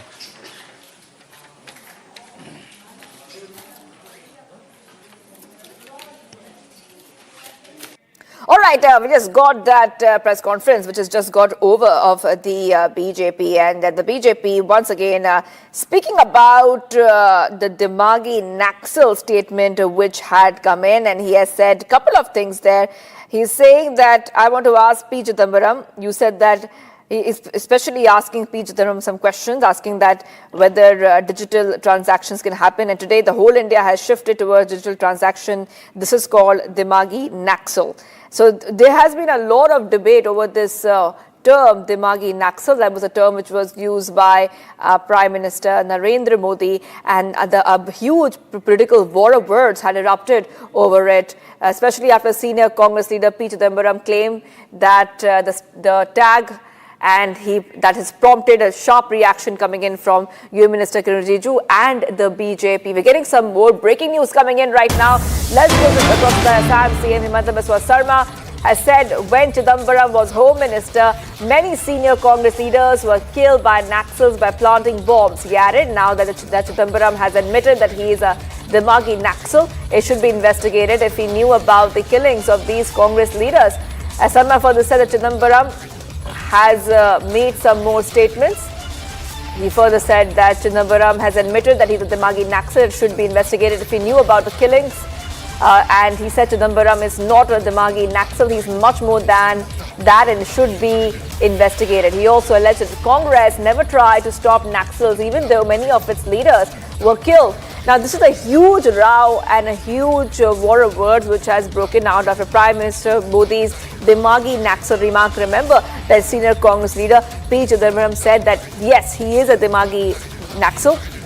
And after that, we see that many reactions have come in from the BJP. Sharp reactions coming in, first from Union Minister Kiran Rijiju, and now Himanta Biswa Sarma has also spoken on this. Let's play out that reaction.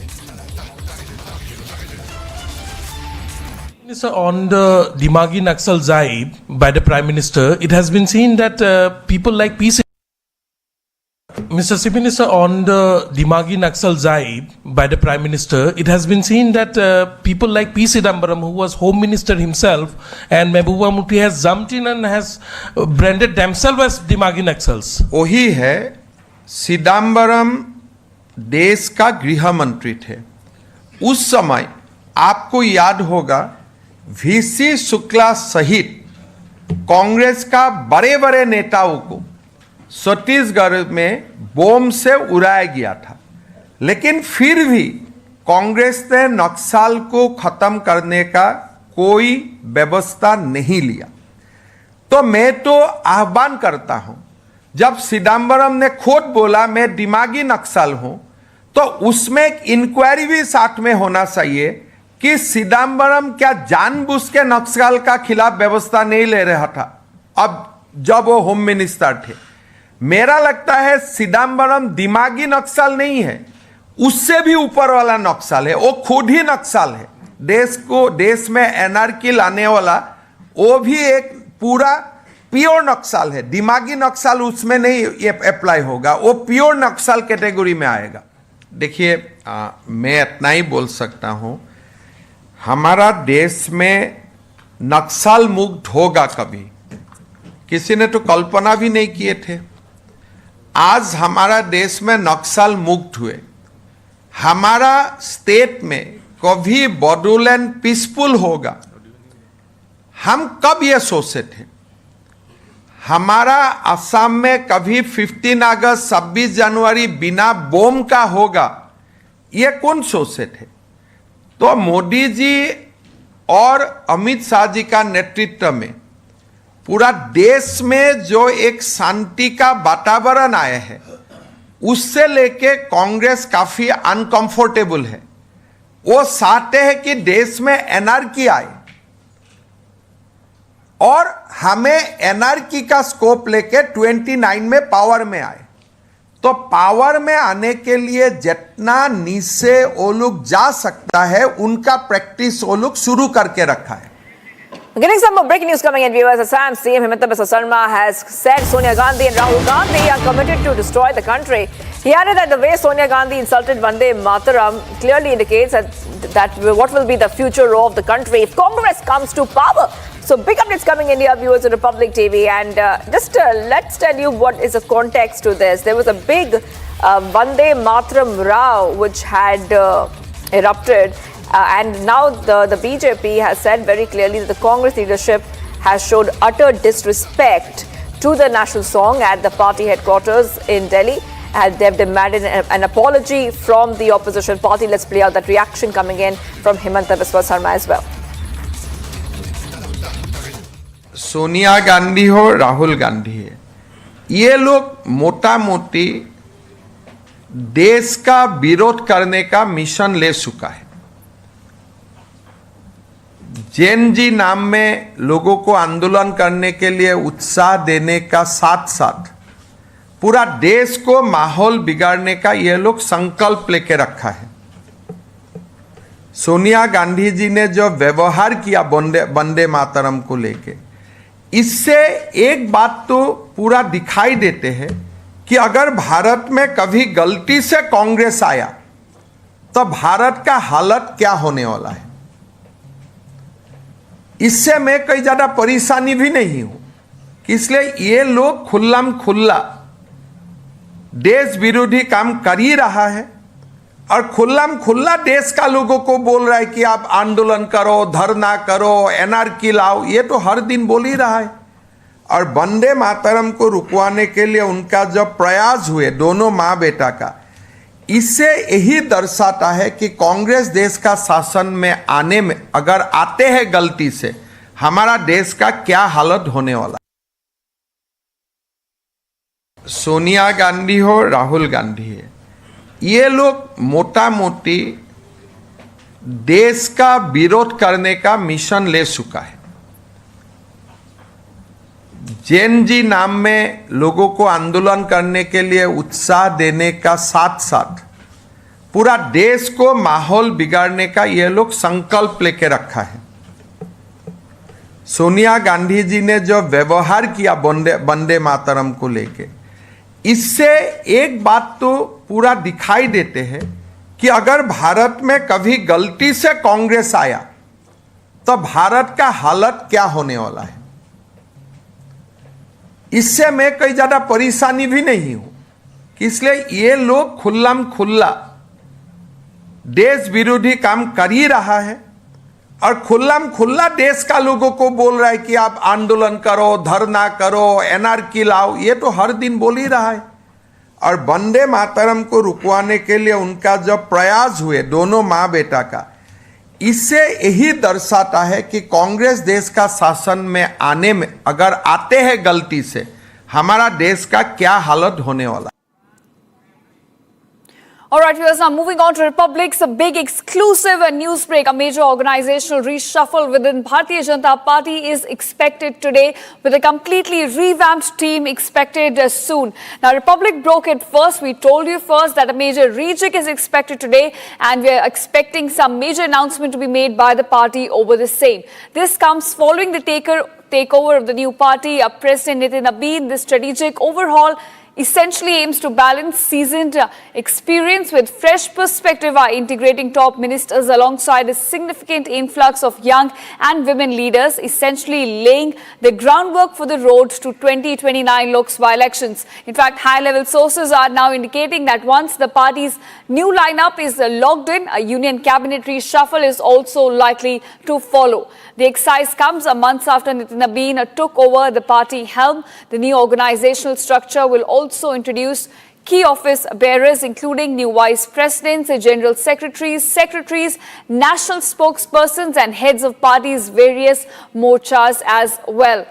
In fact, my colleague Prakash also joins us, who in fact was the first person to break this news.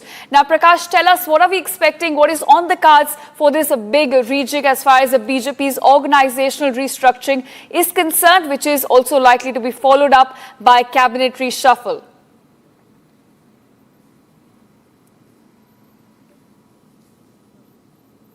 That sometime soon today after 12 noon the announcement would be made. It's been long pending since Nitin Naveen became the president of the BJP, and this organizational overhaul has been pending for the past 6 months, and it was supposed to be done before the monsoon session or even before that, but it's been pending after a lot of deliberations and confabulations with the top leadership of the BJP as well as RSS as well as organizational General Secretary in charge B.L. Santosh, and some names doing the rounds are a lot of names doing the rounds. We expect that Vinod Tawade, the Dharmen Pradhan might also be inducted into the organizational capacity, and Smriti Irani is one name. Anurag Thakur is the other name because he's not a part of the cabinet. And in order to send a message to the young voters as well as the synergy of youth experience as well as women leadership would be taken into cognizance with a specific importance being given to Uttar Pradesh, because Uttar Pradesh is a very critical elections going to the assembly polls early next year, January, February. And it is very critical for the BJP. And since Nitin Naveen has donned the mantle of presidency, overall, he would like to spread the wings of the BJP in the southern states also. The southern states would also be in focus. And there are many young leaders who would be a part of the organization, as well as the government reshuffle. The Prime Minister Narendra Modi's cabinet reshuffle would also take place sooner or later once this organizational overhaul of the BJP is done. So BJP wants to send a message to the people of the country that it is ready to bounce back, because in the perception battle, the BJP had taken a beating of late when it came to the Jantar Mantar protest and the recent parliament stalemate. So thereafter, a lot of deliberations have been done, and the announcement is likely to be made today. Right. In fact, Prakash, so as you described it to our viewers, that we are going to see infusion of young and women leaders into this BJP's new lineup, and the factors that they are keeping into mind is, of course, the crucial state elections coming up, whether it's Uttar Pradesh, Punjab, and of course the big Lok Sabha elections leading up in 2029. So those are the factors they are in fact keeping in mind as far as their new B team and this lineup is concerned.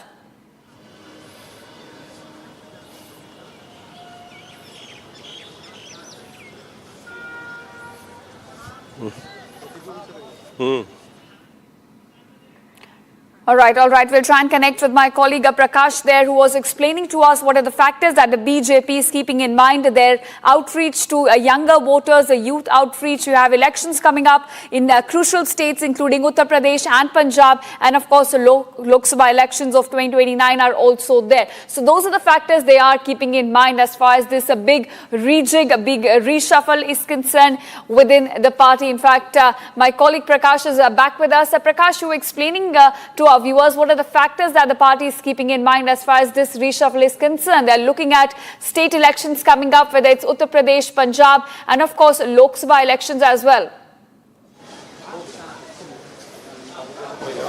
Well, yes, as far as the BJP organizational overhaul is concerned, the regional balance, the caste equations, the age groups, the state-wise representation will be taken into account, because all these factors have to be taken into account, as India is a diverse country with a diverse population, and based on that, the aspirations of all the regional groups as well as caste would be fulfilled, and that has to be taken into account generally by the top leadership, and we'll wait and watch what kind of list emerges. But what we get to know, what we are gathering from our sources, that people in the age group of 30 to 40, 40 to 50, and those who have worked at the grassroots level in different states will also be considered for some posts at the national level. That will be an elevation sort of thing, because in BJP it's a cadre-based party, and for the past 46 years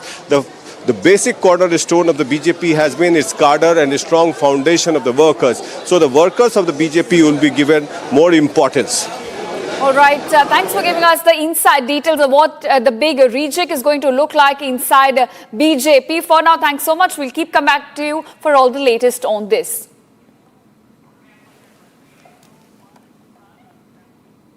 And now it's time to track other national headlines which are coming to light from across the nation in our special segment called Bharat in One.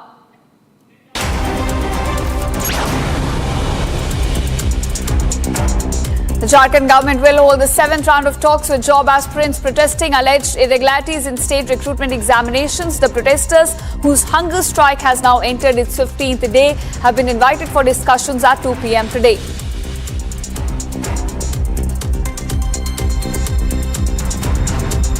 A CISF personnel has now been suspended after a woman passenger allegedly accused him of photographing her inside the Delhi metro coach. The incident reportedly led to a scuffle with fellow passengers as well. The CISF has now ordered a detailed inquiry and said further action will follow based on its findings.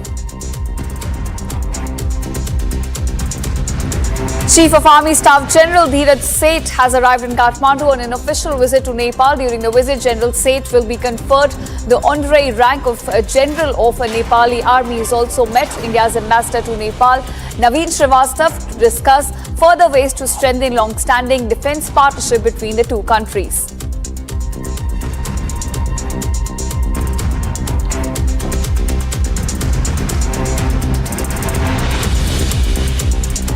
All right, here's now one case that Republic has been tracking from day one and asking for justice for Twisha. Big developments set to come in Twisha Sharma death case today, as CBI will file its first charge sheet in the case and the second AIMS post-mortem report as well in the court. Now, today is expected to be a crucial day in Twisha Sharma death case, with the CBI set to present its charge sheet before a Bhopal court. The agency's 90-day investigation is now expected to shed light on the circumstances surrounding Twisha Sharma's death and the findings that the CBI considers significant in this case. The second post-mortem report prepared by AIMS is also likely to be submitted to the court today, along with the charge sheet by CBI. The developments could have a crucial bearing on the legal proceedings involving Giribala and Samarth. ये कयास लगाया जा रहा है कि आज ही CBI chargesheet पेश करेगी और इस चार्जशीट से कई खुलासे होंगे, क्योंकि सेकंड पीएम रिपोर्ट भी इसी में आना है और सीबीआई अपनी जांच में किस निष्कर्ष पर पहुंची ये भी पता चलेगा। पूरा परिवार जो है, जिन्होंने इस पूरी लड़ाई को काफी मजबूती से लड़ा, वो हमारे साथ हैं, उनसे बात करते हैं। सर, आज काफी अहम दिन है क्योंकि सीबीआई चार्जशीट पेश करने वाली है। सेकंड पीएम रिपोर्ट जो है उसको लेकर भी आज आपको पता चलेगा कि क्या उसमें फाइंडिंग्स आई। बड़ा इम्पोर्टेंट डे है और हम एक ऐसे टाइम पर हैं कि अगर ऐसे सीबीआई चार्जशीट नहीं सबमिट करती है तो डिफ़ॉल्ट बेल के चांसेस बढ़ जाते हैं। उम्मीद है कि सीबीआई चार्जशीट सबमिट करेगी, ऐसा उन्होंने इंडिकेट किया था लास्ट टाइम भी, और उसी के लिए हम लोग सब यहाँ पर आए हैं। बड़ा इम्पोर्टेंट डे है, बहुत सारे इसमें खुलासे होने हैं और हमारे सामने जो हमारे अवेटेड था वीडियोग्राफी, फोटोग्राफी फर्स्ट पीएम की, सेकंड पीएम की, वो भी हमारे को मिलेगी और उसके बाद हम कोई निष्कर्ष निकाल पाएंगे कि क्या फाइंडिंग्स आई हैं, क्या वो फाइंडिंग्स सही हैं या गलत हैं। चूंकि सेकंड पीएम के लिए आपको काफी जिद्दोजहद करनी पड़ी थी, उसके बाद दिल्ली एम्स की टीम ने आके सेकंड पीएम किया, उसकी कॉपी का आपने कई बार डिमांड की थी, वो आपको सीबीआई ने नहीं दी, लेकिन आज वो चीजें आपके पास निकल कर आएंगी। जैसा कि आप देख रहे हैं कि उनका बहुत बड़ा इन्फ्लुएंस है, हर जगह इन्फ्लुएंस है और वो केवल भोपाल तक, मध्य प्रदेश तक ही सीमित नहीं है। तो हमको ये भी देखना है कि कोई चीज़ हमारी इन्फ्लुएंस तो नहीं हुई है, बहुत सारी फैक्ट फाइंडिंग्स आएंगी तो हम आगे की अपनी जो लड़ाई है इंसाफ के लिए उसको हम तय करेंगे कि क्या कैसे लड़ी जाएगी, क्या लड़ी जाएगी। इसलिए बहुत महत्वपूर्ण दिन है और हम बहुत सभी प्रतीक्षा कर रहे हैं। माता जी, आप क्या कहेंगी? बहुत शॉर्ट में आपसे आना चाहता हूँ क्योंकि आपको अपनी बेटी के लिए न्याय चाहिए और आज वो महत्वपूर्ण दिन है। मुझे अपनी बेटी का न्याय ही चाहिए और चार्जशीट में जो भी पता चलेगी, भगवान से प्रे कर रहे हैं कि वो सही हो। सीबीआई से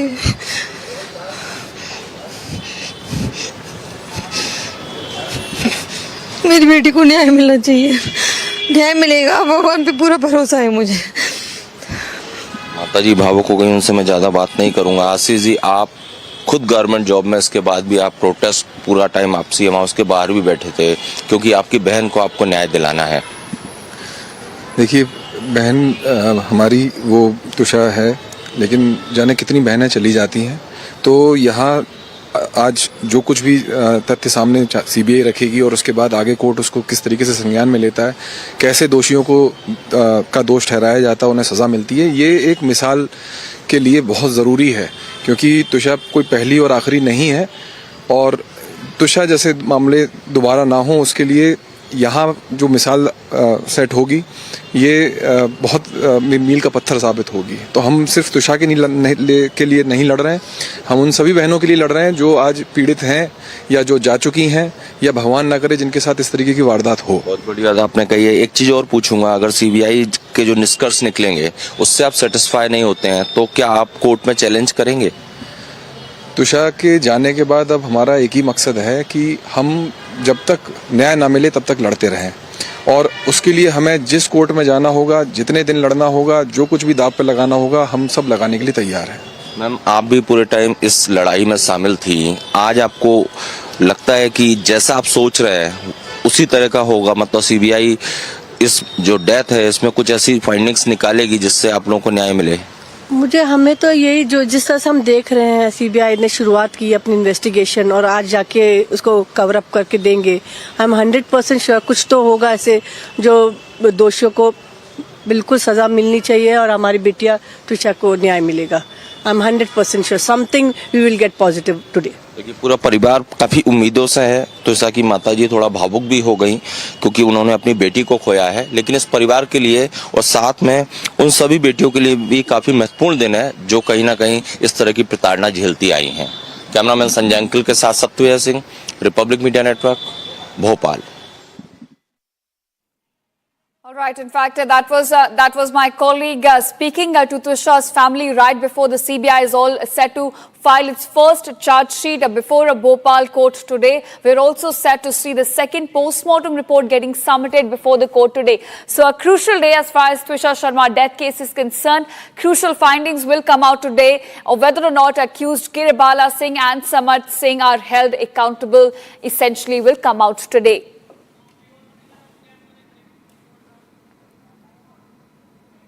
And now we are shifting focus to what is unfolding right now in the state of Tamil Nadu. Former Tamil Nadu BJP chief Annamalai has now leveled serious corruption allegations against the Tamil Nadu government led by Chief Minister Vijay, claiming that some ministers have already begun demanding commissions of 2 to 4% from contractors for government tenders. So big charges now being leveled by Annamalai against TVK ministers. Speaking at an environmental awareness gathering organized by We the Leaders, which is an outfit led by K. Annamalai, he said that while Chief Minister Vijay was opposed to corruption, some members of his own cabinet had allegedly started seeking kickbacks from these contractors. Annamalai further claimed that he also had audio recording to back his allegations but did not identify the ministers allegedly involved in these purported recordings. In fact, he went on to mention that Vijay should go ahead and rein in on his cabinet ministers to ensure that this does not escalate. Let's take a listen to what exactly are the allegations leveled by K. Annamalai against TVK ministers. Corruption முதலமைச்சர் விஜய் அவர்கள் கரப்ஷனுக்கு எதிராக இருப்பது உண்மைதான், அதையும் நாம் பார்க்கின்றோம். Tender பெரிய பெரிய டெண்டர்ல வாங்கல, பல அமைச்சர்கள் இப்பதான் வாங்க ஆரம்பிச்சிருக்காங்க. அவங்கள ஓட்டுக்கு பணம் கொடுக்காம வந்துட்டாங்க. சில அமைச்சர்கள் சொல்றாங்க, எங்கிட்ட ஆடியோவே இருக்கு, அவங்கள ஓட்டுக்கு பணம் கொடுக்காம வந்துட்டாங்க. தம்பி, நாங்கெல்லாம் ஓட்டுக்கு பணம் கொடுத்து வந்தோம், ஒரு 2% கொடு தம்பி, 3% கொடு தம்பி, 4% கொடு. இது முதலமைச்சர் விஜய் அவர்கள் கவனத்திற்கு இப்பவே கொண்டு வர்றாங்க ஐயா. ஒரு வருஷம் கழிச்சு நாங்க பிரச்சனை பண்றதுக்கு முன்னாடி நீங்க எப்படி இருக்கிறீங்க அதை உங்களுடைய அமைச்சர் பெருமக்களுக்கும் அதை வலியுறுத்துங்க. நேர்மையான ஆட்சி. நீங்க நேத்து சுதந்திர தின உரையில சொன்னீங்க, தமிழகத்துல கரப்ஷனை நம்முடைய காலத்துல ஒழிப்புங்க ஐயா. நம்முடைய காலத்துல டிவிக்கு இருக்கட்டும், இந்த பக்கம் வீதி லீடர்ஸ் இருக்கட்டும், நம்முடைய காலத்துல அந்த கரப்ஷனை ஒழிப்போம். நம்மால் முடியும். செய்து கொடுக்க துணிந்தவர்கள் நாம இங்க இருக்கின்றோம். ஆட்சி அதிகாரத்துல யாரும் உட்கார்ல. இங்க இருக்கிறவங்க யாரு எம்எல்ஏ இல்ல, யாரு எம்பியா இருந்ததில்ல, யாரு மந்திரியா இருந்ததில்ல. அதை சொல்வதற்கான முழு தார்மீக சுதந்திரமும் பொறுப்பு நமக்கு இருக்கு. அதனால கொஞ்சம் கடிவாளம் போடுங்க ஐயா, லூசு விட்டுறாதீங்க. கொஞ்சம் சனிக்கிழமை ஞாயிற்றுக்கிழமை ரிவ்யூ மீட்டிங் எடுங்க. 2 நாள் விடுபடுத்தீங்கன்னா அதிகாரிகளுக்கு அமைச்சர்களுக்கு குளிர் விட்டு போயிடும். அதையும் கொஞ்சம் பாருங்க, கண்ட்ரோல்ல வைங்க. குதிரைக்கு எப்பொழுதுமே கடிவாளத்தை கொஞ்சம் லூசா விட்டுட்டீங்கன்னா குதிரை வலது பக்கம் இடது பக்கம் போகும். மக்கள் உங்கள் மீது பெரிய நம்பிக்கையோடு அந்த இடத்தை கொடுத்திருக்கிறாங்க. நீங்கள் தவறு செய்தாமல் அதை கொண்டு செல்ல வேண்டும் என்கின்ற அன்பான வேண்டுகோளையும் கூட இந்த நேரத்தில் வீதி லீடர்ஸ் அமைப்பு சார்பாக. All right, my colleague Shraddha also joins us with more details on this. Shraddha, we have seen even the initial days of Vijay's tenure as a CM have been stormy. And now allegations such as this saying that TVK ministers have already been receiving kickbacks of 2 to 4% by K. Annamalai, already rocking that boat. Give us more details on this. Yesterday, the leaders, K. Annamalai did a conclave conference in the state of Tamil Nadu, in the capital city, Chennai. So we've been seeing Annamalai actively getting into politics where he's not directly attacking the DVK, saying that they do need time because being a new government, and also pointing out that the DMK being the opposition is really trying to blame the TVK government for what has happened in the last 50 years to get it rectified in the 100 days. So if you remember, today is exactly 100 days after TVK has formed the government, and he's pointing out that the TVK, though directly not involved in corruption as Mr. Vijay had promised, saying that his ministry would be with clean hands. And all right. In fact, thanks, Shraddha, so much for joining us and getting us the latest on what is unfolding right now in Tamil Nadu. All right, viewers, so with that, we slip into a very short break. Don't go anywhere. Coming up on the other side, Republic's super exclusive BJP reshuffle announcement likely today. BJP gears up for Team 2029. All the updates lined up on the other side. Stay tuned.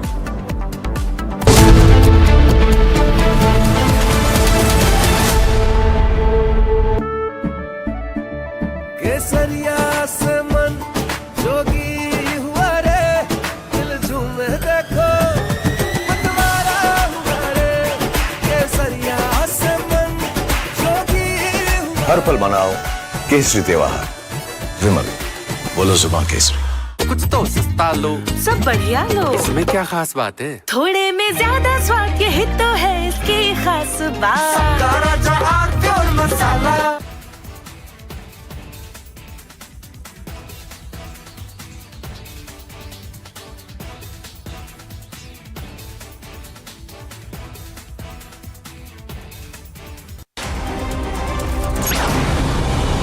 Flood-like situation has emerged across Bhalesa, Gandro and Doda, Jammu and Kashmir following fresh heavy rainfall. Water levels have now risen sharply in markets, roads, streams and rivers, while the Chenab River is also flowing at a very high level.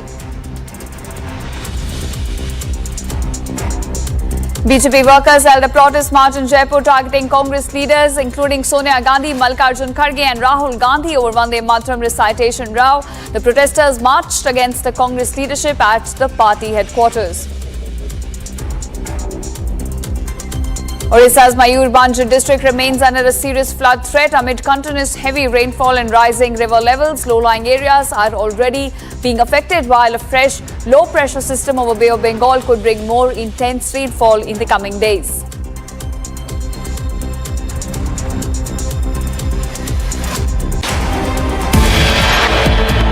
Coming up on the other side, BJP now says people with Dimagi Naxals have begun identifying themselves. BJP cites deaths in Naxal-affected areas under UPA era. All the updates lined up on the other side. Stay tuned.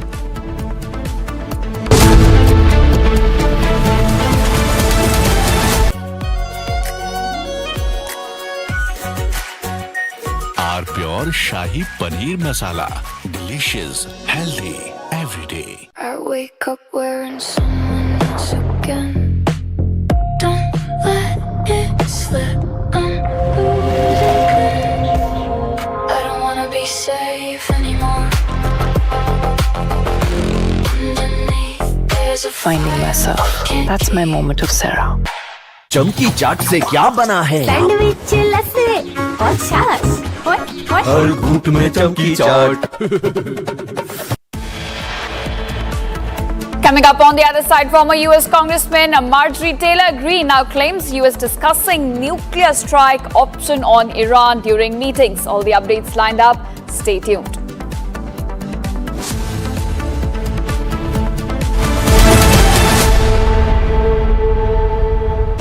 Pure सूजी pasta उबालो मिलाओ और खाओ 8 minute में तैयार। क्या taste है सबका राजा hardcore masala. AU savings account में मिलते हैं amazing benefits, paperless banking and higher interest, वो भी हर महीने। Money money money money every month. सोच बदलो और बैंक भी। चमकी चाट से क्या बना है? सैंडविच लस्सी और छाछ हर घूंट में चमकी चाट। अब बताओ स्वाद आया? असली स्वाद सिर्फ chunky chaat.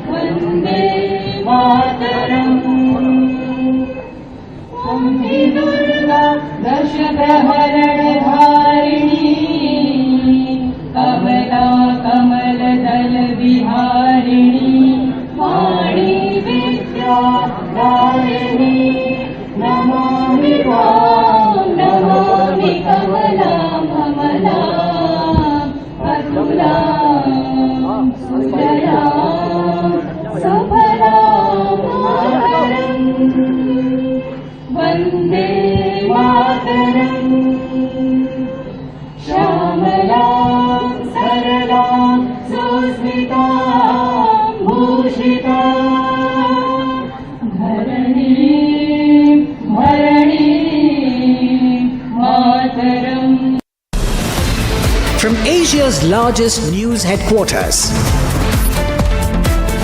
setting the agenda for Bharat.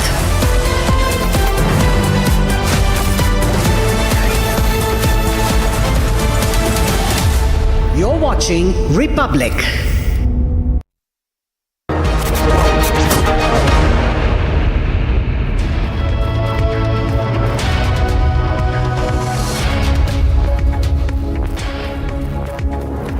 A very warm welcome, viewers. You're watching Republic TV. This is Shivam Dutt Mehta, and today our top focus story is the biggest Republic news break, which has set the agenda. We broke the news yesterday afternoon, and every channel is following it today, and every channel is taking it as a breaking news development. And we gave you the agenda, we gave you the inside information yesterday itself, because today is a very big day for the nation, for the Bharatiya Janata Party, because today is going to be a major reshuffle with the president, the new BJP president Nitin Nabin taking the charge, and also he will be announcing new leaders, young leaders, and especially women leaders to be part of the new leadership team. When we talk about, there will be new general secretaries, new leaders announced today. In a short while, we'll get you minute-to-minute updates, all the latest informations, not speculation, but the right information. Let's first look at the headlines first.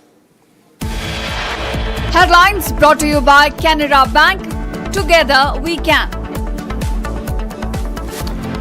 Republic super exclusive. BJP reshuffle announcement likely soon. BJP gears up for Team 2029.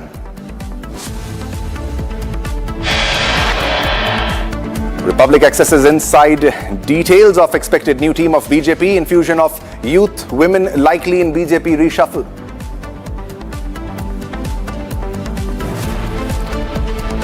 Exclusive Republic scoop. Sources say BJP reshuffle likely to be followed by a cabinet reshuffle also.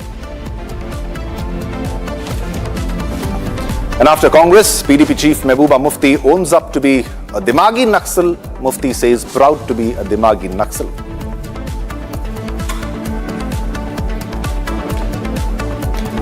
And BJP says people with Dimagi Naxals have begun identifying themselves. They have come out in open. BJP cites deaths in Naxal attacks under UPA era.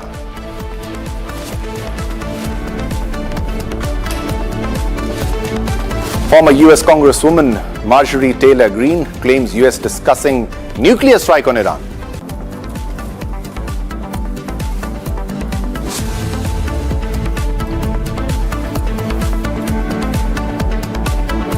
All right, viewers, let's begin this bulletin with a top focus story. A major organizational reshuffle within the Bharatiya Janata Party, BJP, is imminent with a completely revamped team expected soon. Republic broke it first. We told you first that a major rejig is expected today.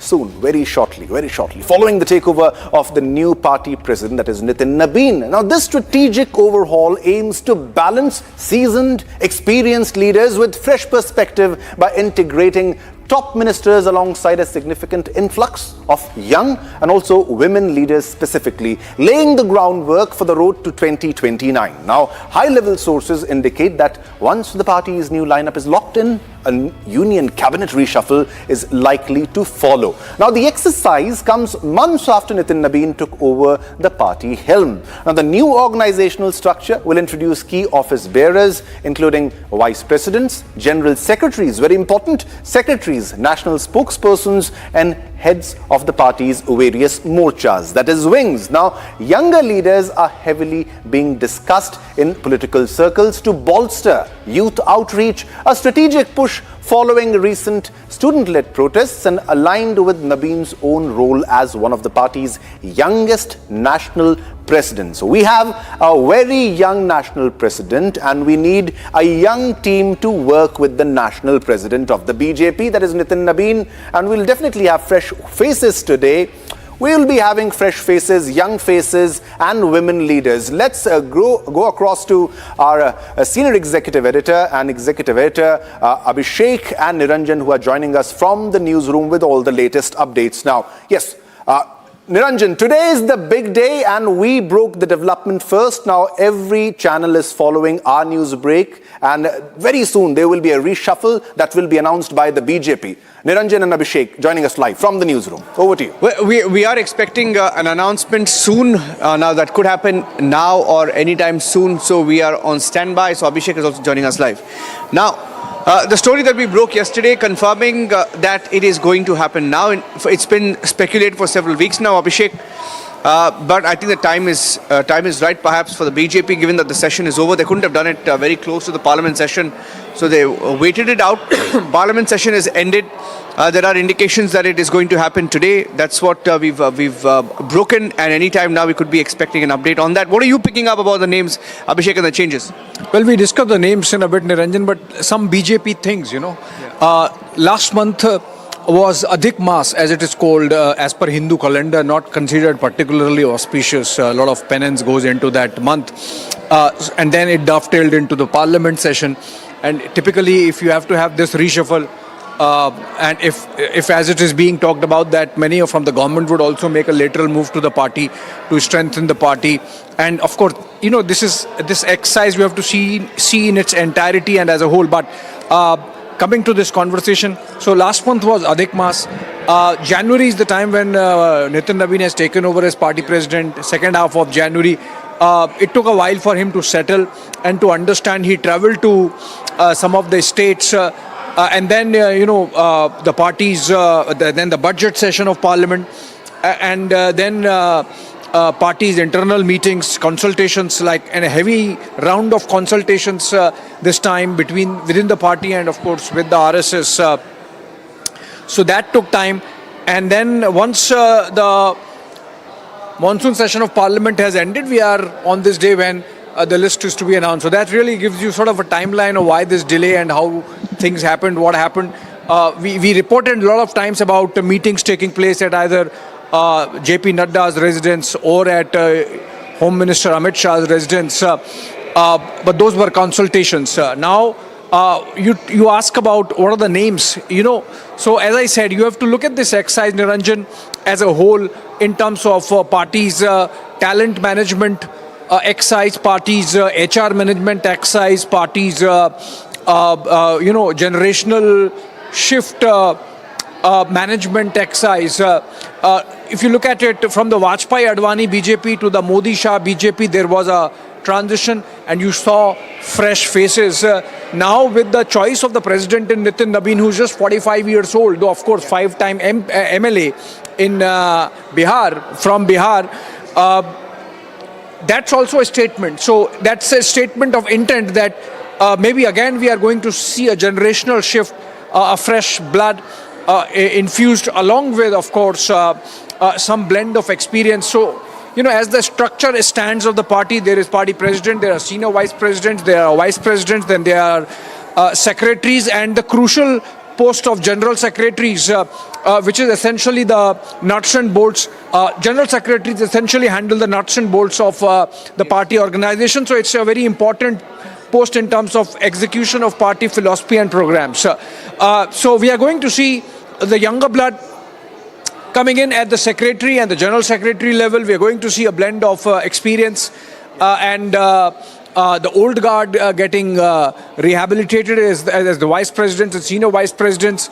If you go by the things that are being talked about, so a lot of general secretaries would move out. Some might get rewarded because as general secretaries, they have delivered many of these states like post 2024, Haryana, Bengal. So because you mentioned Bengal, there is a name called Sunil Bansal. So overall, even if Dharmendra Pradhan was in charge of Bengal elections, again, as general secretary, the nuts and bolts was done by Sunil Bansal. So you can expect that he could continue because he remains a general secretary.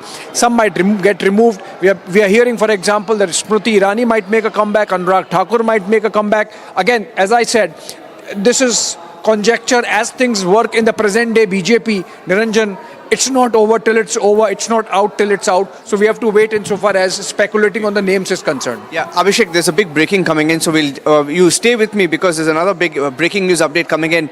The Twisha case. Let's go full frame now. The Twisha case charge sheet has been filed. So that's a breaking news update coming in from Bhopal. Twisha case charge sheet has been filed. And we're getting a confirmation that the documents have been submitted in court. So these are breaking news inputs that we have. The charge sheet is going to be filed. The CBI is presently before the Bhopal court and has produced the charge sheet along with documents. And the judge is currently going through the papers. And it will be filed in a short while from now. It will be filed.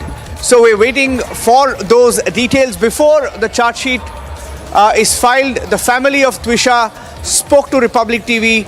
We had the family, the father, mother, brother, the entire family outside the courtroom waiting for the charge sheet so that they can go through the details.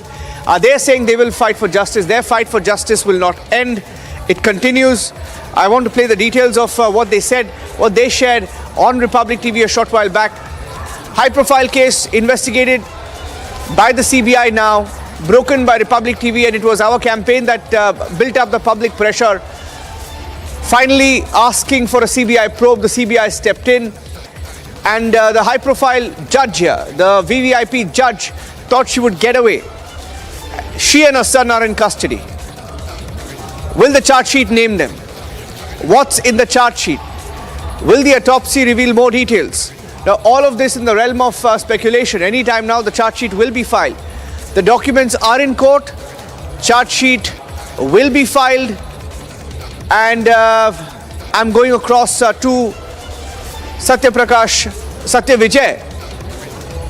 Satya Vijay will be joining us live. But we spoke to the family. I'd like to play out what the family said. We'll also go across to Rhythm. Rhythm will also be joining us live. Here's what the family said to Republic TV a short while back. Let's play it out, please. काफी अहम दिन है क्योंकि CBI chargesheet पेश करने वाली है। Second PM report जो है उसको लेकर भी आज आपको पता चलेगा कि क्या उसमें फाइंडिंग्स आई। बड़ा इम्पोर्टेंट डे है और हम एक ऐसे टाइम पर हैं कि अगर ऐसे सीबीआई चार्जशीट नहीं सबमिट करती है तो डिफ़ॉल्ट बेल के चांसेस बढ़ जाते हैं। उम्मीद है कि सीबीआई चार्जशीट सबमिट करेगी, ऐसा उन्होंने इंडिकेट किया था लास्ट टाइम भी, और उसी के लिए हम लोग सब यहाँ पर आए हैं। बड़ा इम्पोर्टेंट डे है, बहुत सारे इसमें खुलासे होने हैं और हमारे सामने जो हमारे अवेटेड था वीडियोग्राफी, फोटोग्राफी फर्स्ट पीएम की, सेकंड पीएम की, वो भी हमारे को मिलेगी और उसके बाद हम कोई निष्कर्ष निकाल पाएंगे कि क्या फाइंडिंग्स आई हैं, क्या वो फाइंडिंग्स सही हैं या गलत हैं। चूंकि सेकंड पीएम के लिए आपको काफी जिद्दोजहद करनी पड़ी थी, उसके बाद दिल्ली एम्स की टीम ने आके सेकंड पीएम किया, उसकी कॉपी का आपने कई बार डिमांड की थी, वो आपको सीबीआई ने नहीं दी, लेकिन आज वो चीजें आपके पास निकल कर आएंगी। जैसा कि आप देख रहे हैं कि उनका बहुत बड़ा इन्फ्लुएंस है, हर जगह इन्फ्लुएंस है और वो केवल भोपाल तक, मध्य प्रदेश तक ही सीमित नहीं है। तो हमको ये भी देखना है कि कोई चीज़ हमारी इन्फ्लुएंस तो नहीं हुई है, बहुत सारी फैक्ट फाइंडिंग्स आएंगी तो हम आगे की अपनी जो लड़ाई है इंसाफ के लिए उसको हम तय करेंगे कि क्या कैसे लड़ी जाएगी, क्या लड़ी जाएगी। इसलिए बहुत महत्वपूर्ण दिन है और हम बहुत सभी प्रतीक्षा कर रहे हैं। माता जी, आप क्या कहेंगी? बहुत शॉर्ट में आपसे आना चाहता हूँ क्योंकि आपको अपनी बेटी के लिए न्याय चाहिए और आज वो महत्वपूर्ण दिन है। मुझे अपनी बेटी का न्याय ही चाहिए और चार्जशीट में जो भी पता चलेगी, भगवान से प्रे कर रहे हैं कि वो सही हो। सीबीआई से